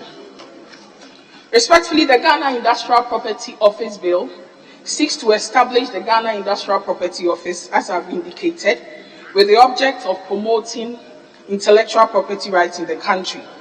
To achieve this, the office is required under the bill to ensure the implementation of relevant industrial property laws, make recommendations to the government on matters related to industrial property, promote and facilitate the training of intellectual property human capital in the country, and promote the commercialization of intellectual property rights. Honourable Speaker, the benefits of strengthening Ghana's intellectual property regime cannot therefore be overemphasized. The establishment of the office will not only contribute to social and economic development of the country, but will also provide a modern, balanced system of intellectual property rights that improves the business environment, encourages innovation, know-how and technology transfer, facilitates productivity improvements, investment, competitiveness and exports. This will ensure that an efficient, automated industrial property management system and electronic copyright register is put in place. And so in conclusion, dear Honourable Speaker and Honourable Members of Parliament, it is our respectful expectation that this Honourable House will assist in achieving the intended purpose by facilitating the passage of the bill. I thank you, Honourable Speaker, for your indulgence. Thank you. Yes, Chairman. Thank you, Mr. Speaker. I beg to second the motion that is ably moved by the Deputy Attorney General. And in so doing, Mr. Speaker, I submit your committee's report accordingly. Mr. Speaker, as has already been said by the Deputy Attorney General, the committee agrees to what the ministry had proposed, and we believe that if we set the Industrial Property Office, it would help the country. In so doing, Mr. Speaker, I would want to go to the recommendation and conclusion, and I pray that the Hansa Department captures the report in its entirety.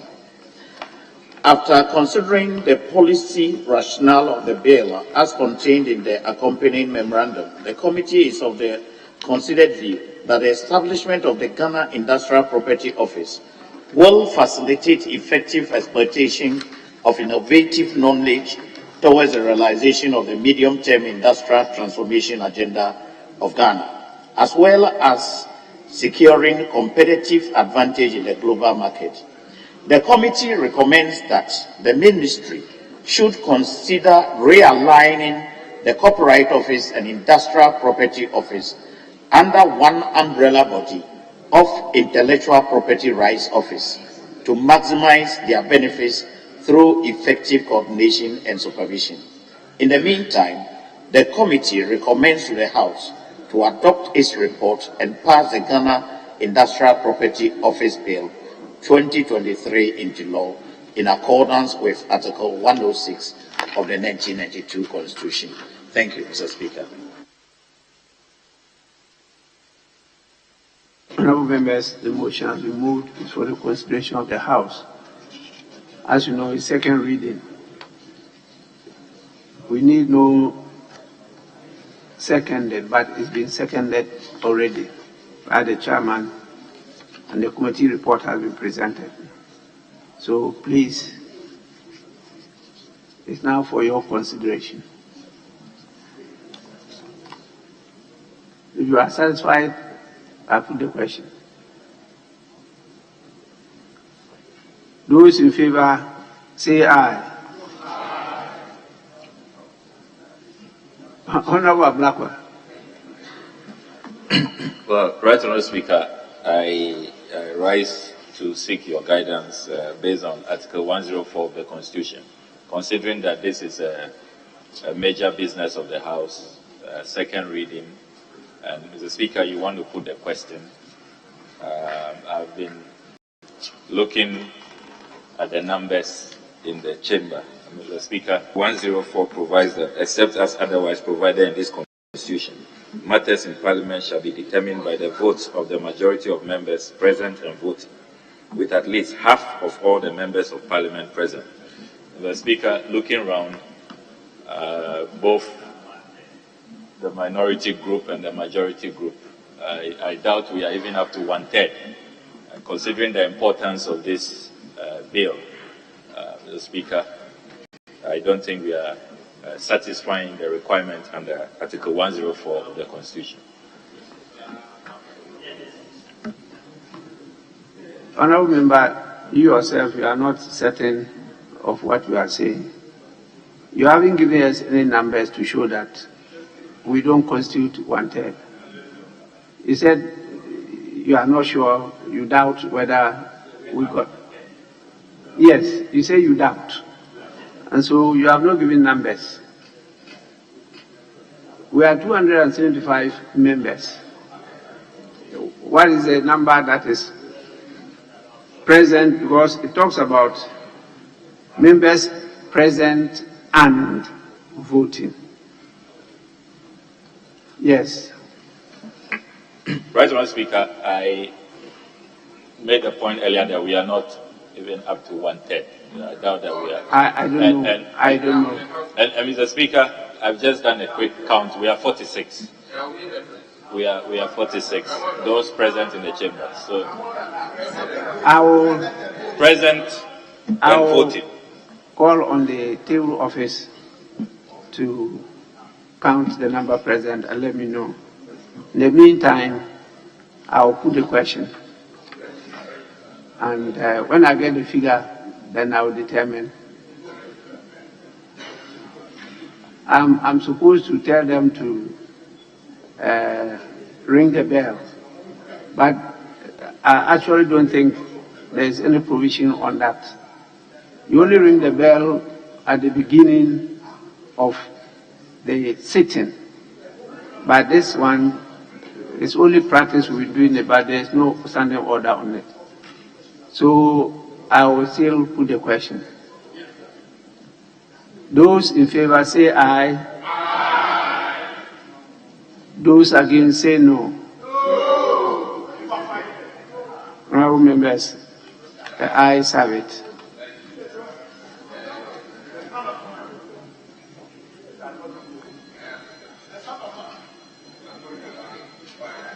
An act to establish the Ghana Industrial Property Office for the protection and use of patents, trademarks, industrial designs, geographical indications, and plant varieties, and to provide for related matters.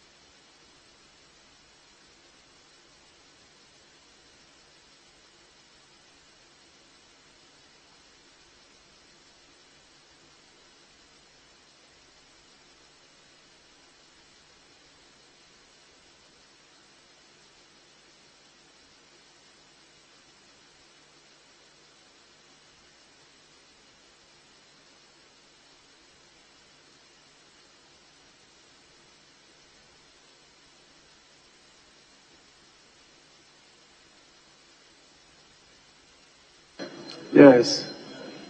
You want to say something, Deputy Whip, Majority? Right, Honorable Speaker. I'm wondering if we are proceeding with 41. Why are you wondering? We are yet to complete the 40. So I'm just going through the motion.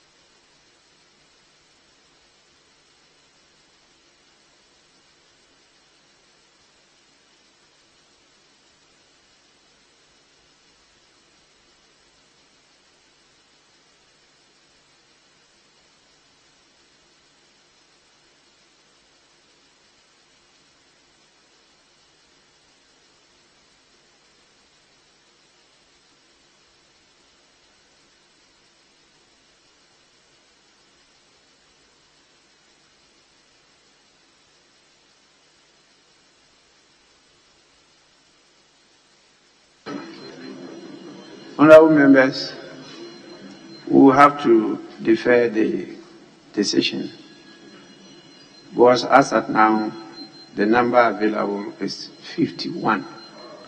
51. That is even after the ringing of the bell. 51. Initially, we had 47.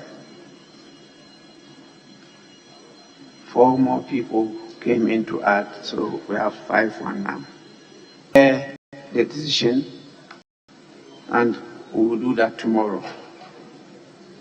The Deputy Minister can move the next motion. Thank you once again, Right Honorable Speaker. Respectfully, I move in terms of item 41 at page 20 of the order paper. I so move accordingly. Thank you.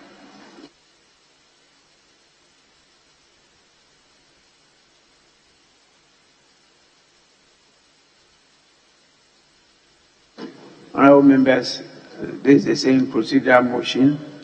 I put the question. Those in favor say aye. Those against say no. The ayes have it. The motion is carried. Please, you can now move the substantive motion, item 42. Thank you very much, Right Honorable Speaker. Respectfully, once again, I move in terms of item 42 at page 20 of the order paper. I so move respectfully. Mr. Speaker and honorable members of Parliament, the purpose of the Chartered Institute of Restructuring and Insolvency Practitioners Ghana Bill 2023 is to establish the Chartered Institute of Restructuring and Insolvency Practitioners Ghana to promote the study of insolvency and train insolvency practitioners. The bill is part of the processes of legal reforms that are being initiated by the Ministry of Justice, aimed at improving the quality of the legal regime for corporate bodies and the administrators due to insolvency. As part of the reform, the Company Insolvency and Restructuring Act of 2020, Act 1015, was enacted by this Honorable House. Act 1015 reenacted what was then the Body's Corporate Official Liquidation Act of 1963, Act 180, which was also passed at the time that the Companies Act of 1963, Act 179, was enacted. To incorporate an enhanced dimension of the liquidation of companies and provide for the regulation of insolvency practitioners and the proper administration of insolvency proceedings to ensure accountability and efficiency. Honorable Speaker, subsection 2 of section 171 of Act 1015 mandates the minister responsible to ensure that within 2 years after the coming into force of Act 1015 that the Ghana Association of Restructuring and Insolvency Advisors is established under the Act. Mr. Speaker, the Ghana Association of Restructuring and Insolvency Advisors was incorporated somewhere in 2006 as a company limited by guarantee under the then Companies Act of 1963, Act 179. It was an advocacy group made up of professionals with an interest in restructuring and insolvency. The Ghana Association of Restructuring and Insolvency Advisors, GARIA for short, was registered as a professional body and played a leadership role in corporate restructuring, business recovery, and insolvency advisory services in Ghana.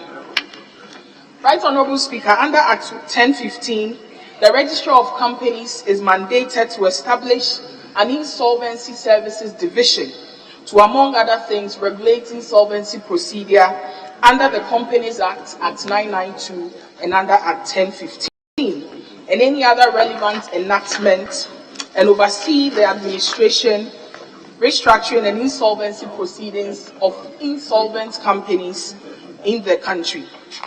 However, respectfully, in terms of the training and oversight of these insolvency practitioners, comparable to professional bodies within Ghana and in other countries, there is neither a comprehensive piece of legislation nor an independent and autonomous professional body with the requisite statutory backing to ensure that the practice by qualified and experienced insolvency practitioners with expertise to recognize the indicators of insolvency and assist ailing companies to implement structures leading to a state of recovery. Mr. Speaker, the Chartered Institute of Restructuring and Insolvency Practitioners Ghana Bill therefore seeks to transform GARIA, the advocacy group, into a Chartered Institute of Restructuring and Insolvency Practitioners to support the Insolvency Services Division of the Office of the Registrar of Companies in the regulation of insolvency services by, among other things, promoting the study of insolvency, ensuring that those insolvency practitioners uphold the highest form of ethical standards, and also have the requisite qualification and training in insolvency practice. Mr. Speaker, the bill provides the legal framework for the training of these insolvency practitioners that are envisaged, with the required specialization and technical expertise to support the regulatory role of the Office of the Registrar of Companies, as I've earlier indicated, under Act 992. The bill will also ensure that insolvency practitioners are trained through a structured syllabus system for qualification to enable them possess professional competence of comparable international standards and are also regulated by very strong code of ethics. The bill seeks to position the Office of the Registrar of Companies, who is the regulator of insolvency practice. Even though the Office of the Registrar of Companies is the regulator, the bill evinces the interdependent roles of the Office of the Registrar of Companies and the Chartered Institute of Restructuring and Insolvency Practices, Ghana, for the purpose of ensuring that both entities guarantee a robust and efficient regime for insolvency practice.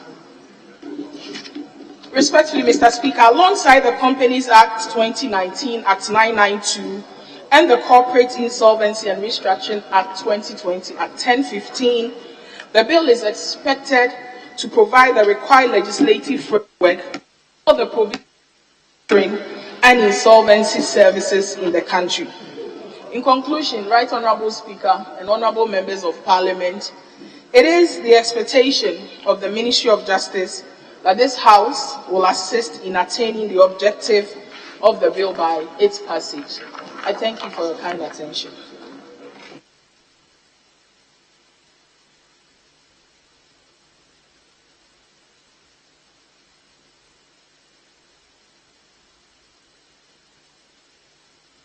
Yes, Chairman. Thank you, Mr. Speaker. Mr. Speaker, I beg to second the motion ably moved by the Deputy Attorney General. And in so doing, Mr. Speaker, I submit your report accordingly. Mr. Speaker, I seek your leave to make two corrections in your report. Mr. Speaker, at page 7 of the report, the second paragraph, last line, a wrong reference was made, and the last but one line should read Section 7 of the Corporate Restructuring and Insolvency Act 2020, Act 1015. So it must read pursuant to the Corporate Restructuring and Insolvency Act 2020, Act 1015. Mr. Speaker, and the same correction at page 17, the second paragraph, last line should also read pursuant to Corporate Restructuring and Insolvency Act 2020, Act 1015. Thank you, Mr. Speaker. Mr. Speaker, because the learned the Deputy Attorney General had presented the bill and educated us very well on this, I will read the conclusion whilst I pray that the Hansas Department captures the report in its entirety. Mr. Speaker, after thoroughly examining the bill and its accompanying memorandum, the committee noted that the bill seeks to operationalize Section 171 of the Corporate Restructuring and Insolvency Act 2020 Act 1015, and also strengthen the capacity of the Registrar of Companies in the performance of the functions of Registrar as an official liquidator pursuant to the Corporate Restructuring and Insolvency Act 2020 Act 1015. The committee accordingly recommends to the House to adopt its report and pass the Chartered Institute of Restructuring and Insolvency Practitioners Ghana Bill 2023 into law in accordance with Article 106 of the 1992 Constitution. Thank you, Mr. Speaker.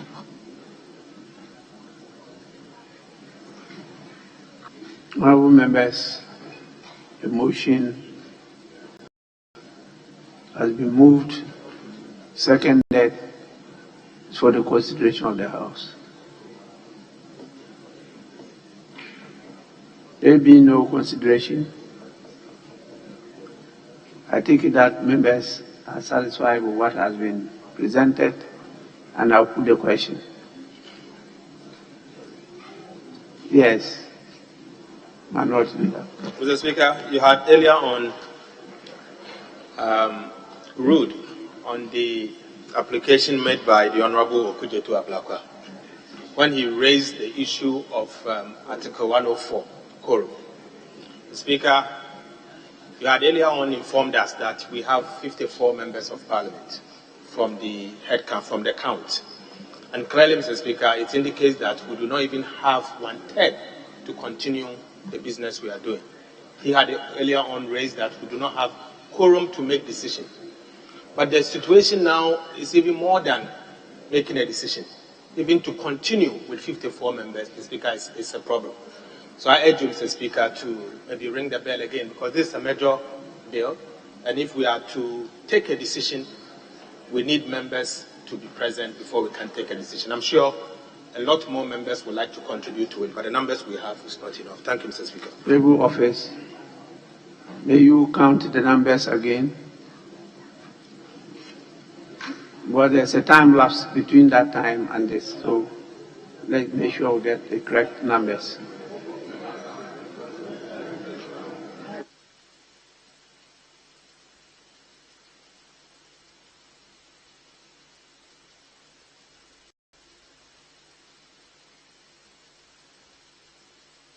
Yes, Majority Leader.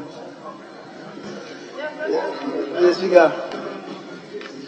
Speaker, I heard the Minority Leader direct you that you should ring the bell. Mr. Speaker, I didn't say that you should cause the bell to be rung. That the Speaker should ring the bell. That really is something. But Mr. Speaker, to make effective use of the time, I think we were dealing with the debate. It's rung the bell already. We were doing the debate.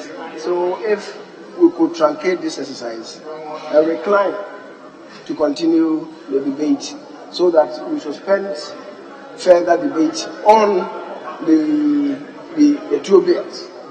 So perhaps at a more propitious time, we could engage in the debate on the constitution stage, but revert back to the debate on the budget. Because that one will not involve any decision taken today.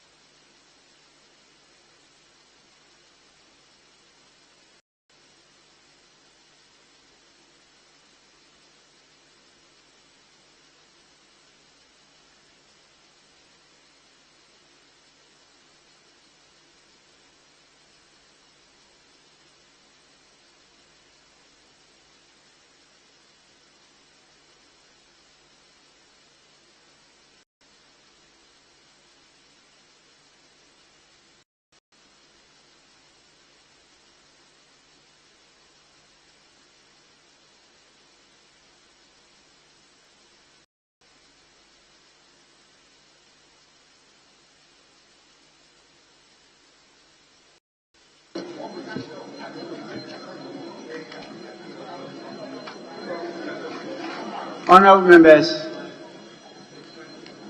I don't know how many of you learned the song Jingle Bell, Jingle Bell, Jingle All the Day.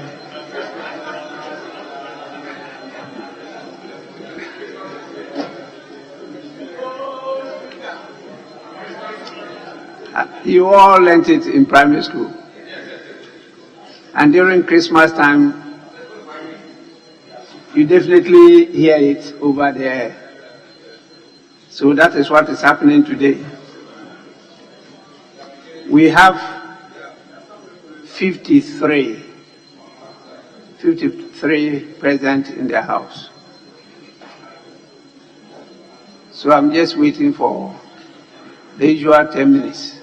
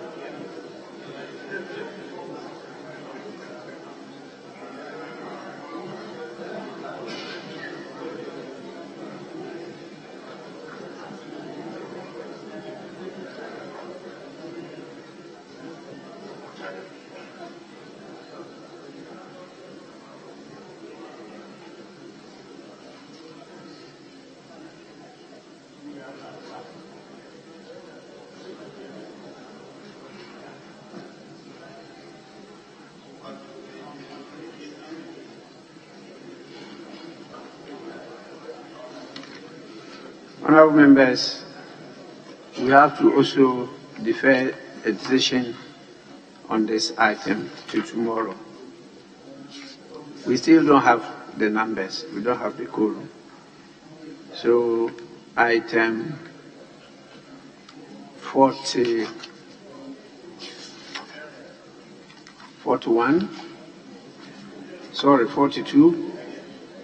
is also deferred until tomorrow. Now, leadership, do we move on to questions or we continue with the debate?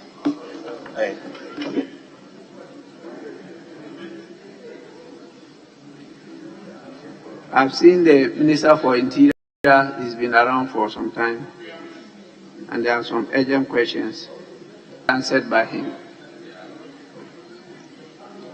So you take the questions, then we end up with the debate. Yes, Minority Leader.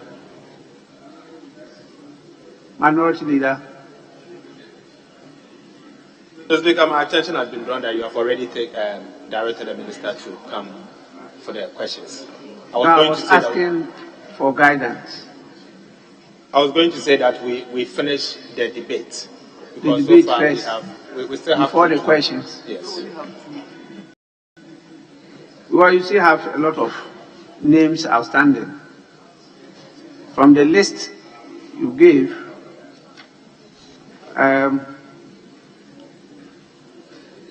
your side still have 5 more names, and then the majority side have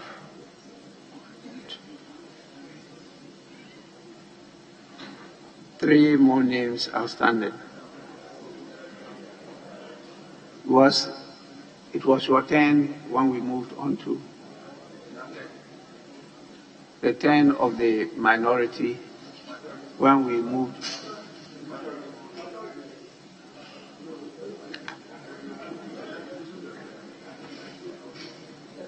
Yes, majority.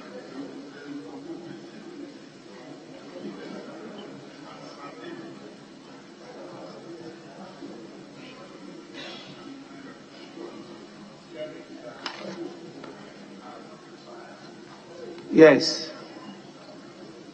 Mr. Speaker, so far, from our side, we've had 8 colleagues that have had the bite already, and we are left with Honorable Chiwate and Honorable Elizabeth Ajare to speak, to be, not to give Unless us 10 names.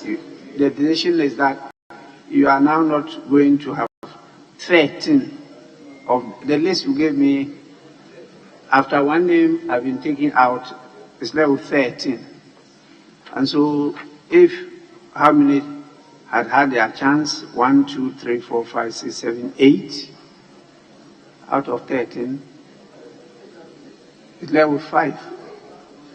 Mr. Speaker, we prepared extra colleagues to prepare for the debate, but the understanding is that 10 will speak for today.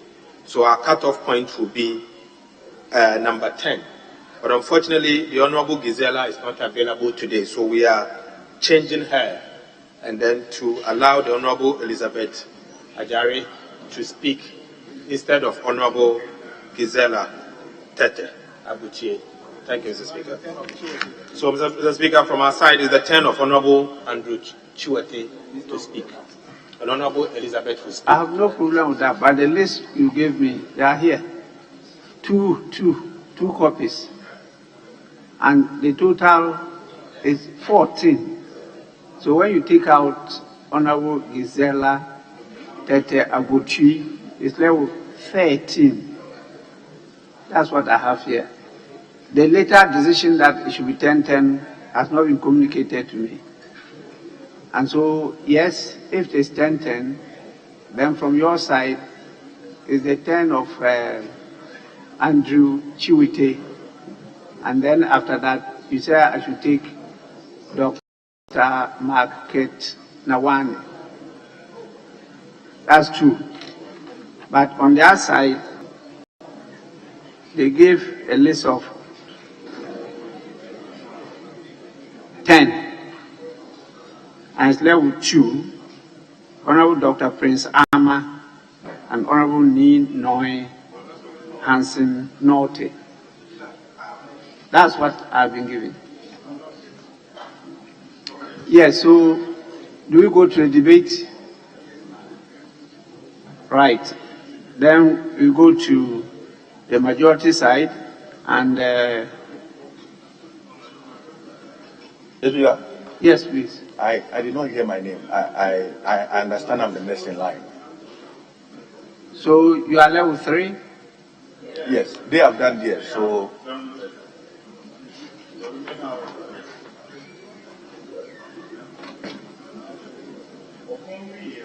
well, then let's take Honorable David Opoku answer 10 minutes. thank you very much, Mr. Speaker, for the opportunity to contribute. For this House to approve the budget statement and economic policy of the government of Ghana for the 2024 financial year. Mr. Speaker,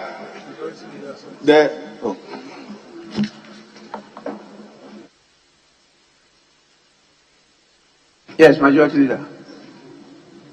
Mr. Speaker, I stepped out and I've just come in and I noticed the order paper agenda. Are we going to take it? If we are going to take it, and can we permit the minister to just present the paper to us? If that is if we are going to take it, if we allow the minister to present it. Okay. No, it's just a presentation of It's just a presentation of the paper. Well, President, there was some challenge. I thought we could do these things before we try to iron that out. Because your colleagues opposite were objecting to that paper being laid. You were not around, but the minister is aware of that. And in fact, they sent a note to me, which is here. So I wanted us to handle this. Unless you sorted it out, if you have, we can lay it. Right Honourable Speaker, we've gone past that. We've agreed that we don't have the numbers to indeed do this government business, but we'll go back and go on the debate. That's where we got to. And so I think that we shouldn't go back. We should just focus on the debate and conclude it and then go forward. Because we don't even have the numbers to do, have the quorum to do business, frankly.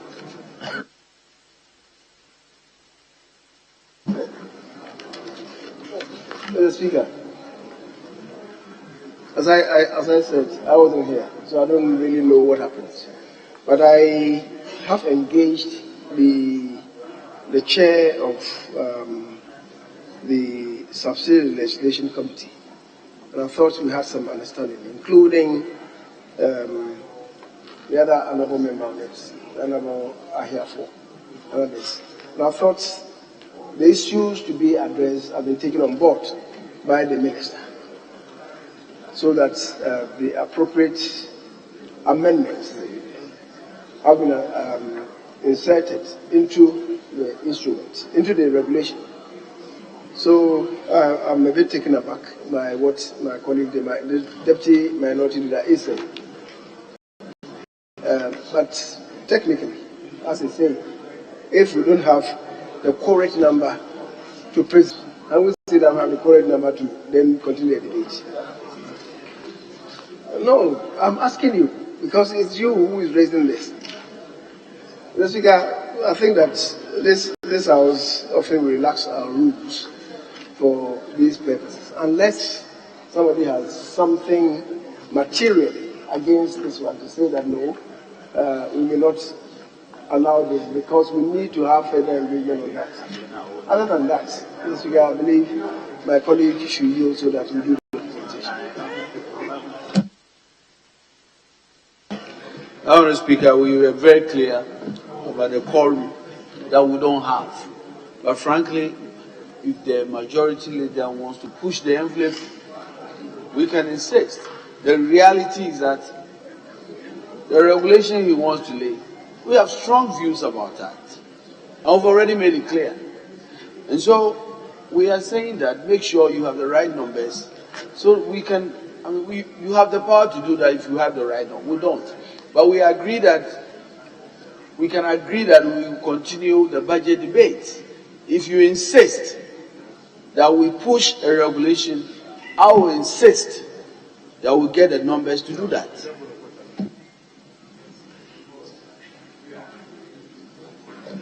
The Speaker, truth be told, the regulation before us is an export and import restrictions on importation of selected strategic products, Regulation 2023. The Speaker, we on this side have met on the regulation. The Speaker, honestly, we have concerns, serious concerns. And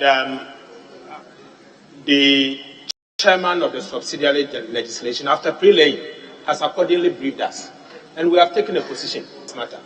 The Speaker, we believe that the regulation before us is not in the interest of importers and the country.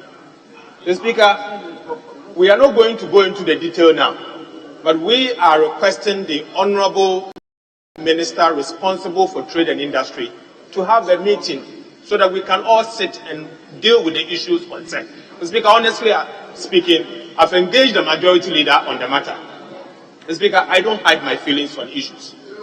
And as it is, Mr. Speaker, the regulation is not in the best interest of the country. And truth be told, we have a strong exception to the regulation before us, and we believe that we should tread cautiously on the matter. Speaker, I urge you that in order not to turn the House into something that we don't like, please, let's stand this down, do further consultation on the matter before we take it. We may take it eventually, but there are issues that we need to resolve. The Speaker, I beg that let us take this decision later on. Probably, there's another one that has to do with the Ghana Standards Authority Manufacturing of Cement Regulation 2023. The Speaker, we have no objection because according to the chairman of the the subsidiary legislation, all is clear on that one. So we can lay that one, but the one on export and import restriction, on importation of selected strategic product regulations, Mr. Speaker, I beg that let's hold on to that one and discuss that later. Thank you, Mr. Speaker.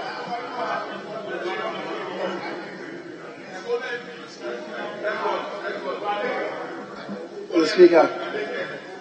Speaker, taking a cue from what the minority leader is saying, it is clear that the presentation of the paper by the Minister responsible for Trade and Industry has nothing to do with numbers. It has nothing to do with numbers. And so I gather the issues with the first, which we may need to deal with.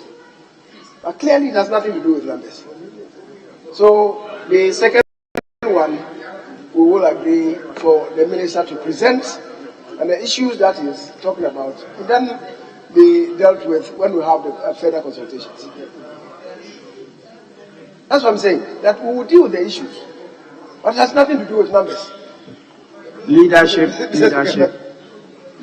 try to resolve these matters before we move on, because we are dealing with instruments, and you know the import of laying instruments.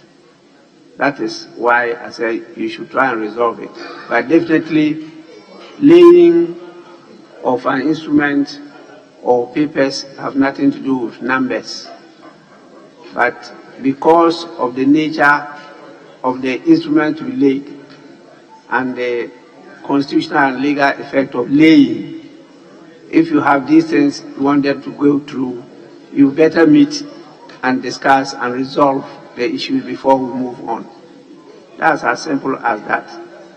And so the time we have used now, we could have used it in other question time or the debate.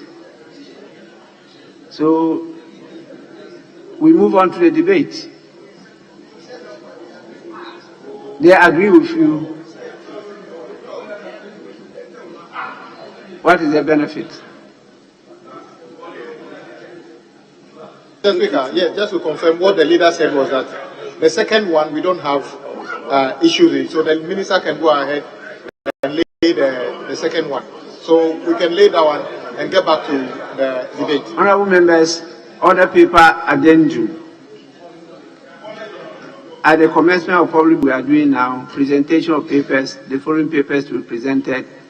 Roman 2, Ghana Standards Authority, Manufacture of Cement Regulations 2023, Minister for Trade and Industry. Ghana Standard Authority, Manufacture of Cement Regulations 2023. Honorable members, the instrument has been laid accordingly and referred to the Committee on Subsidiary Legislation for consideration and report to the House. Now we move on to the debate, and it's the turn of Honorable OPK. Honorable OPK.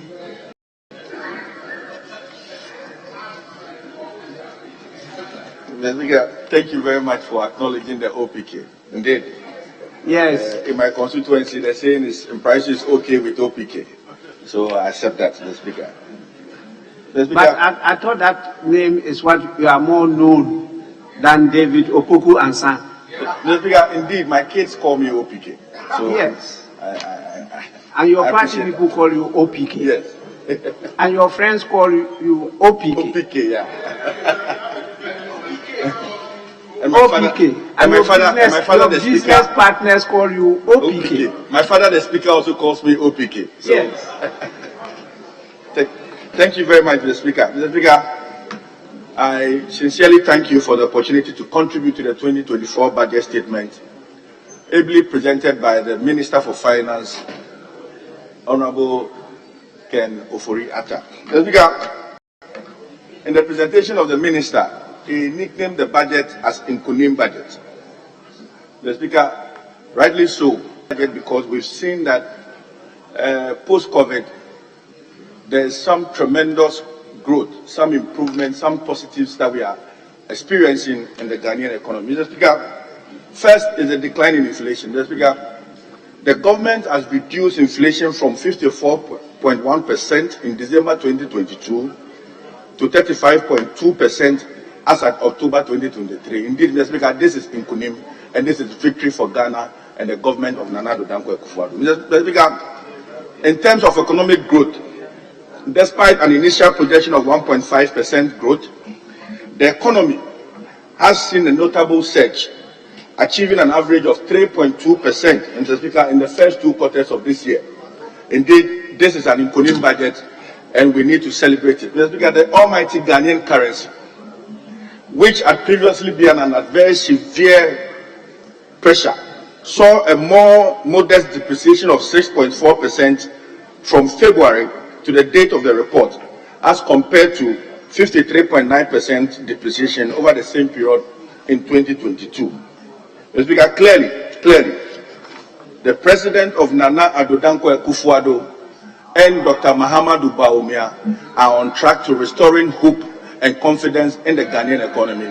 And it is not surprising that today business confidence is boosting and businessmen are coming in to do business in a faster rate. Mr. Speaker, indeed, it's a clear indication that the turbulence that we went through as a country, the Moses of our time, Nana Addo Dankwa Akufo-Addo, is shepherding this country to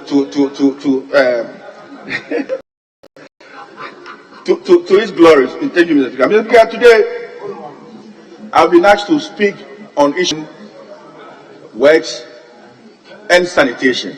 Mr. Speaker, it is important to highlight that in recent times, the flooding that we experienced along the Volta Lake borders on these 3 critical sectors. People's houses got spoiled, water supply has been short, and of course, issues of sanitation are critical. And in times of crisis, the government of His Excellency President Nana Akufo-Addo's response has been positive. Mr. Speaker, in the 2024 budget, the Minister of Finance and the government is allocating an amount of about 220 million just for relief support. And it's important that we stress that. Mr. Speaker, we've seen some restoration phase and we've seen things that are going on. Indeed, when the minister presented the budget in this house, we saw pictures that the Volta River Authority and the Ministry of Finance have visited this site, the Mepe, Bator, Impraiso, and everywhere that has been affected by this flood, and they've donated items. And we thank the ministry for that. But it's important to also stress that under the Ministry of Agriculture, the government is allocating 40 million to restore farmlands and farms that have been destroyed, $40 million to restore farmland that have been destroyed. And I think it's important for us to commend this government for this wonderful initiative. But Mr. Speaker, I want to touch on issues of housing. And I'm not going to only speak about the infrastructure, but I want to expose the brilliance, the policy initiatives of this government, and it's important that we do that. Mr. Speaker, I want to touch on the National Rental Assistance Scheme. This is a policy by government that was launched in 2023, February. The scheme aims to ease the financial burden of rent advance payments, a common challenge of many tenants in Ghana. I am a young person. I've dealt with many young people in this country. And the challenge that they face is not really the amount the landlords charge per month, but the accumulation of it, asking them to come and pay 2 years, to come and pay 3 years, and all of that. And that is why when the Vice President of the Republic said that they were going to launch this assistance, many people thought it was not possible. But today, as we speak, Mr. Speaker, the government in October, between February to October 2023, have invested approximately 13.8 million, which was disbursed to over 1,000 individuals from across multiple regions. People in Greater Accra have benefited, people in Ashanti region have benefited, people in Northern region have benefited, people in Eastern region have benefited, Bono East have benefited, and indeed the Western region have benefited. Mr. Speaker, this is a significant testament to the government's resolve to provide affordable housing solutions and address the critical need in society by making housing more accessible to a broader segment of the population. Mr. Speaker, the security services are also enjoying the wonderful works of the President in the housing sector. Mr. Speaker, the 2024 budget continues to support the phase 3 of the program, which involves constructing 320 housing units for the Ghana Police Service at the Ghana National Police Training School in Tesano. Mr. Speaker, the overall progress of this phase stands at 95%, and I strongly believe that this government, the Nana Akufo-Addo government, deserves commendation. We can also talk about the National Affordable Housing Project, Mr. Speaker. This is a brilliant initiative, and in 2020, the government plans to commence work on a National Affordable Housing Project at Dedeso in the Ashanti region. Mr. Speaker, already we have seen 8,000 housing units springing up at Pokwasi, and indeed it shows how strategic government is in addressing the housing needs of the Ghanaian. This initiative also showcases the government's proactive approach to tackling housing challenges across various regions, and also ensuring affordability and catering to the needs of the different communities. Mr. Speaker, this is not a sagalame. This is indeed going to provide accommodation, and the government indeed deserves commendation. Mr. Speaker, I want to veer into the coastal protection areas. Mr. Speaker, indeed, my brother Vincent, the ranking member of our committee, while speaking, gave some percentages.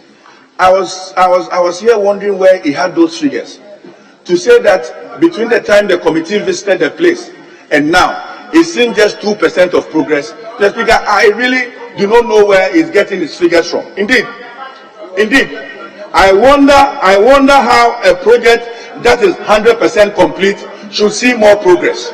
I wonder how the Dansoma project that is 97% complete should see just 2% complete. How is he quantifying that? And he needs to be able to tell this House how he's doing that. Mr. Speaker, in the areas of drainage improvement, the government has continued to implement drainage improvement works across the country.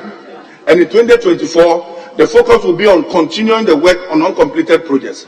And it is not surprising that this year, during the flooding, we did not see people dying, we did not see houses flooding like we used to see. I have stayed in Asalam Down, and I've witnessed this flooding issues.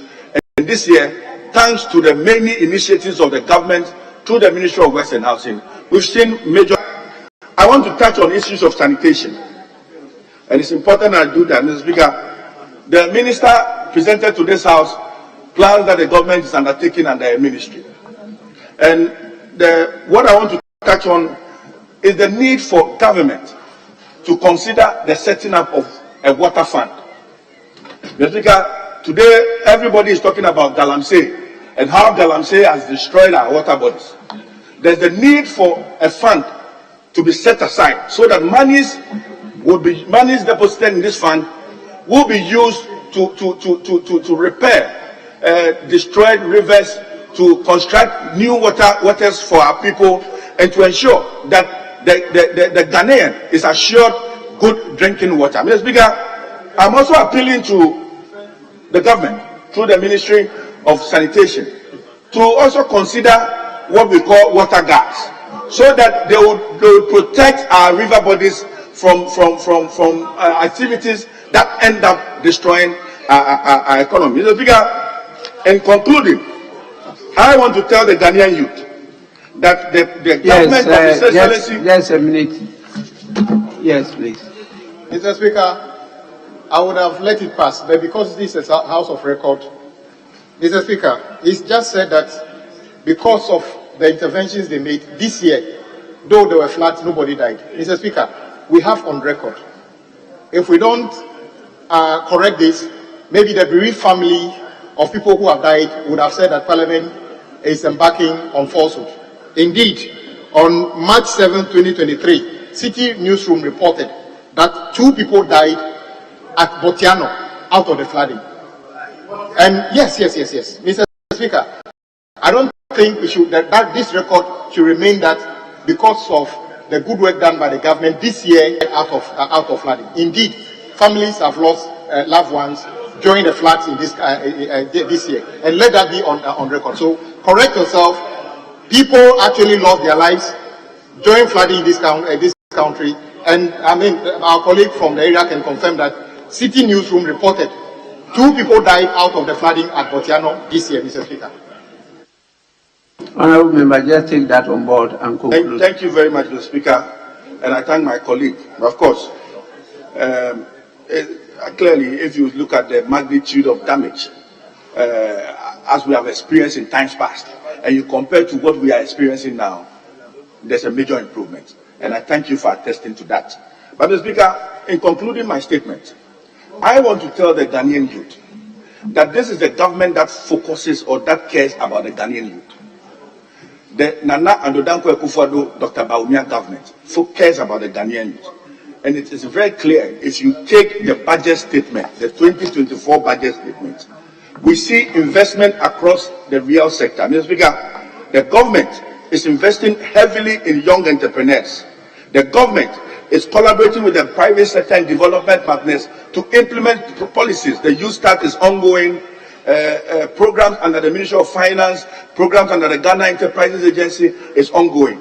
So I am telling them that between the NDC and the MPP are better managers of Ghanaian economy, and it's important that we continue to trust in the Ghanaian youth, continue to trust in this government, continue to trust in Nana Danko Akufo-Addo, and entrust the future of this country to His Excellency Dr. Mahamudu Bawumia, who is coming to shepherd this country into an era of digitalization. Of course, a butterfly flies, but I'm telling you, Dr. Bawumia will elephantly deliver this country into an era of prosperity for all. Thank you very much, Mr. Speaker, for the opportunity to contribute to this. Honourable members.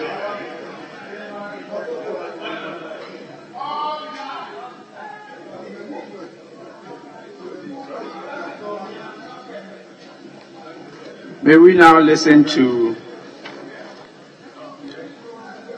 Honourable Andrew Chiwete. I misbehave. You have 10 minutes. 5 minutes. Thank you, Mr. Speaker. I must thank you for this opportunity to speak to the motion that this Honourable House approves the budget statement and economic policy of the government for the year ending 31st December 2024. Right, Honourable Speaker, before I go to speak on the works and then the sanitation and water, Mr. Speaker, I want to correct some impression that was created by Dr. Ayu and my good friend Dr. Boache, who are not around now. Mr. Speaker, they spoke widely about the introduction of National Health Insurance Scheme and described it to be like it is the NPP government that has made the health insurance scheme very solid in Ghana. Right, Honourable Speaker, we all do remember that Act 2003, Act 650, that brought about the National Health Insurance Scheme. In fact, Act 650 made it district-wide mutual health insurance schemes. And Mr. Speaker, what it meant then was that every district health insurance scheme was autonomous. And therefore, the schemes had their own board and their own management. And that meant that it was not very easy for a person in Solatuna Kalba who had a card from Solatuna Kalba to just walk into a hospital at La Dadi Kotopong without an authority from the scheme manager or from a scheme official from Sola. It was then quite cumbersome. 2012 we introduced the Act 850. The Act 850, that one brought about the National Health Insurance Scheme proper. Honourable Speaker, 2012, it was the President, late Professor Mills, may he so rest in perfect peace. Mr. Speaker, it was in 2012 that we had the National Health Insurance Scheme proper. That was the time we streamlined things, Mr. Speaker, and made it nationwide, and systems were put in place that allowed a card bearer of Solatuna Kalba to walk into any hospital in Ghana without any authority, and you are treated with the card without taking any money from your pocket. The Speaker, it tells you that the health insurance became better when NDC took over. The Speaker, during the NDC era, health insurance was so rich. Health insurance was such that we had a lot of coverage. We had pregnant women enjoying it free. We had under 18 years enjoying it free. We had school feeding schools enjoying it free. We had school uniform schools enjoying it free. All these things were put in place by the NDC government. The Speaker, but today when rise to speak, they talk as if the health insurance, everything about it was done by the NPP. Let's correct that. Let us all know that NDC contributed immensely to the development and the growth of the health insurance scheme, which now Dr. Baumia and President Akufo-Addo have brought it so low to the extent that if you now hold a national health insurance scheme and you even walk into a government facility, it becomes very difficult for you to access health care, because now they have a top-up in most of the health facilities. Right, Honourable Speaker, let me now go straight to speak about water. When the Honourable Minister for Sanitation and Water Resources was speaking, unfortunately she has left the chamber. She indicated that when COVID struck Ghana, the President of the Republic gave water free to the people of Ghana. Let it be known that people in Solatuna Kalba, people in Beniri, people in Soma, people in Jelenkong never benefited from the free water that was delivered by the Ghana government, because they were not on Ghana, Ghana Water Company. People who were metered by Ghana Water Company were the only people who benefited. And even then, as we speak now, we are paying for it.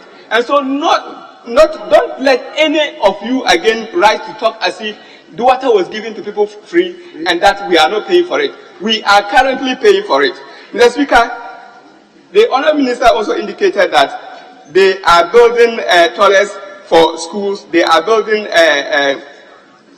toilets for hospitals, they are building toilets for markets and all those things. Let it be known that your government came into office in 2017. Before you came into power, your vice president, the then vice presidential candidate, he was supporting President Akufo-Addo. In his campaign, he made a statement making Ghanaians aware that in 2 years, when you come to power, 2 years, there will not be a village or a community in Ghana that will have a problem with water or toilet. Today, as we speak, we still have many communities that practice open defecation because they do not have toilets. We still have many communities that do not have water. And so, it is not true that your government has delivered water to every community in Ghana as proclaimed by the Vice President, who is today going around campaigning for votes to be the President of the Republic. Mr. Speaker, this same Vice President and President Akufo-Addo, they went to the Savannah region. Mr. Speaker, 2020, President Akufo-Addo went to the Savannah region and cut short for the Damango water project. As we speak, even the 10% coverage that they claim in the budget that they have covered, it is not true. No work has gone on in Damango. I come from the Savannah region and I know what I'm talking about. Mr. Speaker, nothing is going on in Damango to indicate that the people of Damango are going to have water. Mr. Speaker, in 2022, the Vice President again went to Damango. He looked into the face of the Yagbonra and told him that in 2 months, they were going to start construction of the water system. Mr. Speaker, as we speak, not even a single stone has been dropped to show that they want to commence business. Mr. Speaker, this year May, the regional minister for Savannah region, he again told the media that the Damango water system that they said they were going to build for the people of Damango, it was no longer going to be possible because they do not have the funding for it. And what he told the people was that they were now going to construct, they were going to consider a water system by Community Water and Sanitation Agency.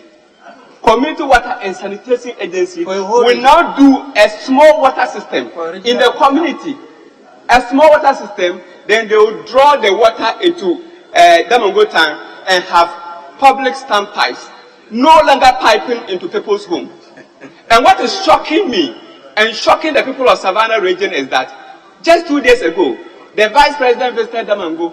Instead of the Vice President going to tell the Yagbonra that, Yagbonra, I am coming to commission the water project for you, he went there and all he could do was wear a white smock, laid before the Yagbonra and said he was a chief. I'm begging for votes. Mr. Speaker, it is time for the MPP government and the Vice President to take the people of Savannah region serious. As I speak, Mr. Speaker, I am going to marshal my colleagues Savannah region who are in Parliament, whether they are in MPP or NDC. We must all rise up and let the Vice President take the people of Savannah region as people who are serious. Mr. Speaker, as soon as I drop, I know people speaking from the other side, we want to tell us that they have done a lot of water system. I want to dare the minister. I want to dare the sanitation and water resources minister. After speaking, if she is here, she should come and list a single community. Just mention a single community in Savannah region. A single community in Savannah region that they have piped. A single community in Savannah region that they have done a borehole. Maybe I don't know about Salga, where the managing director of Ghana Water Company comes from. If there's a water system, probably it's in Salga. But the whole of Savannah region, not a single water system. Now, what we can say is that we can comfortably say that the Sanitation and Water Resources Ministry claim they do not have money, but their former minister packed money under her bed, packed money in the room, hard cash dollars, packed in the room when people do not have water to drink. Right, Honourable Speaker. Let it be on record. Mr. Speaker, let it be on record that this MPP government started to do toilets. I can count 1, 2, 3, 4, 5 toilets that they started in my district. One in Sola, uncompleted. One in Gentlepe, uncompleted. One in Nahari, uncompleted. One in Kompose, uncompleted. One in Kalba, they are all abandoned. Yes, they are not there again. 5 toilets they could not complete in 8 years. 5 toilets, Mr. Speaker. Akufo-Addo and Bawumia started 5 toilets in my constituency. They could not complete. And I believe that is like that across the country. Yes. Yeah, these are the people who are going about your time is up. Mr. Speaker, my colleague talked about the rent assistance scheme. Your time is up. The rent assistance scheme, Mr. Speaker, government voted 30 million cedis for the rent assistance scheme. As we speak, almost 1 million was spent for the launch of the program alone. Wow. 900,000 was put in people's pockets. Wow. So that they launched the scheme. Mr. Speaker, 2024 is an election year. I will encourage every MP to open his or her eyes. Let's ensure that the money that they are going to disburse to the beneficiaries actually go to people who need the money.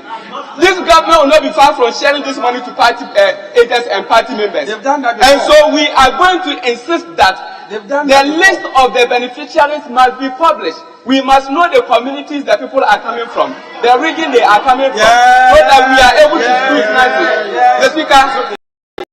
Mr. Speaker, let me conclude.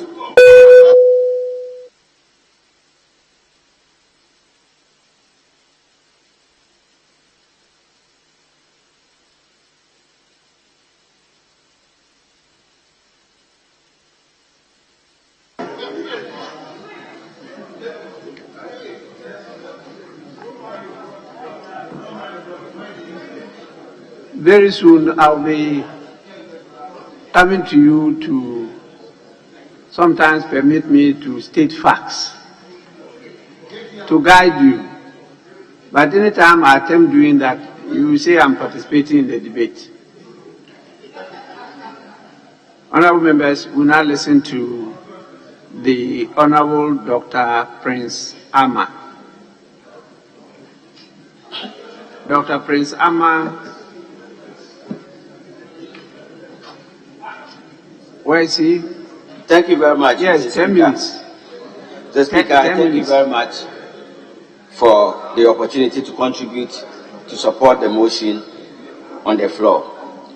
Mr. Speaker, I want to preface my contribution by rebutting some of the statements that were made by my colleagues from the other side, especially the ranking member for education and his deputy. So, Speaker, the ranking member in the submission indicated that rice distribution at the free senior secondary schools are maggot infected. Mr. Speaker, this is a house of record. This is completely false. I have spoken to my regional director of education. I've spoken to the officials of Ghana Education Service, and I can say on authority that this was a complete misleading of this house. The Speaker, the submission from my colleagues appear to suggest that this government has not demonstrated commitment and interest in the basic education sector, and that the government's commitment towards education has not been supportive. Mr. Speaker, I'm wondering why my colleagues there even have the courage, the moral courage to even take part in the debate on education, because their record is completely nothing to write home about. Mr. Speaker, the record is so bad. Mr. Speaker, during the time of the previous government, basic instructional resources for teaching and learning even eluded schools. So, Speaker, teachers across the country, schools across the country were not provided with basic teaching and learning instructional resources. So, Speaker, if you permit me, I have here the publication on Ghana Web, October 2013, No Chalk in Public Schools. So, Speaker, I read, the head teacher in public schools, head teachers in public schools in most parts of the country have been crediting chalks and other instructional and learning materials for their schools for weeks into the 2013-2014 academic year.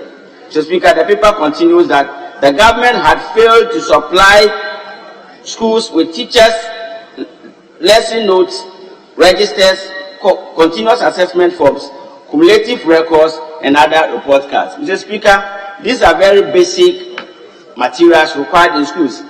Everybody who understands the research in education would provide evidence, would appreciate that instructional resources are key in delivering lessons.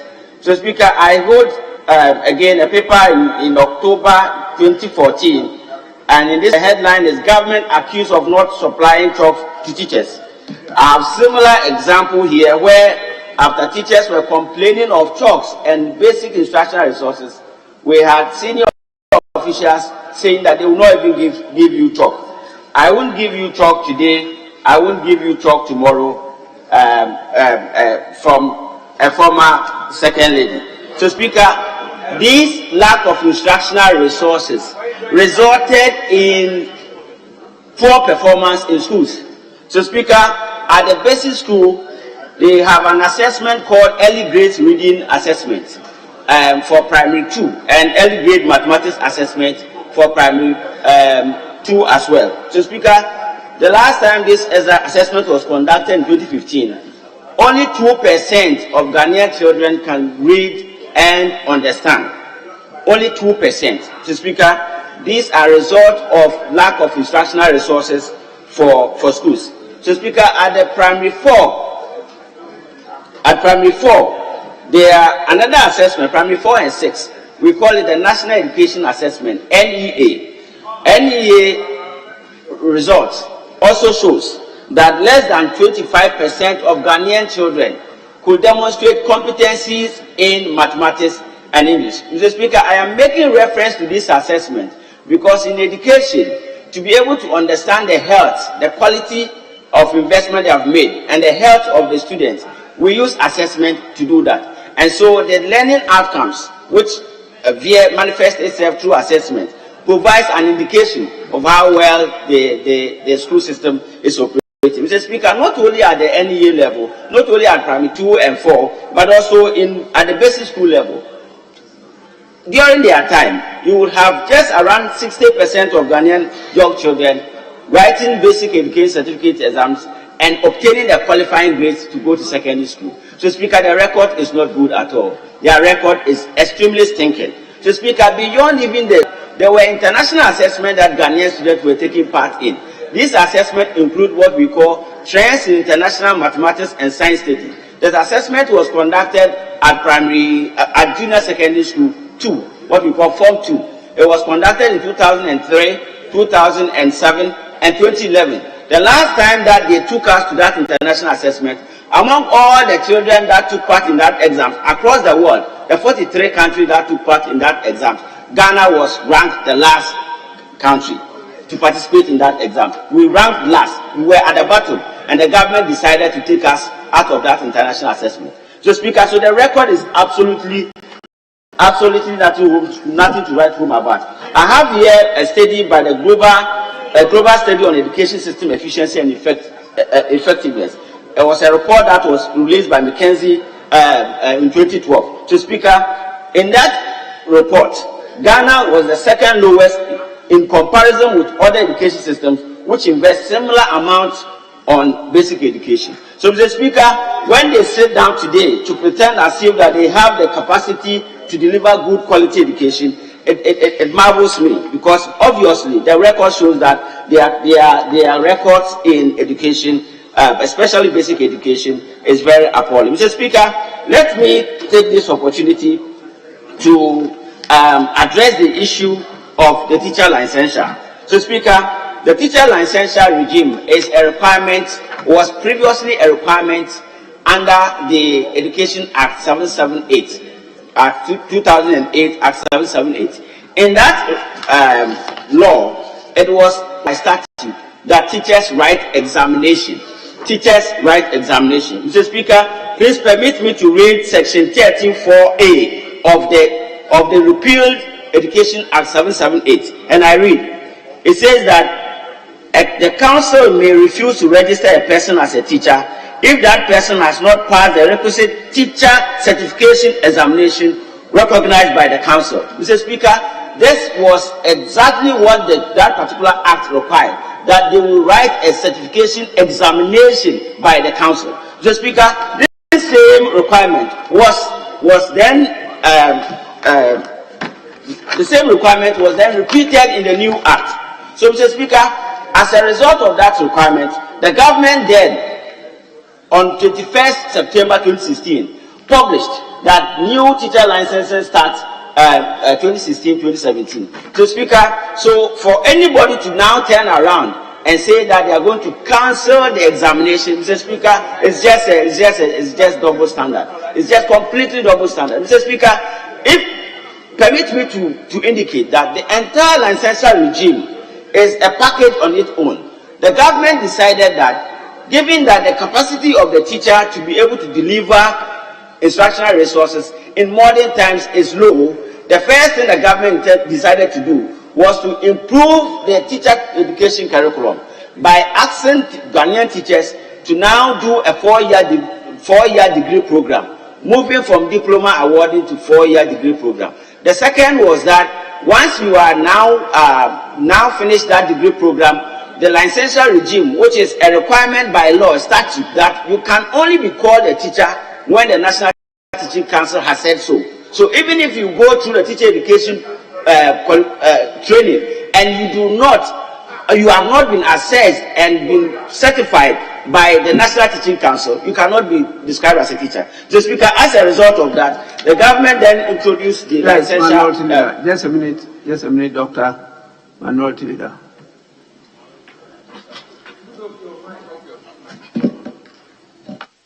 Thank you, Mr. Speaker. Mr. Speaker, the honourable member quoted and made reference to a law that has been repealed by this House. Mr. Speaker, he made reference to Act 778, the Education Act 2008. Mr. Speaker, I don't know where he's getting his facts from, but the references he's making, he's referencing, has clearly been repealed. So on that basis, Mr. Speaker, you have to rule him out. Rule him out. I did not hear him state that. He did not state that. It has been repealed completely. And so I don't know what he's talking about, Mr. Speaker. Yes. Mr. Speaker, secondly, the Act is talking about certificate and not licensure examination. That's not what the Act is talking about. It has been repealed in any case. Minority Leader, he actually stated that it has been repealed, but it has been repeated in the new Act. And he read it. He said it has been repealed. Yes. Mr. Speaker, thank you very much, Mr. Speaker. Mr. Speaker, I introduced that to buttress the point that in 2016, when the government said they were going to introduce the licensure regime, the prevailing act was Act 778, and that act imposes a statutory requirement for teachers to write that licensure examination. And so it could not be the case that you are going to introduce that without the licensure exams. That's why I said that amounted to double standard. But Mr. Speaker, let me indicate that the entire process is to be able to improve teacher quality. Mr. Speaker, as we speak now, the qualification of Ghanaian teachers now has now received international acceptance. When I left here in Ghana to go and teach in the UK, Mr. Speaker, I went through a serious and laborious assessment process.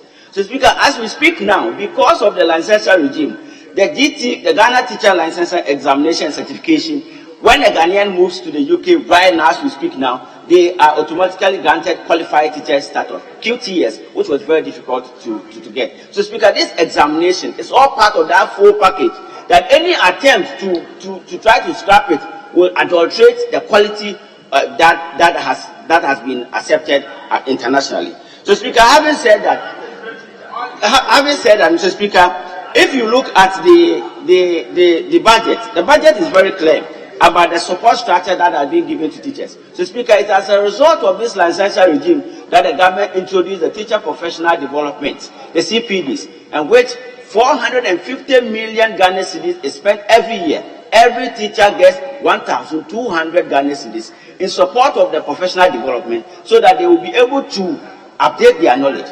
Mr. Speaker, as we speak now, there are people who were trained 10 years ago, but the knowledge that they acquired at the time, with the world moving, it is more likely that they will have to update their knowledge, and that's why the government is doing that. So, Mr. Speaker, this budget provides hope. This budget, as far as the education sector is concerned, provides much more opportunities for our young people. The examinations that our young people have been writing, demonstrations showing that they are doing very well. The WASI is also an example.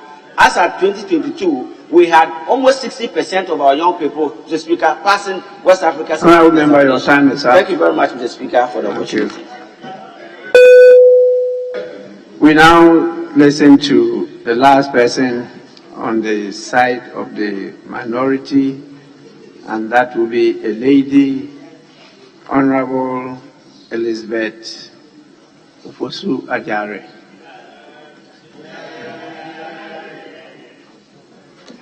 Thank you, Mr. Speaker, for the opportunity to contribute to the debate on the motion number 9.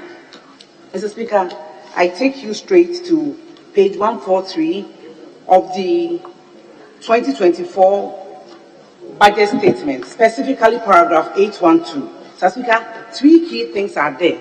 1, that government will scale up enrollment of members, scale up electronic claims management, and then add to the benefit package. Before we hail this package, let us see whether the MPP government has a niche for supporting their policies with money. I have free SHS on my mind.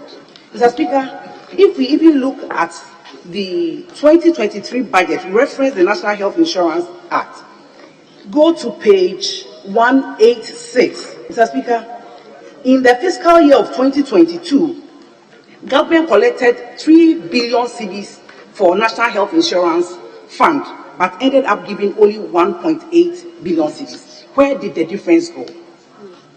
Again, as if that was not bad enough, Mr. Speaker, in 2023, still page 172 of the 2023 budget, government collected 5 billion cedis for the National Insurance Trust, but yet gave only 4 billion. Where did the difference go? Mr. Speaker, I also see a red flag in the 2024 budget statement. If you look at pages 175 and 176, government has said that it will collect a whopping 8 billion cedis, but will give only 6.5 billion cedis to the National Health Insurance Fund. It goes without saying that government has a policy, but is not willing to fund it. If these things happen, Mr. Speaker, it shows that the government is not really up to the game in improving our health service delivery. We all know, Mr. Speaker, that by the promulgation of Act 650 as amended by Act 852, the essence of the promulgation of this law was to ensure that financial barriers to health delivery was eliminated, and then there is a lot of access to health care. But if we behave like this, when the fund deserves 8 billion and you are giving 6.5, it cannot do its work. Mr. Speaker, what happens actually is that when you are signed on to the National Health Insurance Scheme, you go to a health facility, you are given service, and then the National Health Insurance Fund will reimburse the service provider. But because the National Health Insurance Authority is always under-resourced, they are unable to provide the service. What happens is that even though the National Health Insurance Authority does not manufacture drug, they have their own drug list. Paracetamol will be 3 cedis on the market, on their list it will be 2 cedis. So even though this fund does not have co-payment, in practice, Mr. Speaker, it happens. What happens is that if you go to the service provider, it is not a charity. And so if you give the service provider 2 cedis and the commercial rate is 3 cedis, if it will not make profit, it must break even. So you are called upon to pay the difference. And so co-payment in real sense is happening. Mr. Speaker, this is not all. The delay in the release of the money makes some service providers decide not to even render the service at all. So you can be a national health insurance card bearer with a valid card, yet the service provider may decide not to give you the service at all because it cannot wait for 6 more months before the National Health Insurance Authority reimburses it. This is as a result of the late payment from government to National Health Insurance Authority, and so it's kind of a cycle. It does not encourage people, Mr. Speaker, to renew their cards when they expire, because they know that the service they get will not be great.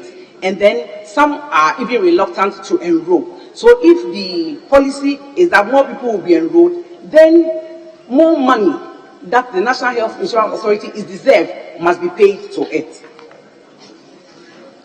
Another interesting thing, Mr. Speaker, is the fact that the late payment of the National Health Insurance amount and the capping of it affect other aspects of the health service delivery. I have ambulance service on my mind. Mr. Speaker, ambulance service provide free services to NHIA card bearers, but because the monies are not paid on time, because the monies are not enough for the service to run, the ambulance service is also unable to do what it is supposed to do. This caused the death of a lot of people. I have Augustina Awatri on my mind, Mr. Speaker. I remember when you sent message through Honorable Kando and my great self to the family of Augustina Awatri, may she rest peacefully. Mr. Speaker, as a country, we lost Augustina Awatri to 600 Ghana cedis because the Ghana ambulance service could not provide fuel, and the husband of Augustina Awatri could not also provide 600 cedis timelessly. We lost this lady. Do we have a conscience as a country? Why don't we provide a robust health service where, whether you are rich or poor, whether you live in a village or in a city, you will have good service when there is an emergency? Again, it is free. And so anybody who is signed up to the National Health Insurance Scheme will go to the hospital knowing that this service is free. If you go and you are saddled with the payment of that amount, then these emergencies happen and we lose lives. The irony of the whole issue is that in the 2016 manifesto of the MPP, especially page 118, paragraph C, the MPP promised Ghanaians that all monies they collect in favor of National Health Insurance Authority will be paid to them. What did they do? Immediately they got power in 2017, they promulgated Act 947 that capped the National Insurance Fund. Mr. Speaker, there's an adage in Twi that to wait.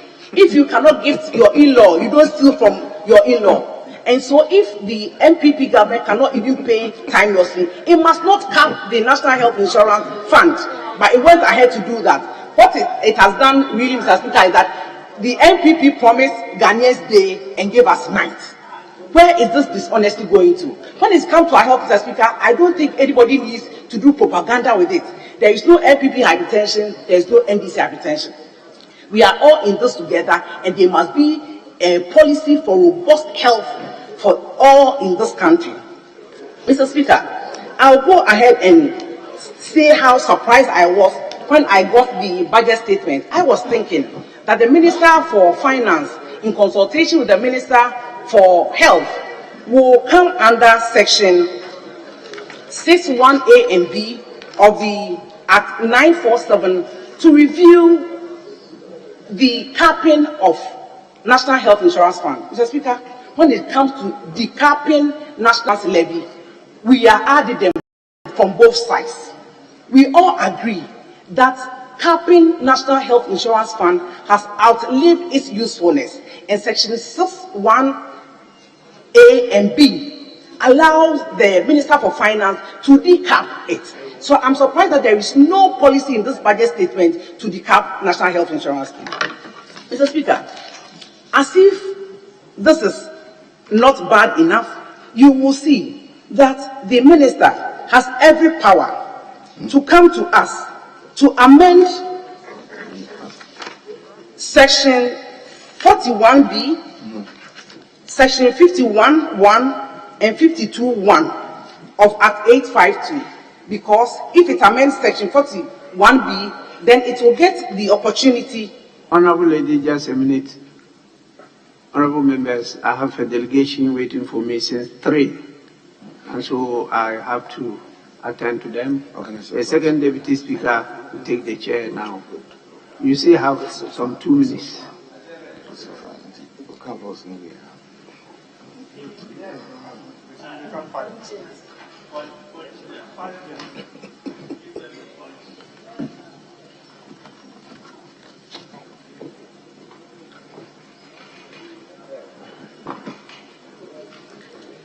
They probably do stop.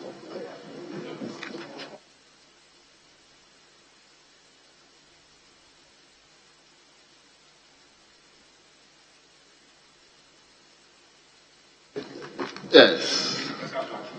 Thank you, Mr. Speaker. Mr. Speaker, I was thinking that the Minister for Finance will come to this House to further amend Section 41 so that monies collected in favor of National Health Insurance Fund will go straight to the fund. When Excellency John Dramani Mahama was the head of economic management team, and then the tourism development in 2021, he made sure that monies collected was sent straight to the fund. So I implore the Minister for Finance to amend Section 41B so that monies collected will go straight into the National Health Insurance Authority Fund. Again, I'm asking him to amend Sections 51.1 and 52.2 because, Mr. Speaker, the Finance Minister is in constant violation of Section 52.1 of the Act because he's enjoined to remit monies collected in favor of National Health Insurance Authority a month after the collection, and he's also supposed to come to this House to brief us on the same. Mr. Speaker, I've been here for 3 years. The Finance Minister has never come here to brief us, neither has he reverted the money that he collects on behalf of National Health Insurance within 30 days. So he must amend this, let the money go straight to the fund, and so that the fund can fund the policy that we want to have. Mr. Speaker, I think this is also not enough. We must look for other sources of funding for the National Health Insurance Authority. And I am seeing on page 171 of the 2024 budget that the first 3 quarters of 2023 has yielded 1.3 billion in COVID levies. And in 2024, we are expected to get 3.17. It is an important source of funding for National Health Insurance Authority. Mr. Speaker, I am sure by now people are dealing with other conditions as a result of the COVID that they contracted. So it is fair that these taxes, part of these taxes are used to finance National Health Insurance Fund so that it is able to carry its mandate and also able to do what it's supposed to do. Mr. Speaker, 1 more minute. This budget statement and economic policy leaves much to be desired. Yes. But I am consoled because in 2025, when Excellency John Dramani Mahama becomes the President of the Republic of Ghana, our health system will be robust. It will be equitable. Whether you are rich or poor, you will receive good health service. And then this Nkubo budget, this bye-bye budget will be in our past. When Excellency John Dramani Mahama becomes our President in 2025, I thank you for the opportunity.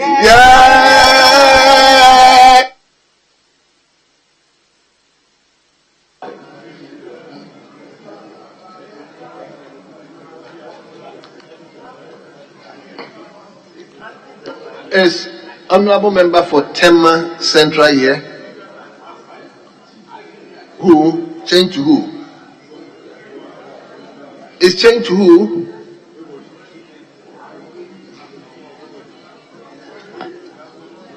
Dr. Nawani. To Dr. Nawani.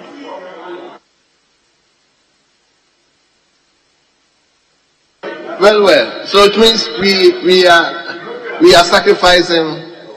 So, member for Nabdam. Speaker, I'm sorry, it seems his members doesn't want him to. So should we continue with the questions?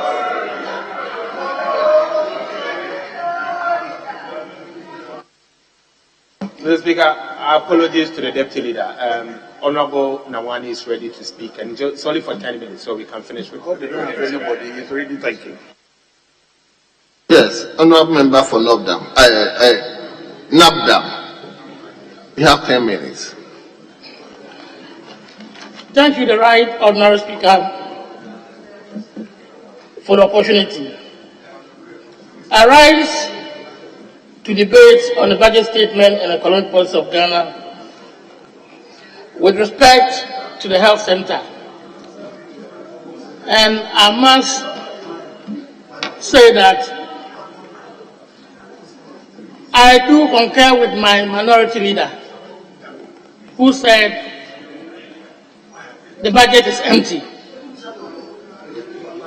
Right, Honorable Speaker, if you look into the budget, the problems are diagnosed, but there is no treatment.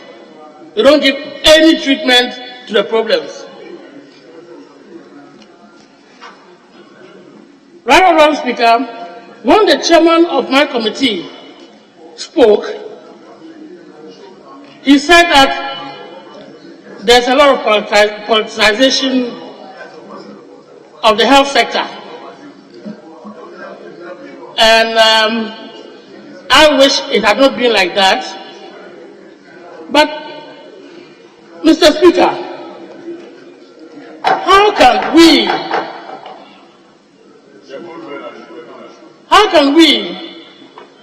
the minority side of the health committee, keep quiet when you pay for vaccines with 2.4 million to Sheikh Ahmed Damouk Al Maktoum for the supply of 300,000 vaccines, and the vaccines are not supplied? The prices are inflated, and you want us to keep quiet? Mr. Speaker, what about the COVID funds and then the Auditor General's report and the fact that Parliament has set up a committee to investigate it? That as we speak now, the committee is here to sit on the issue, and you want us to keep quiet? What about the childhood vaccines that this government did not buy, and there was an epidemic in the northern regions of Ghana, the measles epidemic that broke up in the northern regions of Ghana, and you want us to keep quiet on this one too? What about the 19 people who died because Kolebu had to close down 8 dialysis units, and we had to make a lot of noise? We had to go to the hospital there and do whatever we're supposed to do to ensure that that amount of money that the ministry had promised Kolebu would be paid. Is this also politics? What about the Nobel syndrome that we talk about now? It is still there. When you go to the hospitals as a during emergency, you will realize that still the Nobel syndrome does exist, and we want us to keep quiet on it. Indeed, if I continue to list some of these things, I might not go forward. Now let me go to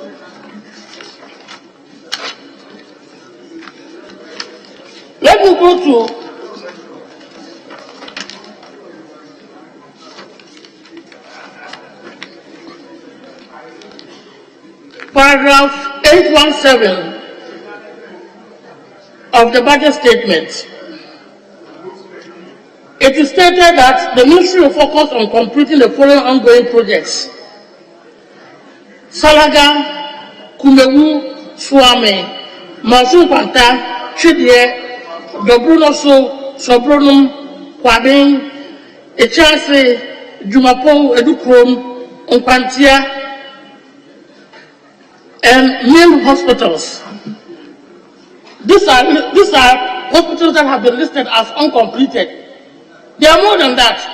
Some of them have not been picked here. Garu, Abetifi, Kumewu, etc.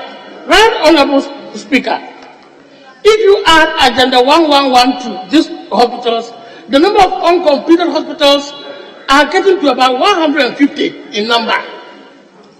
And my question is that how many extra beds are we adding to what we have by having uncompleted projects? No, I always think that this government is always happy, or there are some people in the government who are always happy to give out contracts. Just give out contracts. Whether you do it or not, it appears that it doesn't matter. But let's have the contracts given out. Whatever they gain from it, it is up to them. But awarding of contracts appears that that is the order of the day. Right, Honorable Speaker. Right, Honorable Speaker. It is of my opinion, and the government of the NDC will carry out these projects in phases. Is it not better to complete, let's say, 5 or 10 hospitals and use them instead of having about 150 uncompleted projects? Last year, an amount of 89.5 was awarded to Agenda 111. On what do we see? An input of 89.5 million, nothing comes out. No single hospital has been completed. Is it not better to complete 5 hospitals with this amount of money and let it be operational instead of tackling about 150 uncompleted projects? By my calculation, let me just tell you, by my calculation, if the current funding continues, we are going to have, we will complete Agenda 111, etc., in 20 years' time. If the current funding per year continues, it will be 20 years' time. Just do the multiplication, you see. 110 times 17.5 divided by the 89.5. And you will get 21.5. It will take 20 years to complete the Agenda 111. Now let's come to LA. The minister was here to say that they are going to, they're giving out on contract, it's going to be funded from the budget. I have painstakingly studied the budget. Yes, I've seen the figure of 50 million Ghana cedis in the budget. But Mr. Speaker, that is only about 8% of the amount needed to complete to construct the Nigerian hospital. This is 50 million cedis, and we are talking of 50 million euros. So you multiply the 50 million, you multiply the euros by 12, and you get something around 600. And so, if this current level of funding continues, Mr. Speaker, it will take us 12 years, 12 good years to complete the Nigerian hospital. Is that our intention? And things don't look better. It's simply, I mean, I don't know, but if you look into the budget, you see that the capex is about 145 million.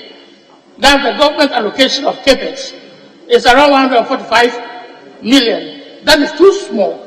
And what is supposed to come from the donors has also reduced by about 400%. And so we are caught in a web. A very deep well.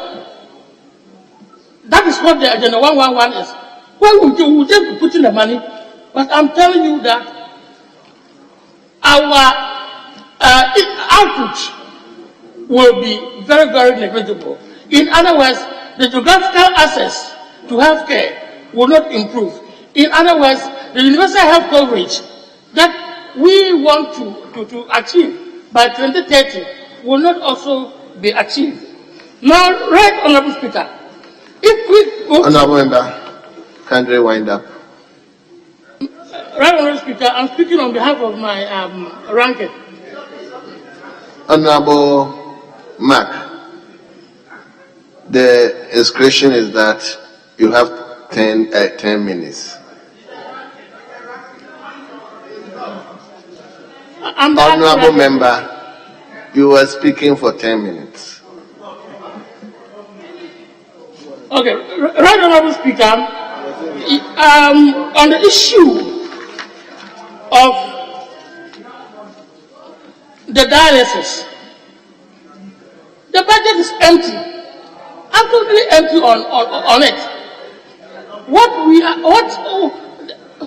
There's a problem, and the problem is that people, or sick people, or people with end-stage kidney disease cannot access dialysis. And you present a budget and it's just silent on it. Rather you talk of kidney transplantation. If we cannot afford dialysis, can we afford kidney transplantation? Can we afford that one? Meanwhile, in Ghana, there are about 52,400 Ghanaians that require dialysis. But we only have about 1,200 people who can afford it, who can forward to the hospitals. And even with that, they are finding it a problem to really access the services. Mr. Speaker, unless we advise the Ministry of Finance and the Ministry of Health, the dialysis patients need our help.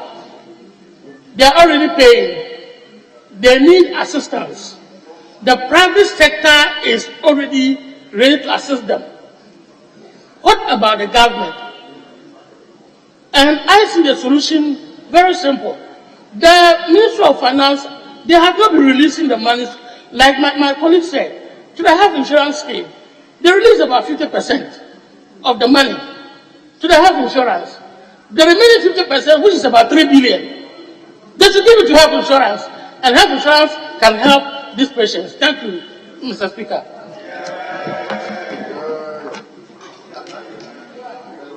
Very well, honourable members, we've come to the end of today's debate. We will continue tomorrow.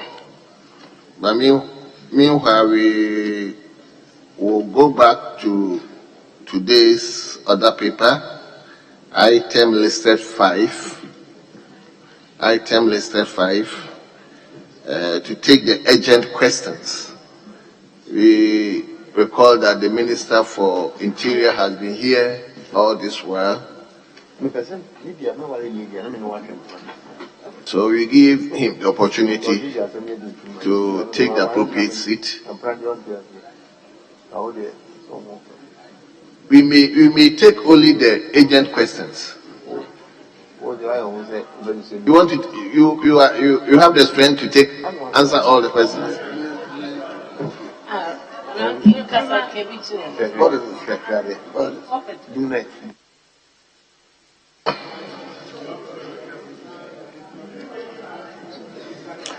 Very well.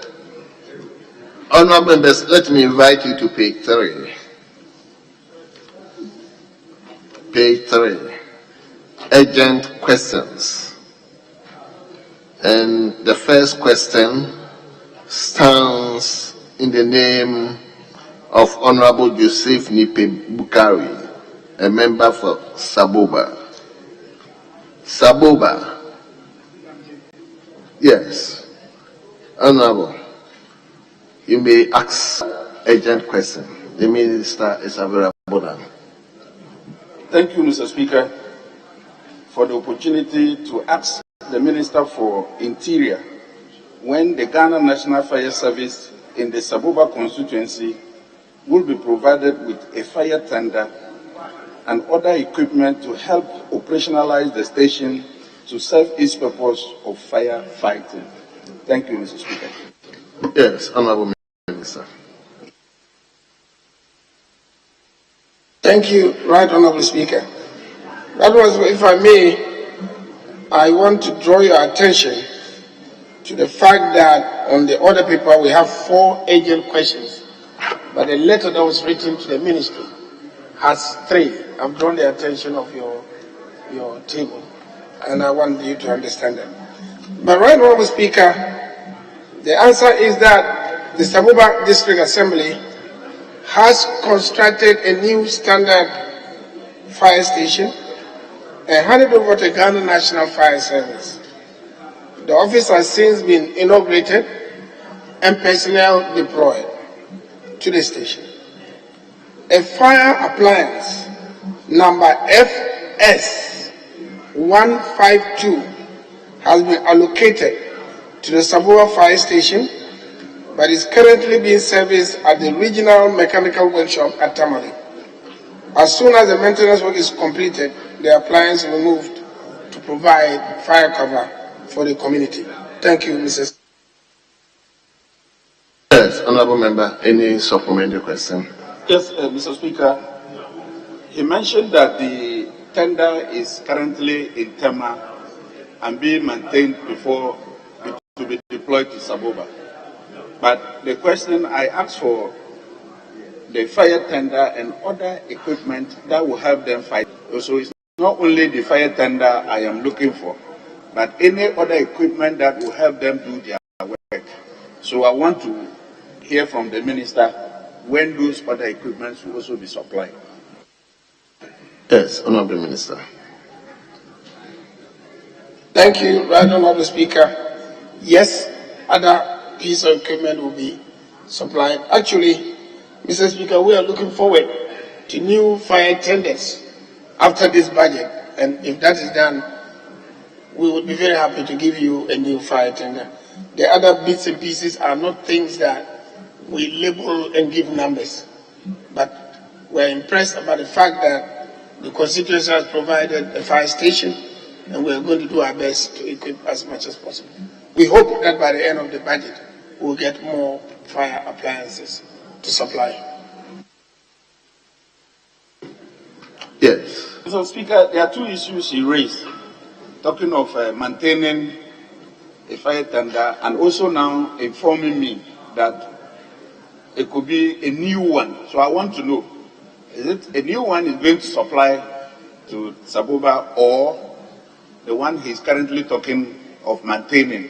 And if he could tell me when, because at least if it is maintenance, well, he should be able to tell when it will be finished and then the tender delivered. Thank you, Mr. Speaker. Right, Honorable Speaker, I've already indicated the fire tender that is being serviced and maintained for Saboba. You then asked about other pieces of equipment, and I said, yes, we are considering that. In any case, I'm looking forward to new supplies of fire equipment and tenders, and should it come, we'll consider. My answer is that this particular fire tender, FS152, is what is allocated somewhere.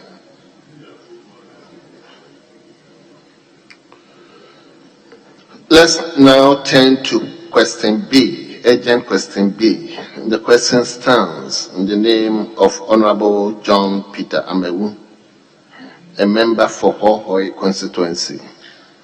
Honorable Member, you may ask the question now. Thank you, Mr. Speaker.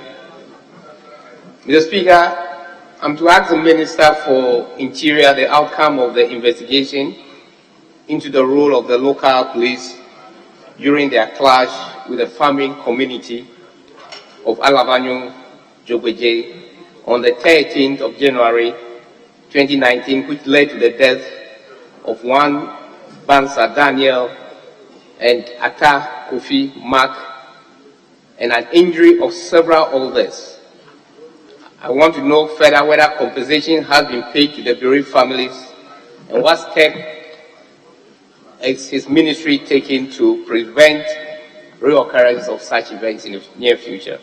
Thank you, Mr. Speaker. Yes, Honorable Minister. Thank you, Right Honorable Speaker. Right Honorable Speaker, I've been under immense pressure from the Member of Parliament on this matter, and I believe that after today's answer, the pressure from him would reduce. Right Honorable Speaker, since the incident, the Ghana Police Administration has not been able to initiate any investigation into the matter because a police team visiting the crime scene were met with fierce resistance by the youth of Alavanyo. The youth indicated their lack of confidence in the police to handle the issue. They subsequently refused to cooperate with the police to investigate the matter. Thank you. Yes, honorable member, any supplementary question? Yeah, Mr. Speaker, thank you. Mr. Speaker, I'm very much aware as I speak today, there are several police patrols still within the Alabajo territory. And if for any reasons the police are now saying they are afraid of the citizens of that noble community, I therefore see no reasons why they are currently even around the same community.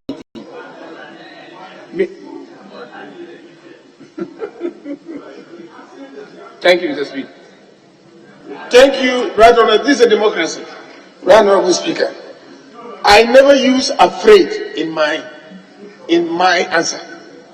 I never use the word afraid in my answer. If I may, it's a short answer. Repeat. Since the incident, the Ghana Police Administration has not been able to initiate an investigation into the matter because a police team visiting the crime scene were met with fierce resistance by the youth of Alabama. That's the crime scene. The crime scene.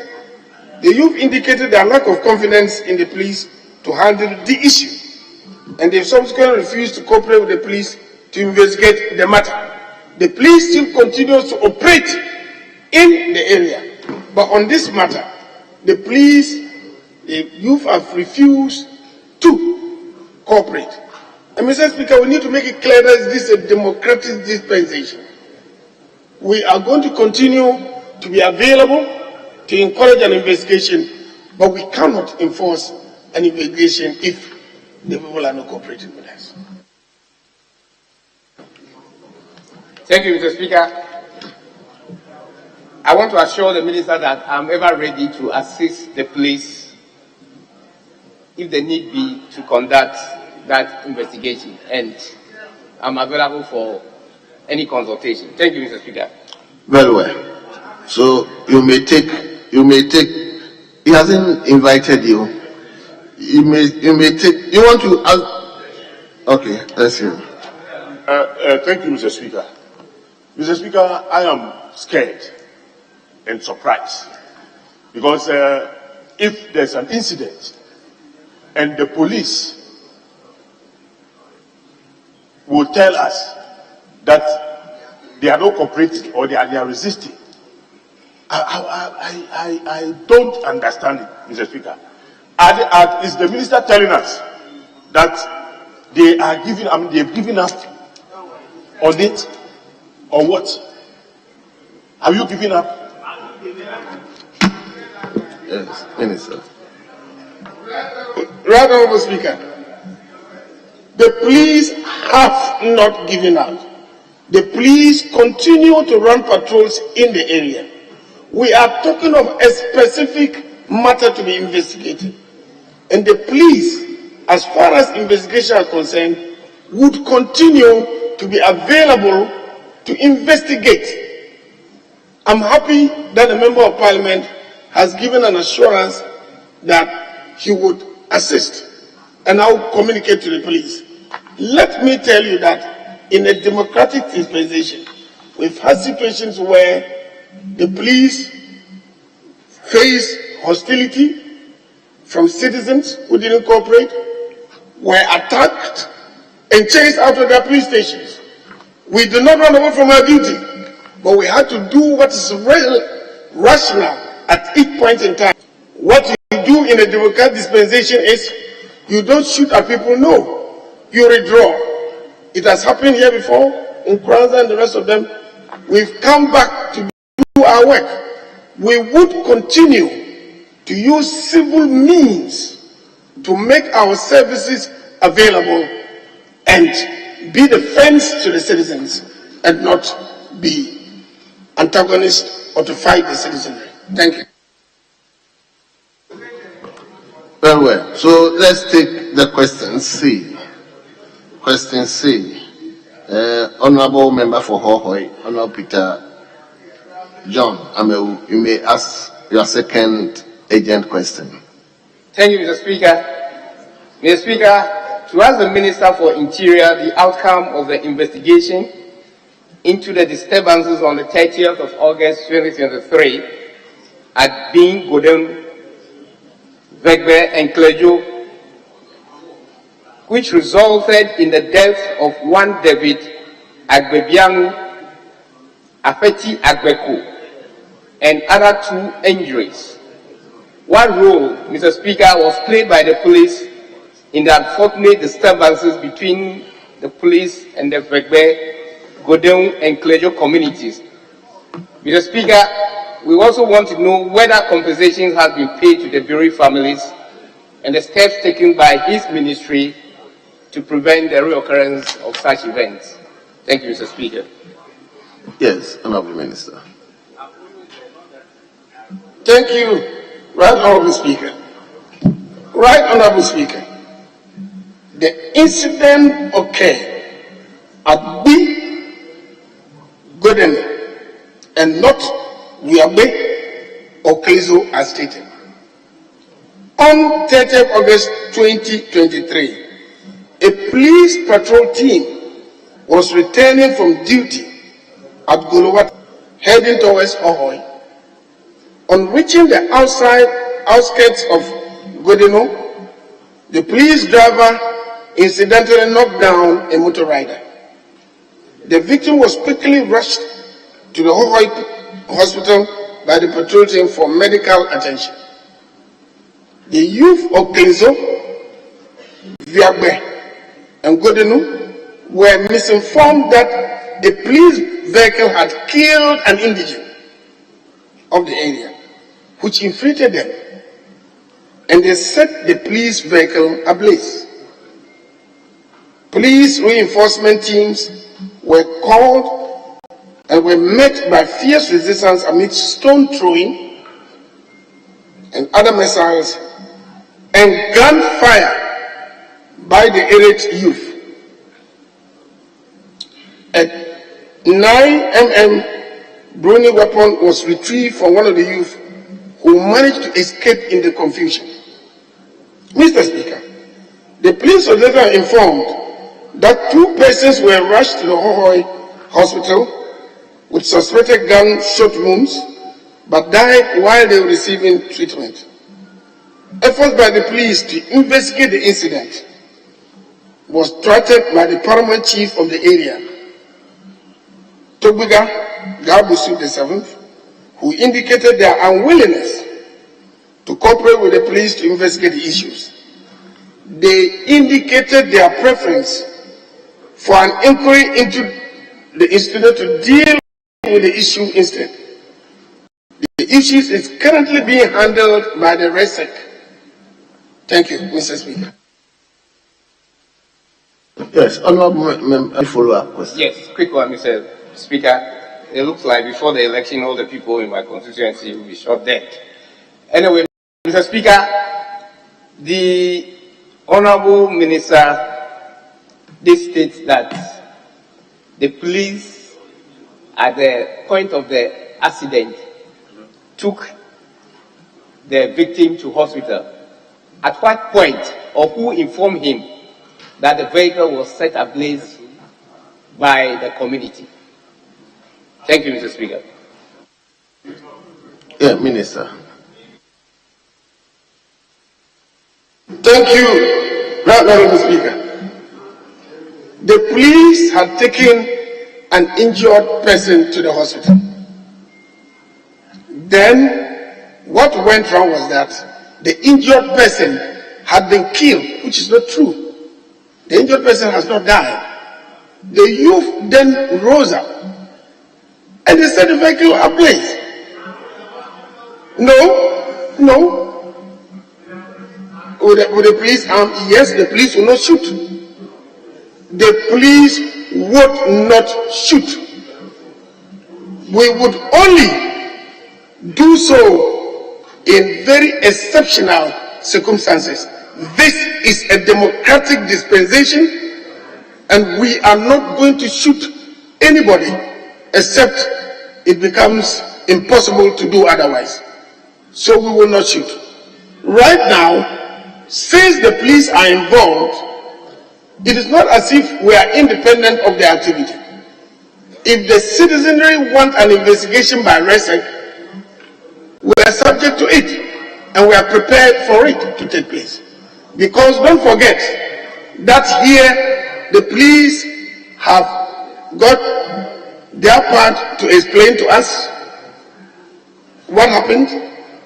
The person hasn't died, fine, but we want our active actions to be subject to an investigation, and that's what we're waiting for. There is nothing wrong with that. If it were a police directly dealing with suspects, we would have referred our police to our professional, bureau to investigate their actions.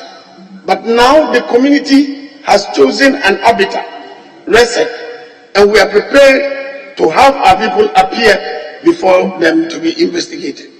So, Mr. Speaker, it's important to note that in these circumstances, the issue of compensation does not even arise, because you can only compensate when the matter is investigated, determined, and people found culpable. Then the state would move forward to have make good its responsibility to compensate. We had an example of Ejura. We had a committee. We investigated it. We came to the point that we thought state actors were culpable. We assessed it and paid compensation.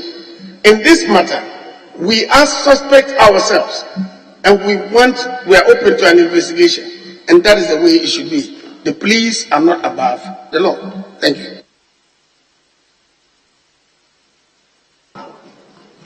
Yes. Thank you, Mr. Speaker. Mr. Speaker, since this house is a house of record, I just want to put it clear that the citizens of Bodem Pohwe in my community are law-abiding citizens. Where I hail from being, I want to put it on record that Honorable Minister have no idea how the vehicle caught fire. Number one, Mr. Speaker, the police were well armed. So an armed police will not be witnessing citizens burning a vehicle with a gun, holding a gun and citizens coming to burn a vehicle. An armed police will not do that, provided the police are around. Mr. Speaker, for the purpose of record, what happened was the vehicle ran down. Honorable, I think your duty is to ask questions. Thank you, Mr. Speaker. Minister, I haven't invited you. No. I want to make one thing clear. Minister, I haven't called you. I'll give you the opportunity. So, honorable member, honorable Minister for Railways, your duty is to ask questions. If you already know what happened, then there's no need to bring the minister here. So just ask the question for the minister to answer. Yeah, Mr. Speaker, I was just trying to lay a foundation based on the burning of the vehicle. Mr. Speaker, I want to find out from the minister if he is aware which vehicle took the victim to the hospital. Minister. Mr. Speaker, Right Honorable Speaker, I want to make one point clear. I have not described any community, any society of being lawless. No, I have not done so. I have not done so. The citizens of this country must be respected. All I've alluded is that there was an incident and a group of youth took certain actions. It can happen anywhere.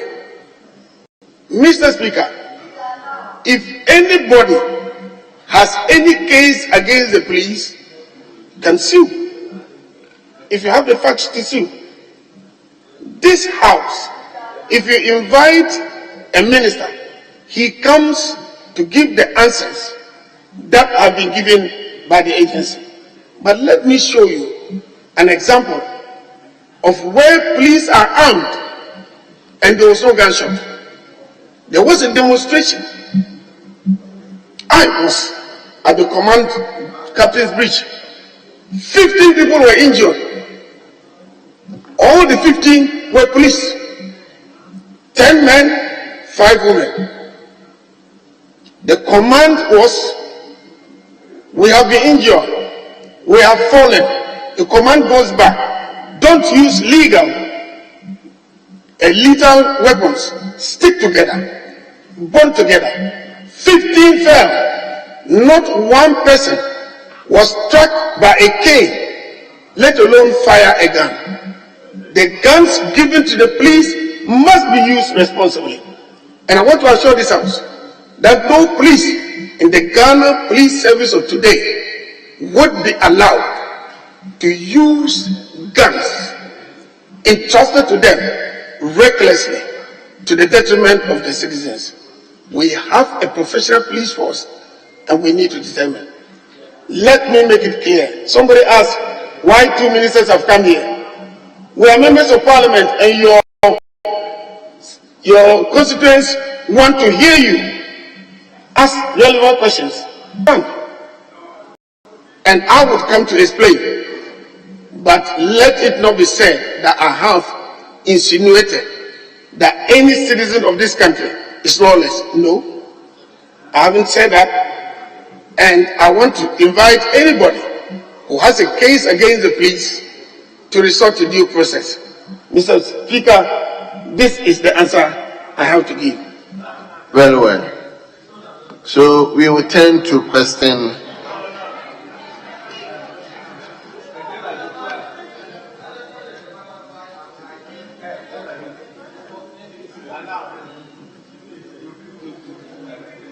Yes, Echampo. Mr. Speaker, thank you very much. I heard the Minister for Interior say that if the citizen wants or any other person wants the matter to be investigated, they can sue or they can put up a petition or whatever to unravel whatever happened. As a state institution, can't the ministry investigate the matter or conduct their own research and put the fact there for everybody to know, to avoid a situation whereby people will just be conjecture, come out with their own fast opinion to misinform the public? What is security matters? Can't you do that to put the matter to rest? Yes, Minister. Honorable Speaker, I didn't say if anybody wanted to investigate a matter. I said if had a case against the police, it should go to due process.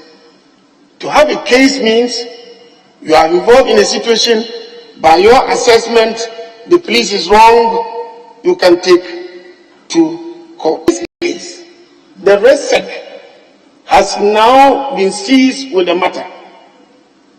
And once the RESEC is seized with the matter, the RESEC would investigate the matter. The police will appear before the RESEC and other invited people. Beyond that, the police might also then deal with its own police, members of the police service. In every operation that we go, whether there's an incident or not, there are standard operating procedures. We will review and see what has happened. But for now, the matter is before the RESEC. The RESEC is investigating the matter. And our police officers would appear there to answer any questions against them. So it's still being investigated by RESEC. Thank you very much.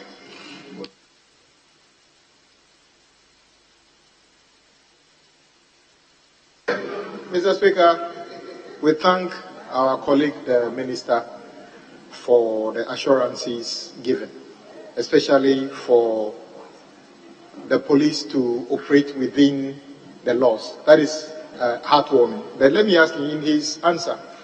He said, Togwega, His Majesty Togwega Dabusu said, you offered to investigate, and they said they want an inquiry into the matter. How did Togbegan communicate to you or the police about their unwillingness for the police to investigate and rather prefer an inquiry? How was this communicated to you or the police? Yes, Minister.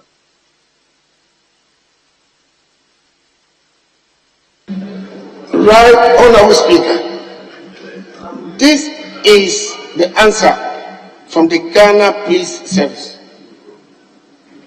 No report has been made to me by Togbegan Gabusu. No. No report has been made to me. You've asked a question of the police. The police have answered the question. So it's not to me. And let me make it clear also here. I think I've said it more than once. Listen, by the Constitution of our Republic, operational matters end with the IGP. They don't end with the minister. The minister deals with policy and the police council. The Constitution says we should give them the resources to act. So please, this is a matter that concerns the police, and this is the answer they have given.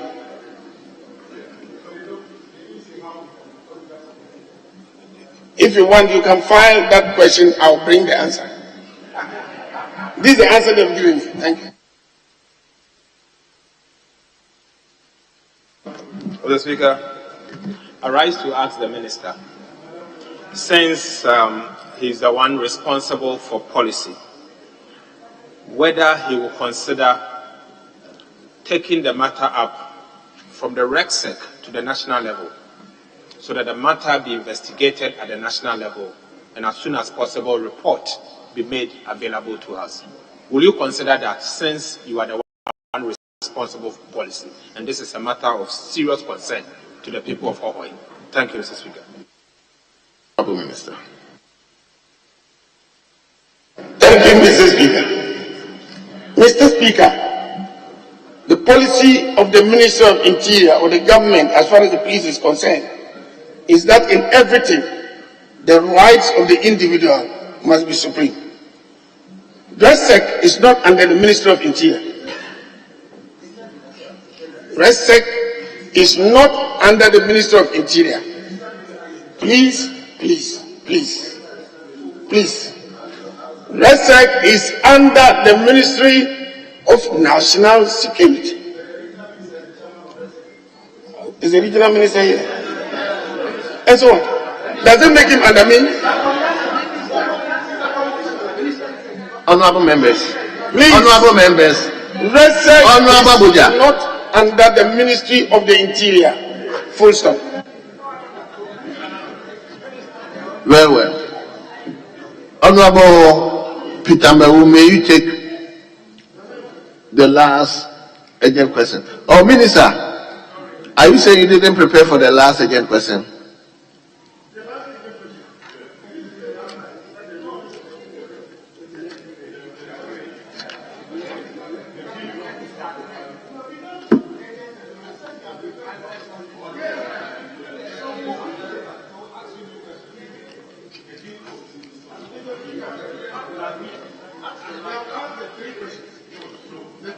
We've asked three, but the first one was by MP for Saboba, second one by MP for Hohoi, third one by MP for Hohoi. There's another one for Hohoi. And I did start by saying, listen, when I came to answer, I referred that the letter that was written to the ministry dated 17/11/23 stated only 3 urgent questions at page 2. So when I came, I drew your attention to the fact that the letter to me was for 3 urgent questions, but the other paper was for 4. And I then crave your indulgence that I'm constrained to answer the three. Thank you, Mr. Speaker. Very well. Honorable members, I am not allowing any commentary on that. The minister will come back. Honorable members, no. From the beginning, Mr. Speaker. Mr. Speaker, the minister. Honorable members, leader, respectfully. Honorable member for South, Katy South, resume your seat, please. Honorable Minister for Interior, are you prepared to take the normal questions? Very well. So, honorable members, let's turn to page 4. Page 4. Question listed 6. Question 900. Question 900. And the question stands in the name of a member for South Dai. Honorable Roxanne Nelson Eche Kwame Dafiamapo.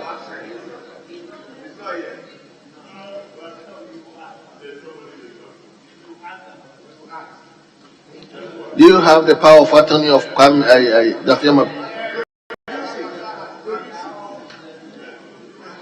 Okay, let's hear you. Thank you, Right Honourable Speaker.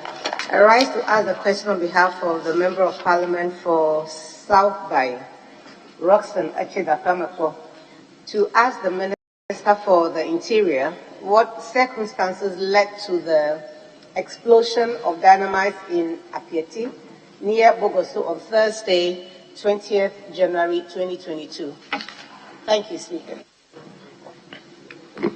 Yes, Honourable Minister.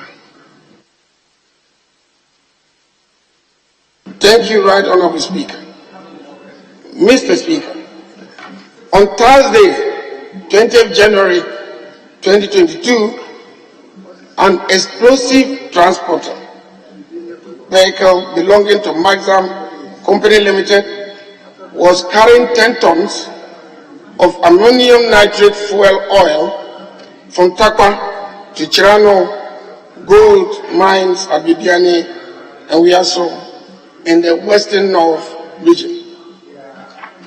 Investigations established that a motorbike rider who was riding ahead of the explosive transporter vehicle suddenly fell in front of the vehicle, and the driver, Mr. Alfred Pepper, in an attempt to swerve to avoid crashing the rider, ran over the motorbike, which was dragged to a short distance.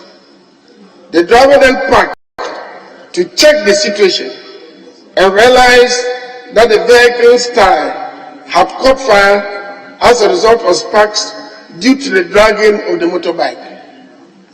The incident also resulted in the puncturing of the motorbike fuel tank, causing leakage of petrol. The driver, sensing danger, quickly alerted people within the vicinity to evacuate, but to his dismay, some ignored him and took pictures and videos of the incident. In a space of 10 minutes, there was a sudden explosion that shattered the vehicle completely and created a large hole that divided the road into two. Right Honourable Speaker, the Apieti community was devastated, several homes were destroyed, water sources, electricity supply and school buildings were destroyed. A total of 13 lives were unfortunately lost, 180 people were injured, and 384 persons were displaced. Thank you, Mr. Speaker. I'll give you only one supplementary question. Yes, let's hear you. I was actually going to ask you that I'll move on to the second question. Very well. That is fine. Thank you. So let's hear you. Oh, Honorable, you have a supplementary question. Let's hear you. Yes. Mr. Speaker, the question is to know what led to the explosion. What led to the explosion of the dynamite? but you describe a litany of events that happened. An explosion took place. Was it that the thing was not proper? I mean, the vehicle was not, you know, the requisite vehicle to carry those, what do you call them, explosives. Or somebody, there was some defect on the vehicle that can cause the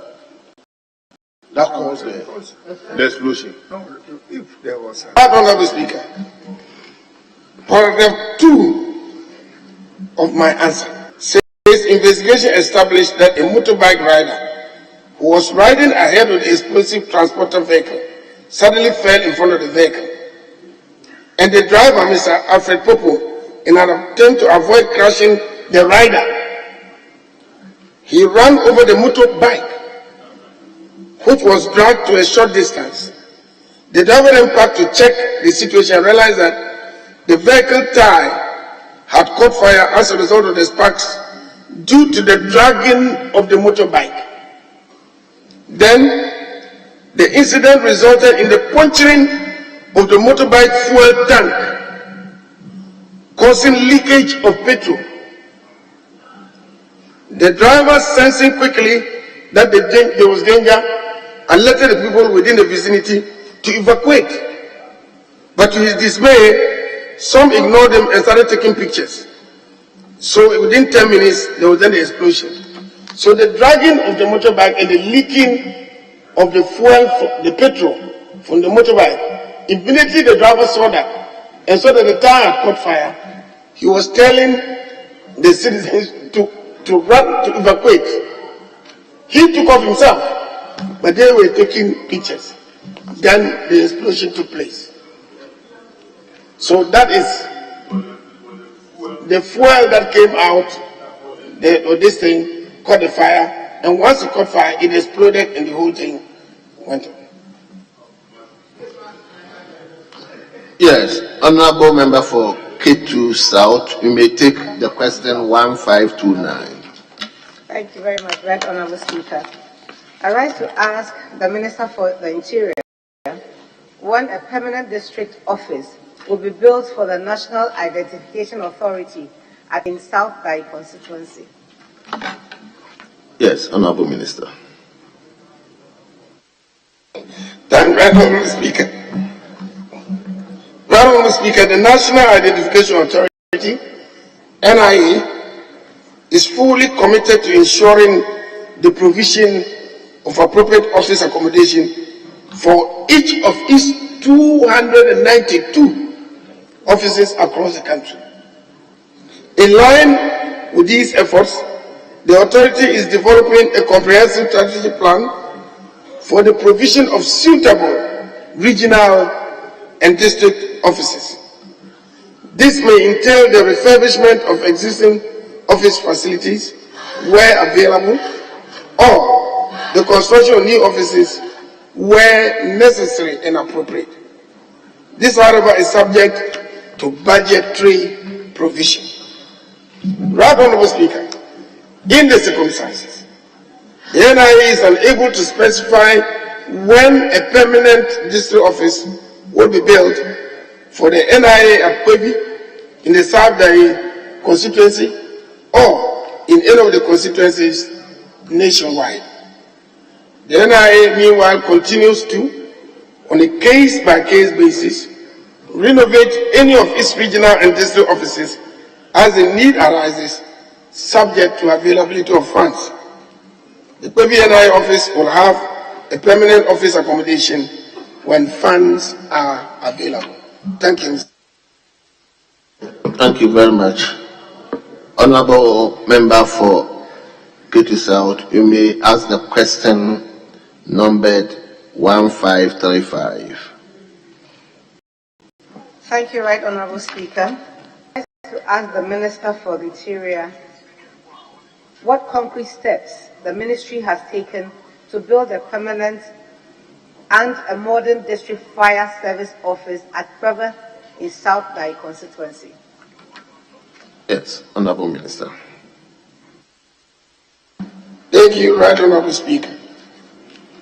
The government has set up for itself to ensure that essential and critical institutions like the Ghana National Fire Service is positioned strategically to deliver effective and efficient service throughout the country, as espoused in Act 537 of 1997. Within the framework of positioning the service for effective and efficient planning, 90 to 100 more fire stations are to be established across the country.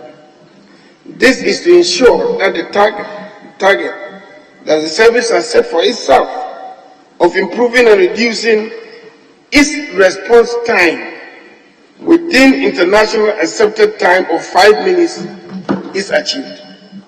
Right, Honourable Speaker, within the short to medium term, the government shall continue to beef up personnel and acquire new and modern firefighting and rescue equipment for the service to enable it to operate effectively and efficiently. To ensure the service is well positioned to deliver its mandate will require effective collaboration and support of various regional coordinating councils and district assemblies to provide lands to build standard fire stations. The Ghana National Fire Service is therefore collaborating with the South Dai District Assembly to acquire a parcel of land to build a befitting fire station to cover maybe. Thank you very much. We turn to question 1757. 1757. The question stands the name of a member for Tamale North, Honorable Suhaini Alasan Sab-Ibu. Mr. Speaker, I have the permission of the honorable member to ask the question on his behalf.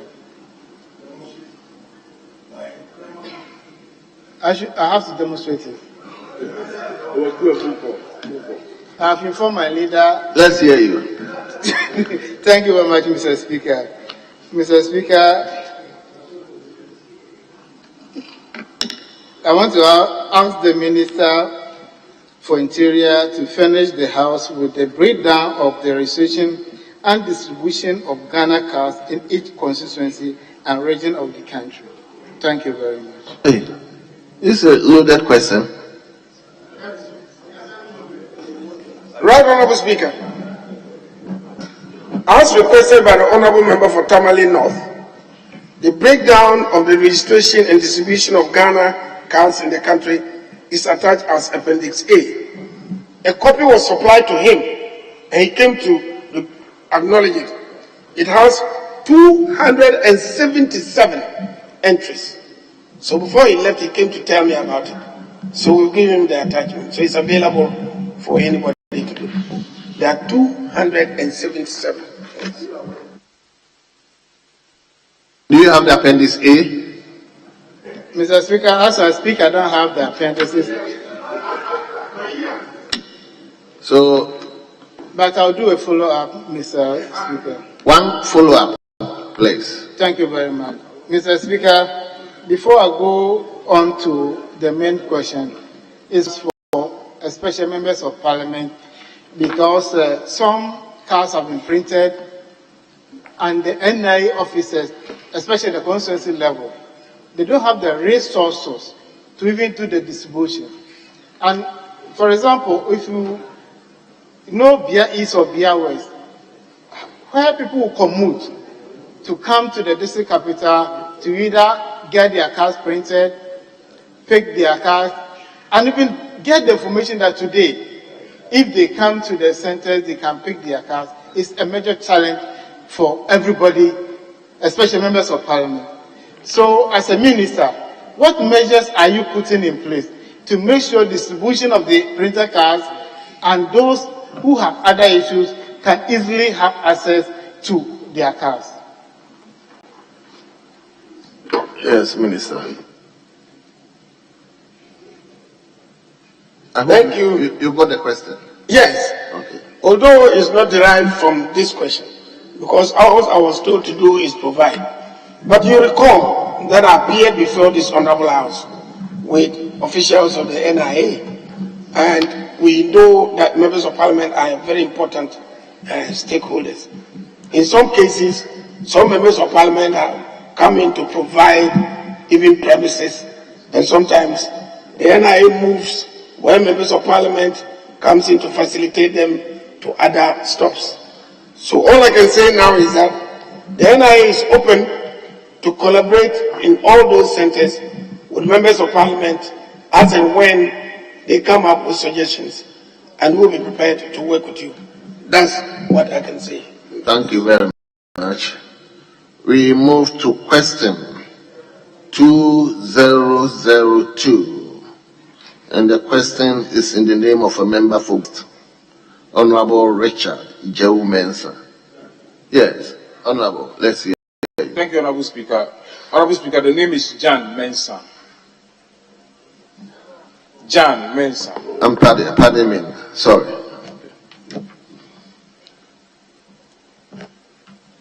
Honorable Speaker, I rise to ask the Minister for Interior what steps the ministry is taking to ensure that the legislative instruments that will mandate the National Disaster Management Organization, NADMO, to ensure that every organization in Ghana has a disaster management plan is passed.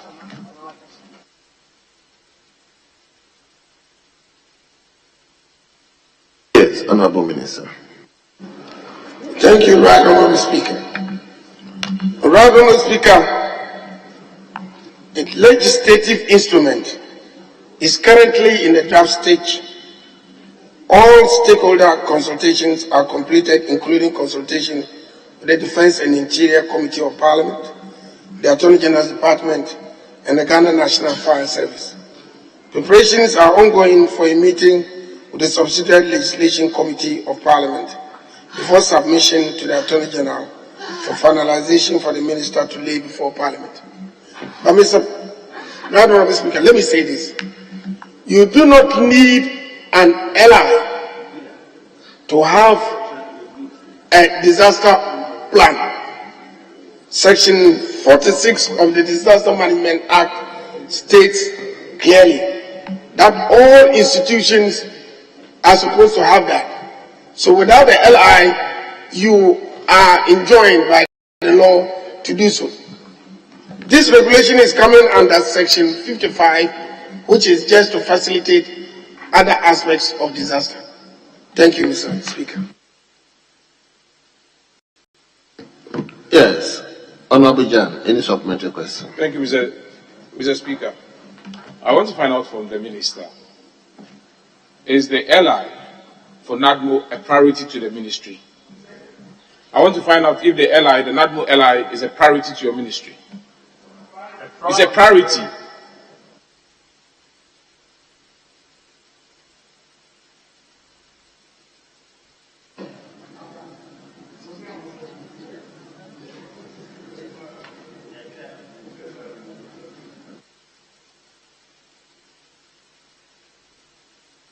One of the priorities, and that's what I want to read to you, Section 46, which says disaster management plans.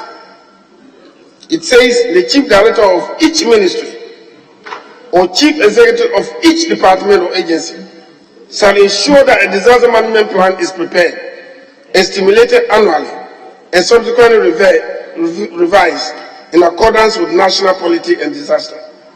So that is for disaster plans without the LI. So it's one of them, but we are not constrained by its absence, because Section 46 makes it clear to us that each organization or agency is supposed to have a disaster plan, and we expect that this should happen. That is why in the case of the Akosombo spillage, you realize that VRA had its own disaster plan.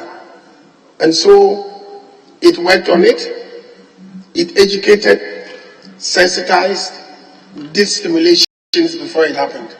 So yes, it's one of the priorities, but it's not a necessary priority, because each agency is supposed to have a disaster plan, even now by the law. Thank you. We want question 2035. Mr. Speaker, I just have one follow-up question to his response. Yes, leader. Hold on. Let me listen to leader first, and I'll come to you. Mr. Speaker, I think the question that was asked by my colleague, the Honorable Richard John Mensah, raises, in my view, a fundamental issue. The question is to ask the Minister for the Interior what steps the ministry is taking to ensure that the legislative instrument that will mandate the National Disaster Management Organization to ensure that every organization in Ghana has a disaster management plan is passed. The issue I want to raise is whether instruments are passed by the House. That is the question that was asked by her. Is this the understanding that instruments are passed by the House?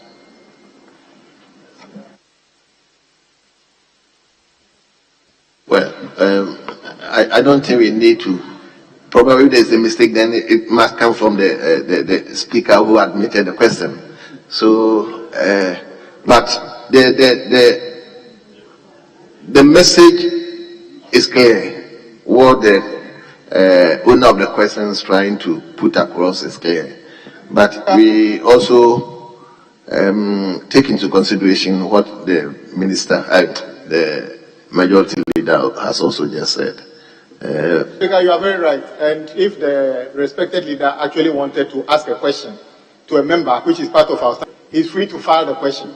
He's not allowed to ask a member of a question across the aisles. So he can file a question to the member if you want. Oh yeah, he can file. By our standing, he can file a question. Yes. Really, I just wanted us to educate ourselves that instruments are not passed by the House. The passage of legislation involves those ones that come to us, which will run through consideration and so on, after which the President would assent to it. That is in line with Article 106(1). But then technically these ones, they ensue from the ministers. Yes. They come here, and as provided for under Article 11(7), yes, and it doesn't require the assent of the President. So I was just thinking through that really it does not amount to passage. No. Even though it constitutes an enactment, it is not for Parliament to pass it.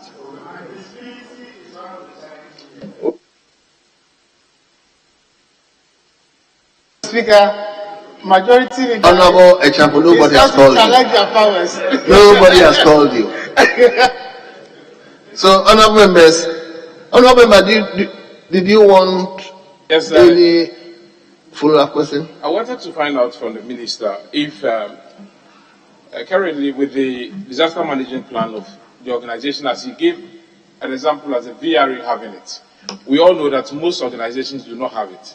So I want to know if the LI, the absence of the LI, with the absence of the LI, the NAGBO can still go ahead and pursue every organization to have the disaster management plan.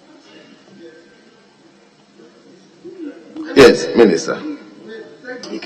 I think that we answer these things to educate ourselves. That's what I said, that Section 46 mandates that every agency should have. So that one should go in the general education of agencies. So if I wanted to be very technical, I would have just said that we don't need that LI. But right now, we need it under 46, the plans, not the LI. So every institution, Parliament is supposed to have a disaster plan. It's supposed to have. If it doesn't have, it should have it. So please, that is the point. You don't need a LI, you must have it. So, Honorable Jan, you may take your substantive question 2035. Thank you, Mr. Speaker. Mr. Speaker, I rise to ask the Minister for Interior what plans the ministry has to give a facelift to the infrastructure at the Gomwa the Rampon Divisional Police Command in the Gomwa West constituency? Yes, Honorable Minister. Thank you, Right Honorable Minister. Right Honorable Speaker, this leader was obstructing me. I'm sorry. Right Honorable Speaker, the police administration has taken note of the deplorable state of some police facilities in the country, such as district divisional commands and stations dotted around the country. This includes the Gomwa Dawurumpong Police Divisional Headquarters and the police station. Right Honorable Speaker, unfortunately, some of the buildings accommodating these police commands are rented properties, including the Gomwa Dawurumpong Police Divisional Headquarters. The responsibility of a facelift rests with the landlord. However, the police administration is engaging the landlord to ensure the division receives the necessary facelift. Thank you, Mr. Yes, I'll give you one follow-up question. Thank you, Mr. Speaker. Mr. Speaker, I want to bring to the attention of the Minister that the Gomwa Rampon Divisional Police Command currently do not have an office. They are currently using the NHIS building, which is not being utilized. That is where they are squatting now. The District Police Command rather has a rented place which needs to be given the facelift. So I just want to bring it to attention. Once he's considering giving a facelift, this one I'm making an appeal that if you can consider to put the Rampon as a priority area, so that the security within the Gomwa West area can also be well improved. Thank you. Anyway, this is just an appeal. It's not a question. So we will take the last question from now. It's not Gomwa West, it's Gomwa East. Honorable Desmond de Graft, P2. Yes, P2, let's hear you. Thank you, Mr. Speaker. I rise to ask the Minister for Interior what plans the ministry has to give a facelift to the following District Police Command in the Gomwa East constituency. I, Millennium City Police Station, District Police Command, sorry. I, Gomwa Ojobi District Police Command. I, Gomwa Nyenyano District Police Command. Ivan, Gomwa Dominase District Police Command. And Vin, Gomwa Udumbram District Police Command. Thank you, Mr. Speaker. Yes, Honorable Minister. Thank you, Right Honorable Speaker. Mr. Speaker, the aforementioned police district commands are state-owned, and the responsibility for their facelift rests with government.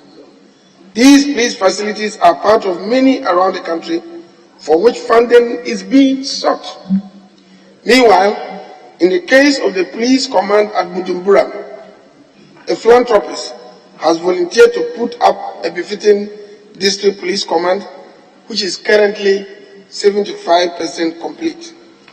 Right Honorable Speaker, like the other police commands in the country, the police command at Millennium City, Gomwa Ojobo, Gomwa Nyanyano, Gomwa Dominasi, Gomwa Budimburam will be provided with the necessary facelift when funds are made available. Thank you, Mr. Honorable Petu, I'll give you one follow-up question. Mr. Speaker, try and give me two because the commands are about 5. So when you give me one follow-up question, maybe I may not be able to. So I'm pleading, just let's hear you. Give me two. Thank you, Mr. Speaker.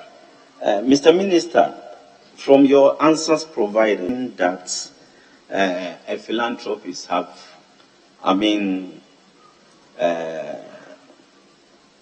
developed to put up the Budumbram District Police Command, and is now at a 75% completion.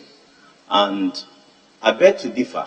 It's not actually so, because there is a philanthropy developed the District Police Command, but it's just at the foundation level. So I don't know how you got these answers, and it's 75 completion. If it is 75 completion, then it's almost done.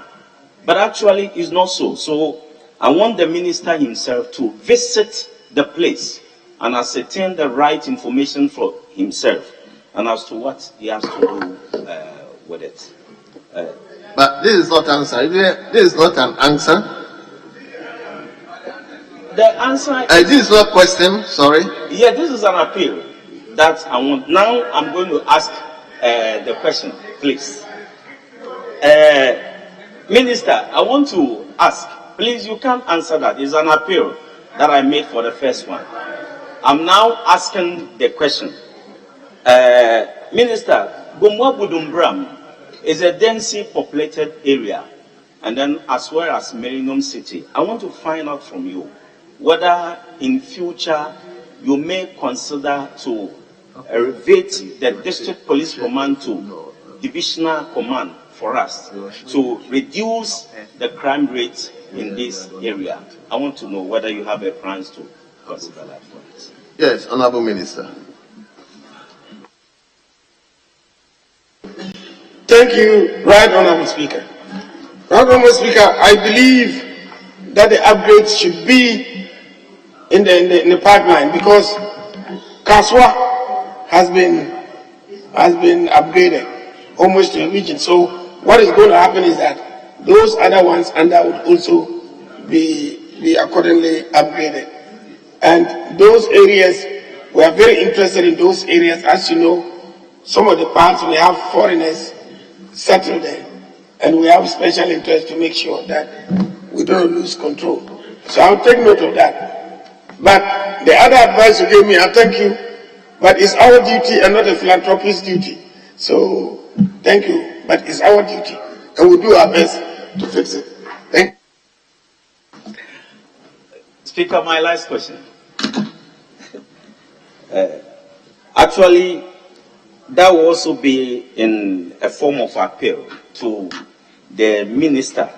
Minister, Gomwa Budumbram, Gomwa Dominase District Police Command have no single vehicle that they use it for patrol. And the area, especially Budumbram, like I said, a densely populated area, crime rate over there is quite high. So I want to find out from the minister if he has any plan to provide at least a single vehicle for these command to, help their operations so speedily in the constituency. Thank you. Yes, Honorable Minister.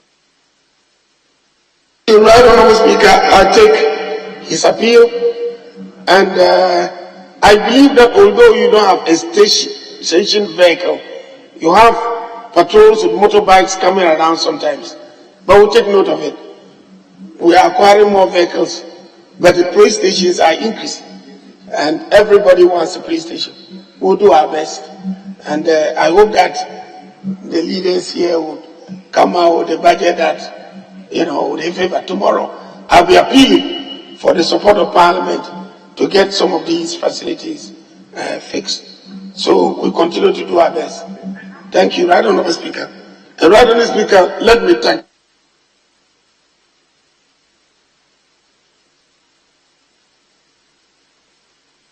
Thank you. Thank you very much, Honorable Minister.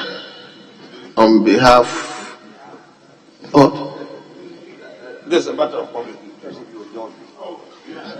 If you are done with the questions for him, I just have... Let me discharge him first. Sorry? Yes? Let me discharge him first. Honorable members,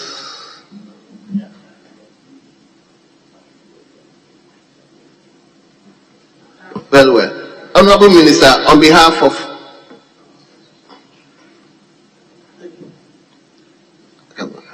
very well. Honorable Minister, on behalf of the House, we would like to thank you exceedingly for appearing before the House to answer questions from members.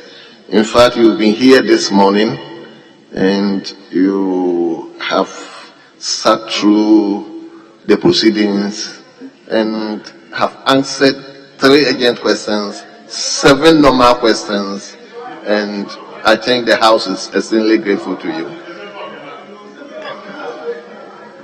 Yes, he's a member of the House. He's a member of the House. We have so many members of the House who are ministers. Honorable Minister, we are grateful to you. You are hereby discharged.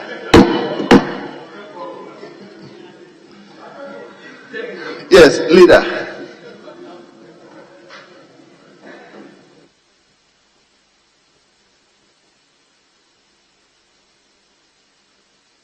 Speaker, I believe that we've done a good job today, and we can adjourn until tomorrow at 10 o'clock in the forenoon. And Mr. Speaker, to appeal that today we started quite early, so we can repeat it tomorrow. We get many MPs participating in the debate. Thanks. Yes. Mr. Speaker, I want to thank you, and Mr. Speaker, you took turns today to make sure we start on time, and we've done a lot of work today. We're grateful. We commit to repeating that tomorrow. We shall be ready by 10 o'clock to start so that many more colleagues will be able to make their contributions. Just to remind our colleague that the minister, he's done very well.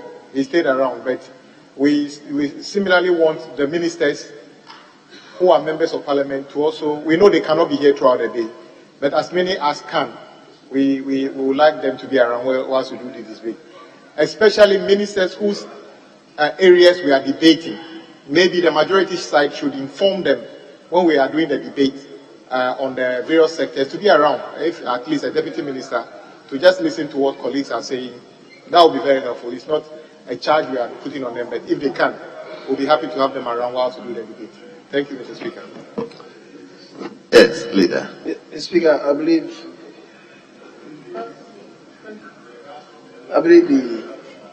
the point raised by the minority chief whip is an important matter, except to observe that when the whips have agreed, but we agreed last Friday at the business committee that we structure a debate. Unfortunately, instead of reconciling the sectors, they decide to do whatever they like, and it's not good. It's not good. If you say that, well, we will submit a list of those of them who are available, then what was the point in agreeing on structuring the debate? Because you see, an important matter may be raised, which because it's not on the schedule, may not have the requisite minister being present to respond to it. This debate is supposed to inform the general public. So it's not good if you make a statement and then we'll have to wait until maybe 2-3 days after, when the minister then comes to respond to it. It doesn't help the cause of parliament. So I will treat the minority chief. Let's conform to the agreed plan. And I think that will help the parliament. And those of them who will be following, even on television, will learn useful lessons. Speaker, point well taken, but let it be on record that the reason we are not able to follow that is not because of the minority. In fact, even yesterday, there were ministers who came here who wanted to do business simply because they are necessarily not going to be around today or for the rest of the week. Or colleagues, for one reason or the other, may have to be away. So as much as possible, we try to coordinate. But in some cases, it's just not possible. So we should just manage. We have done well. We can try to improve on it, Mr. Speaker. Very well. Thank you. Honorable members, it's about 6 o'clock. We will move to adjourn the House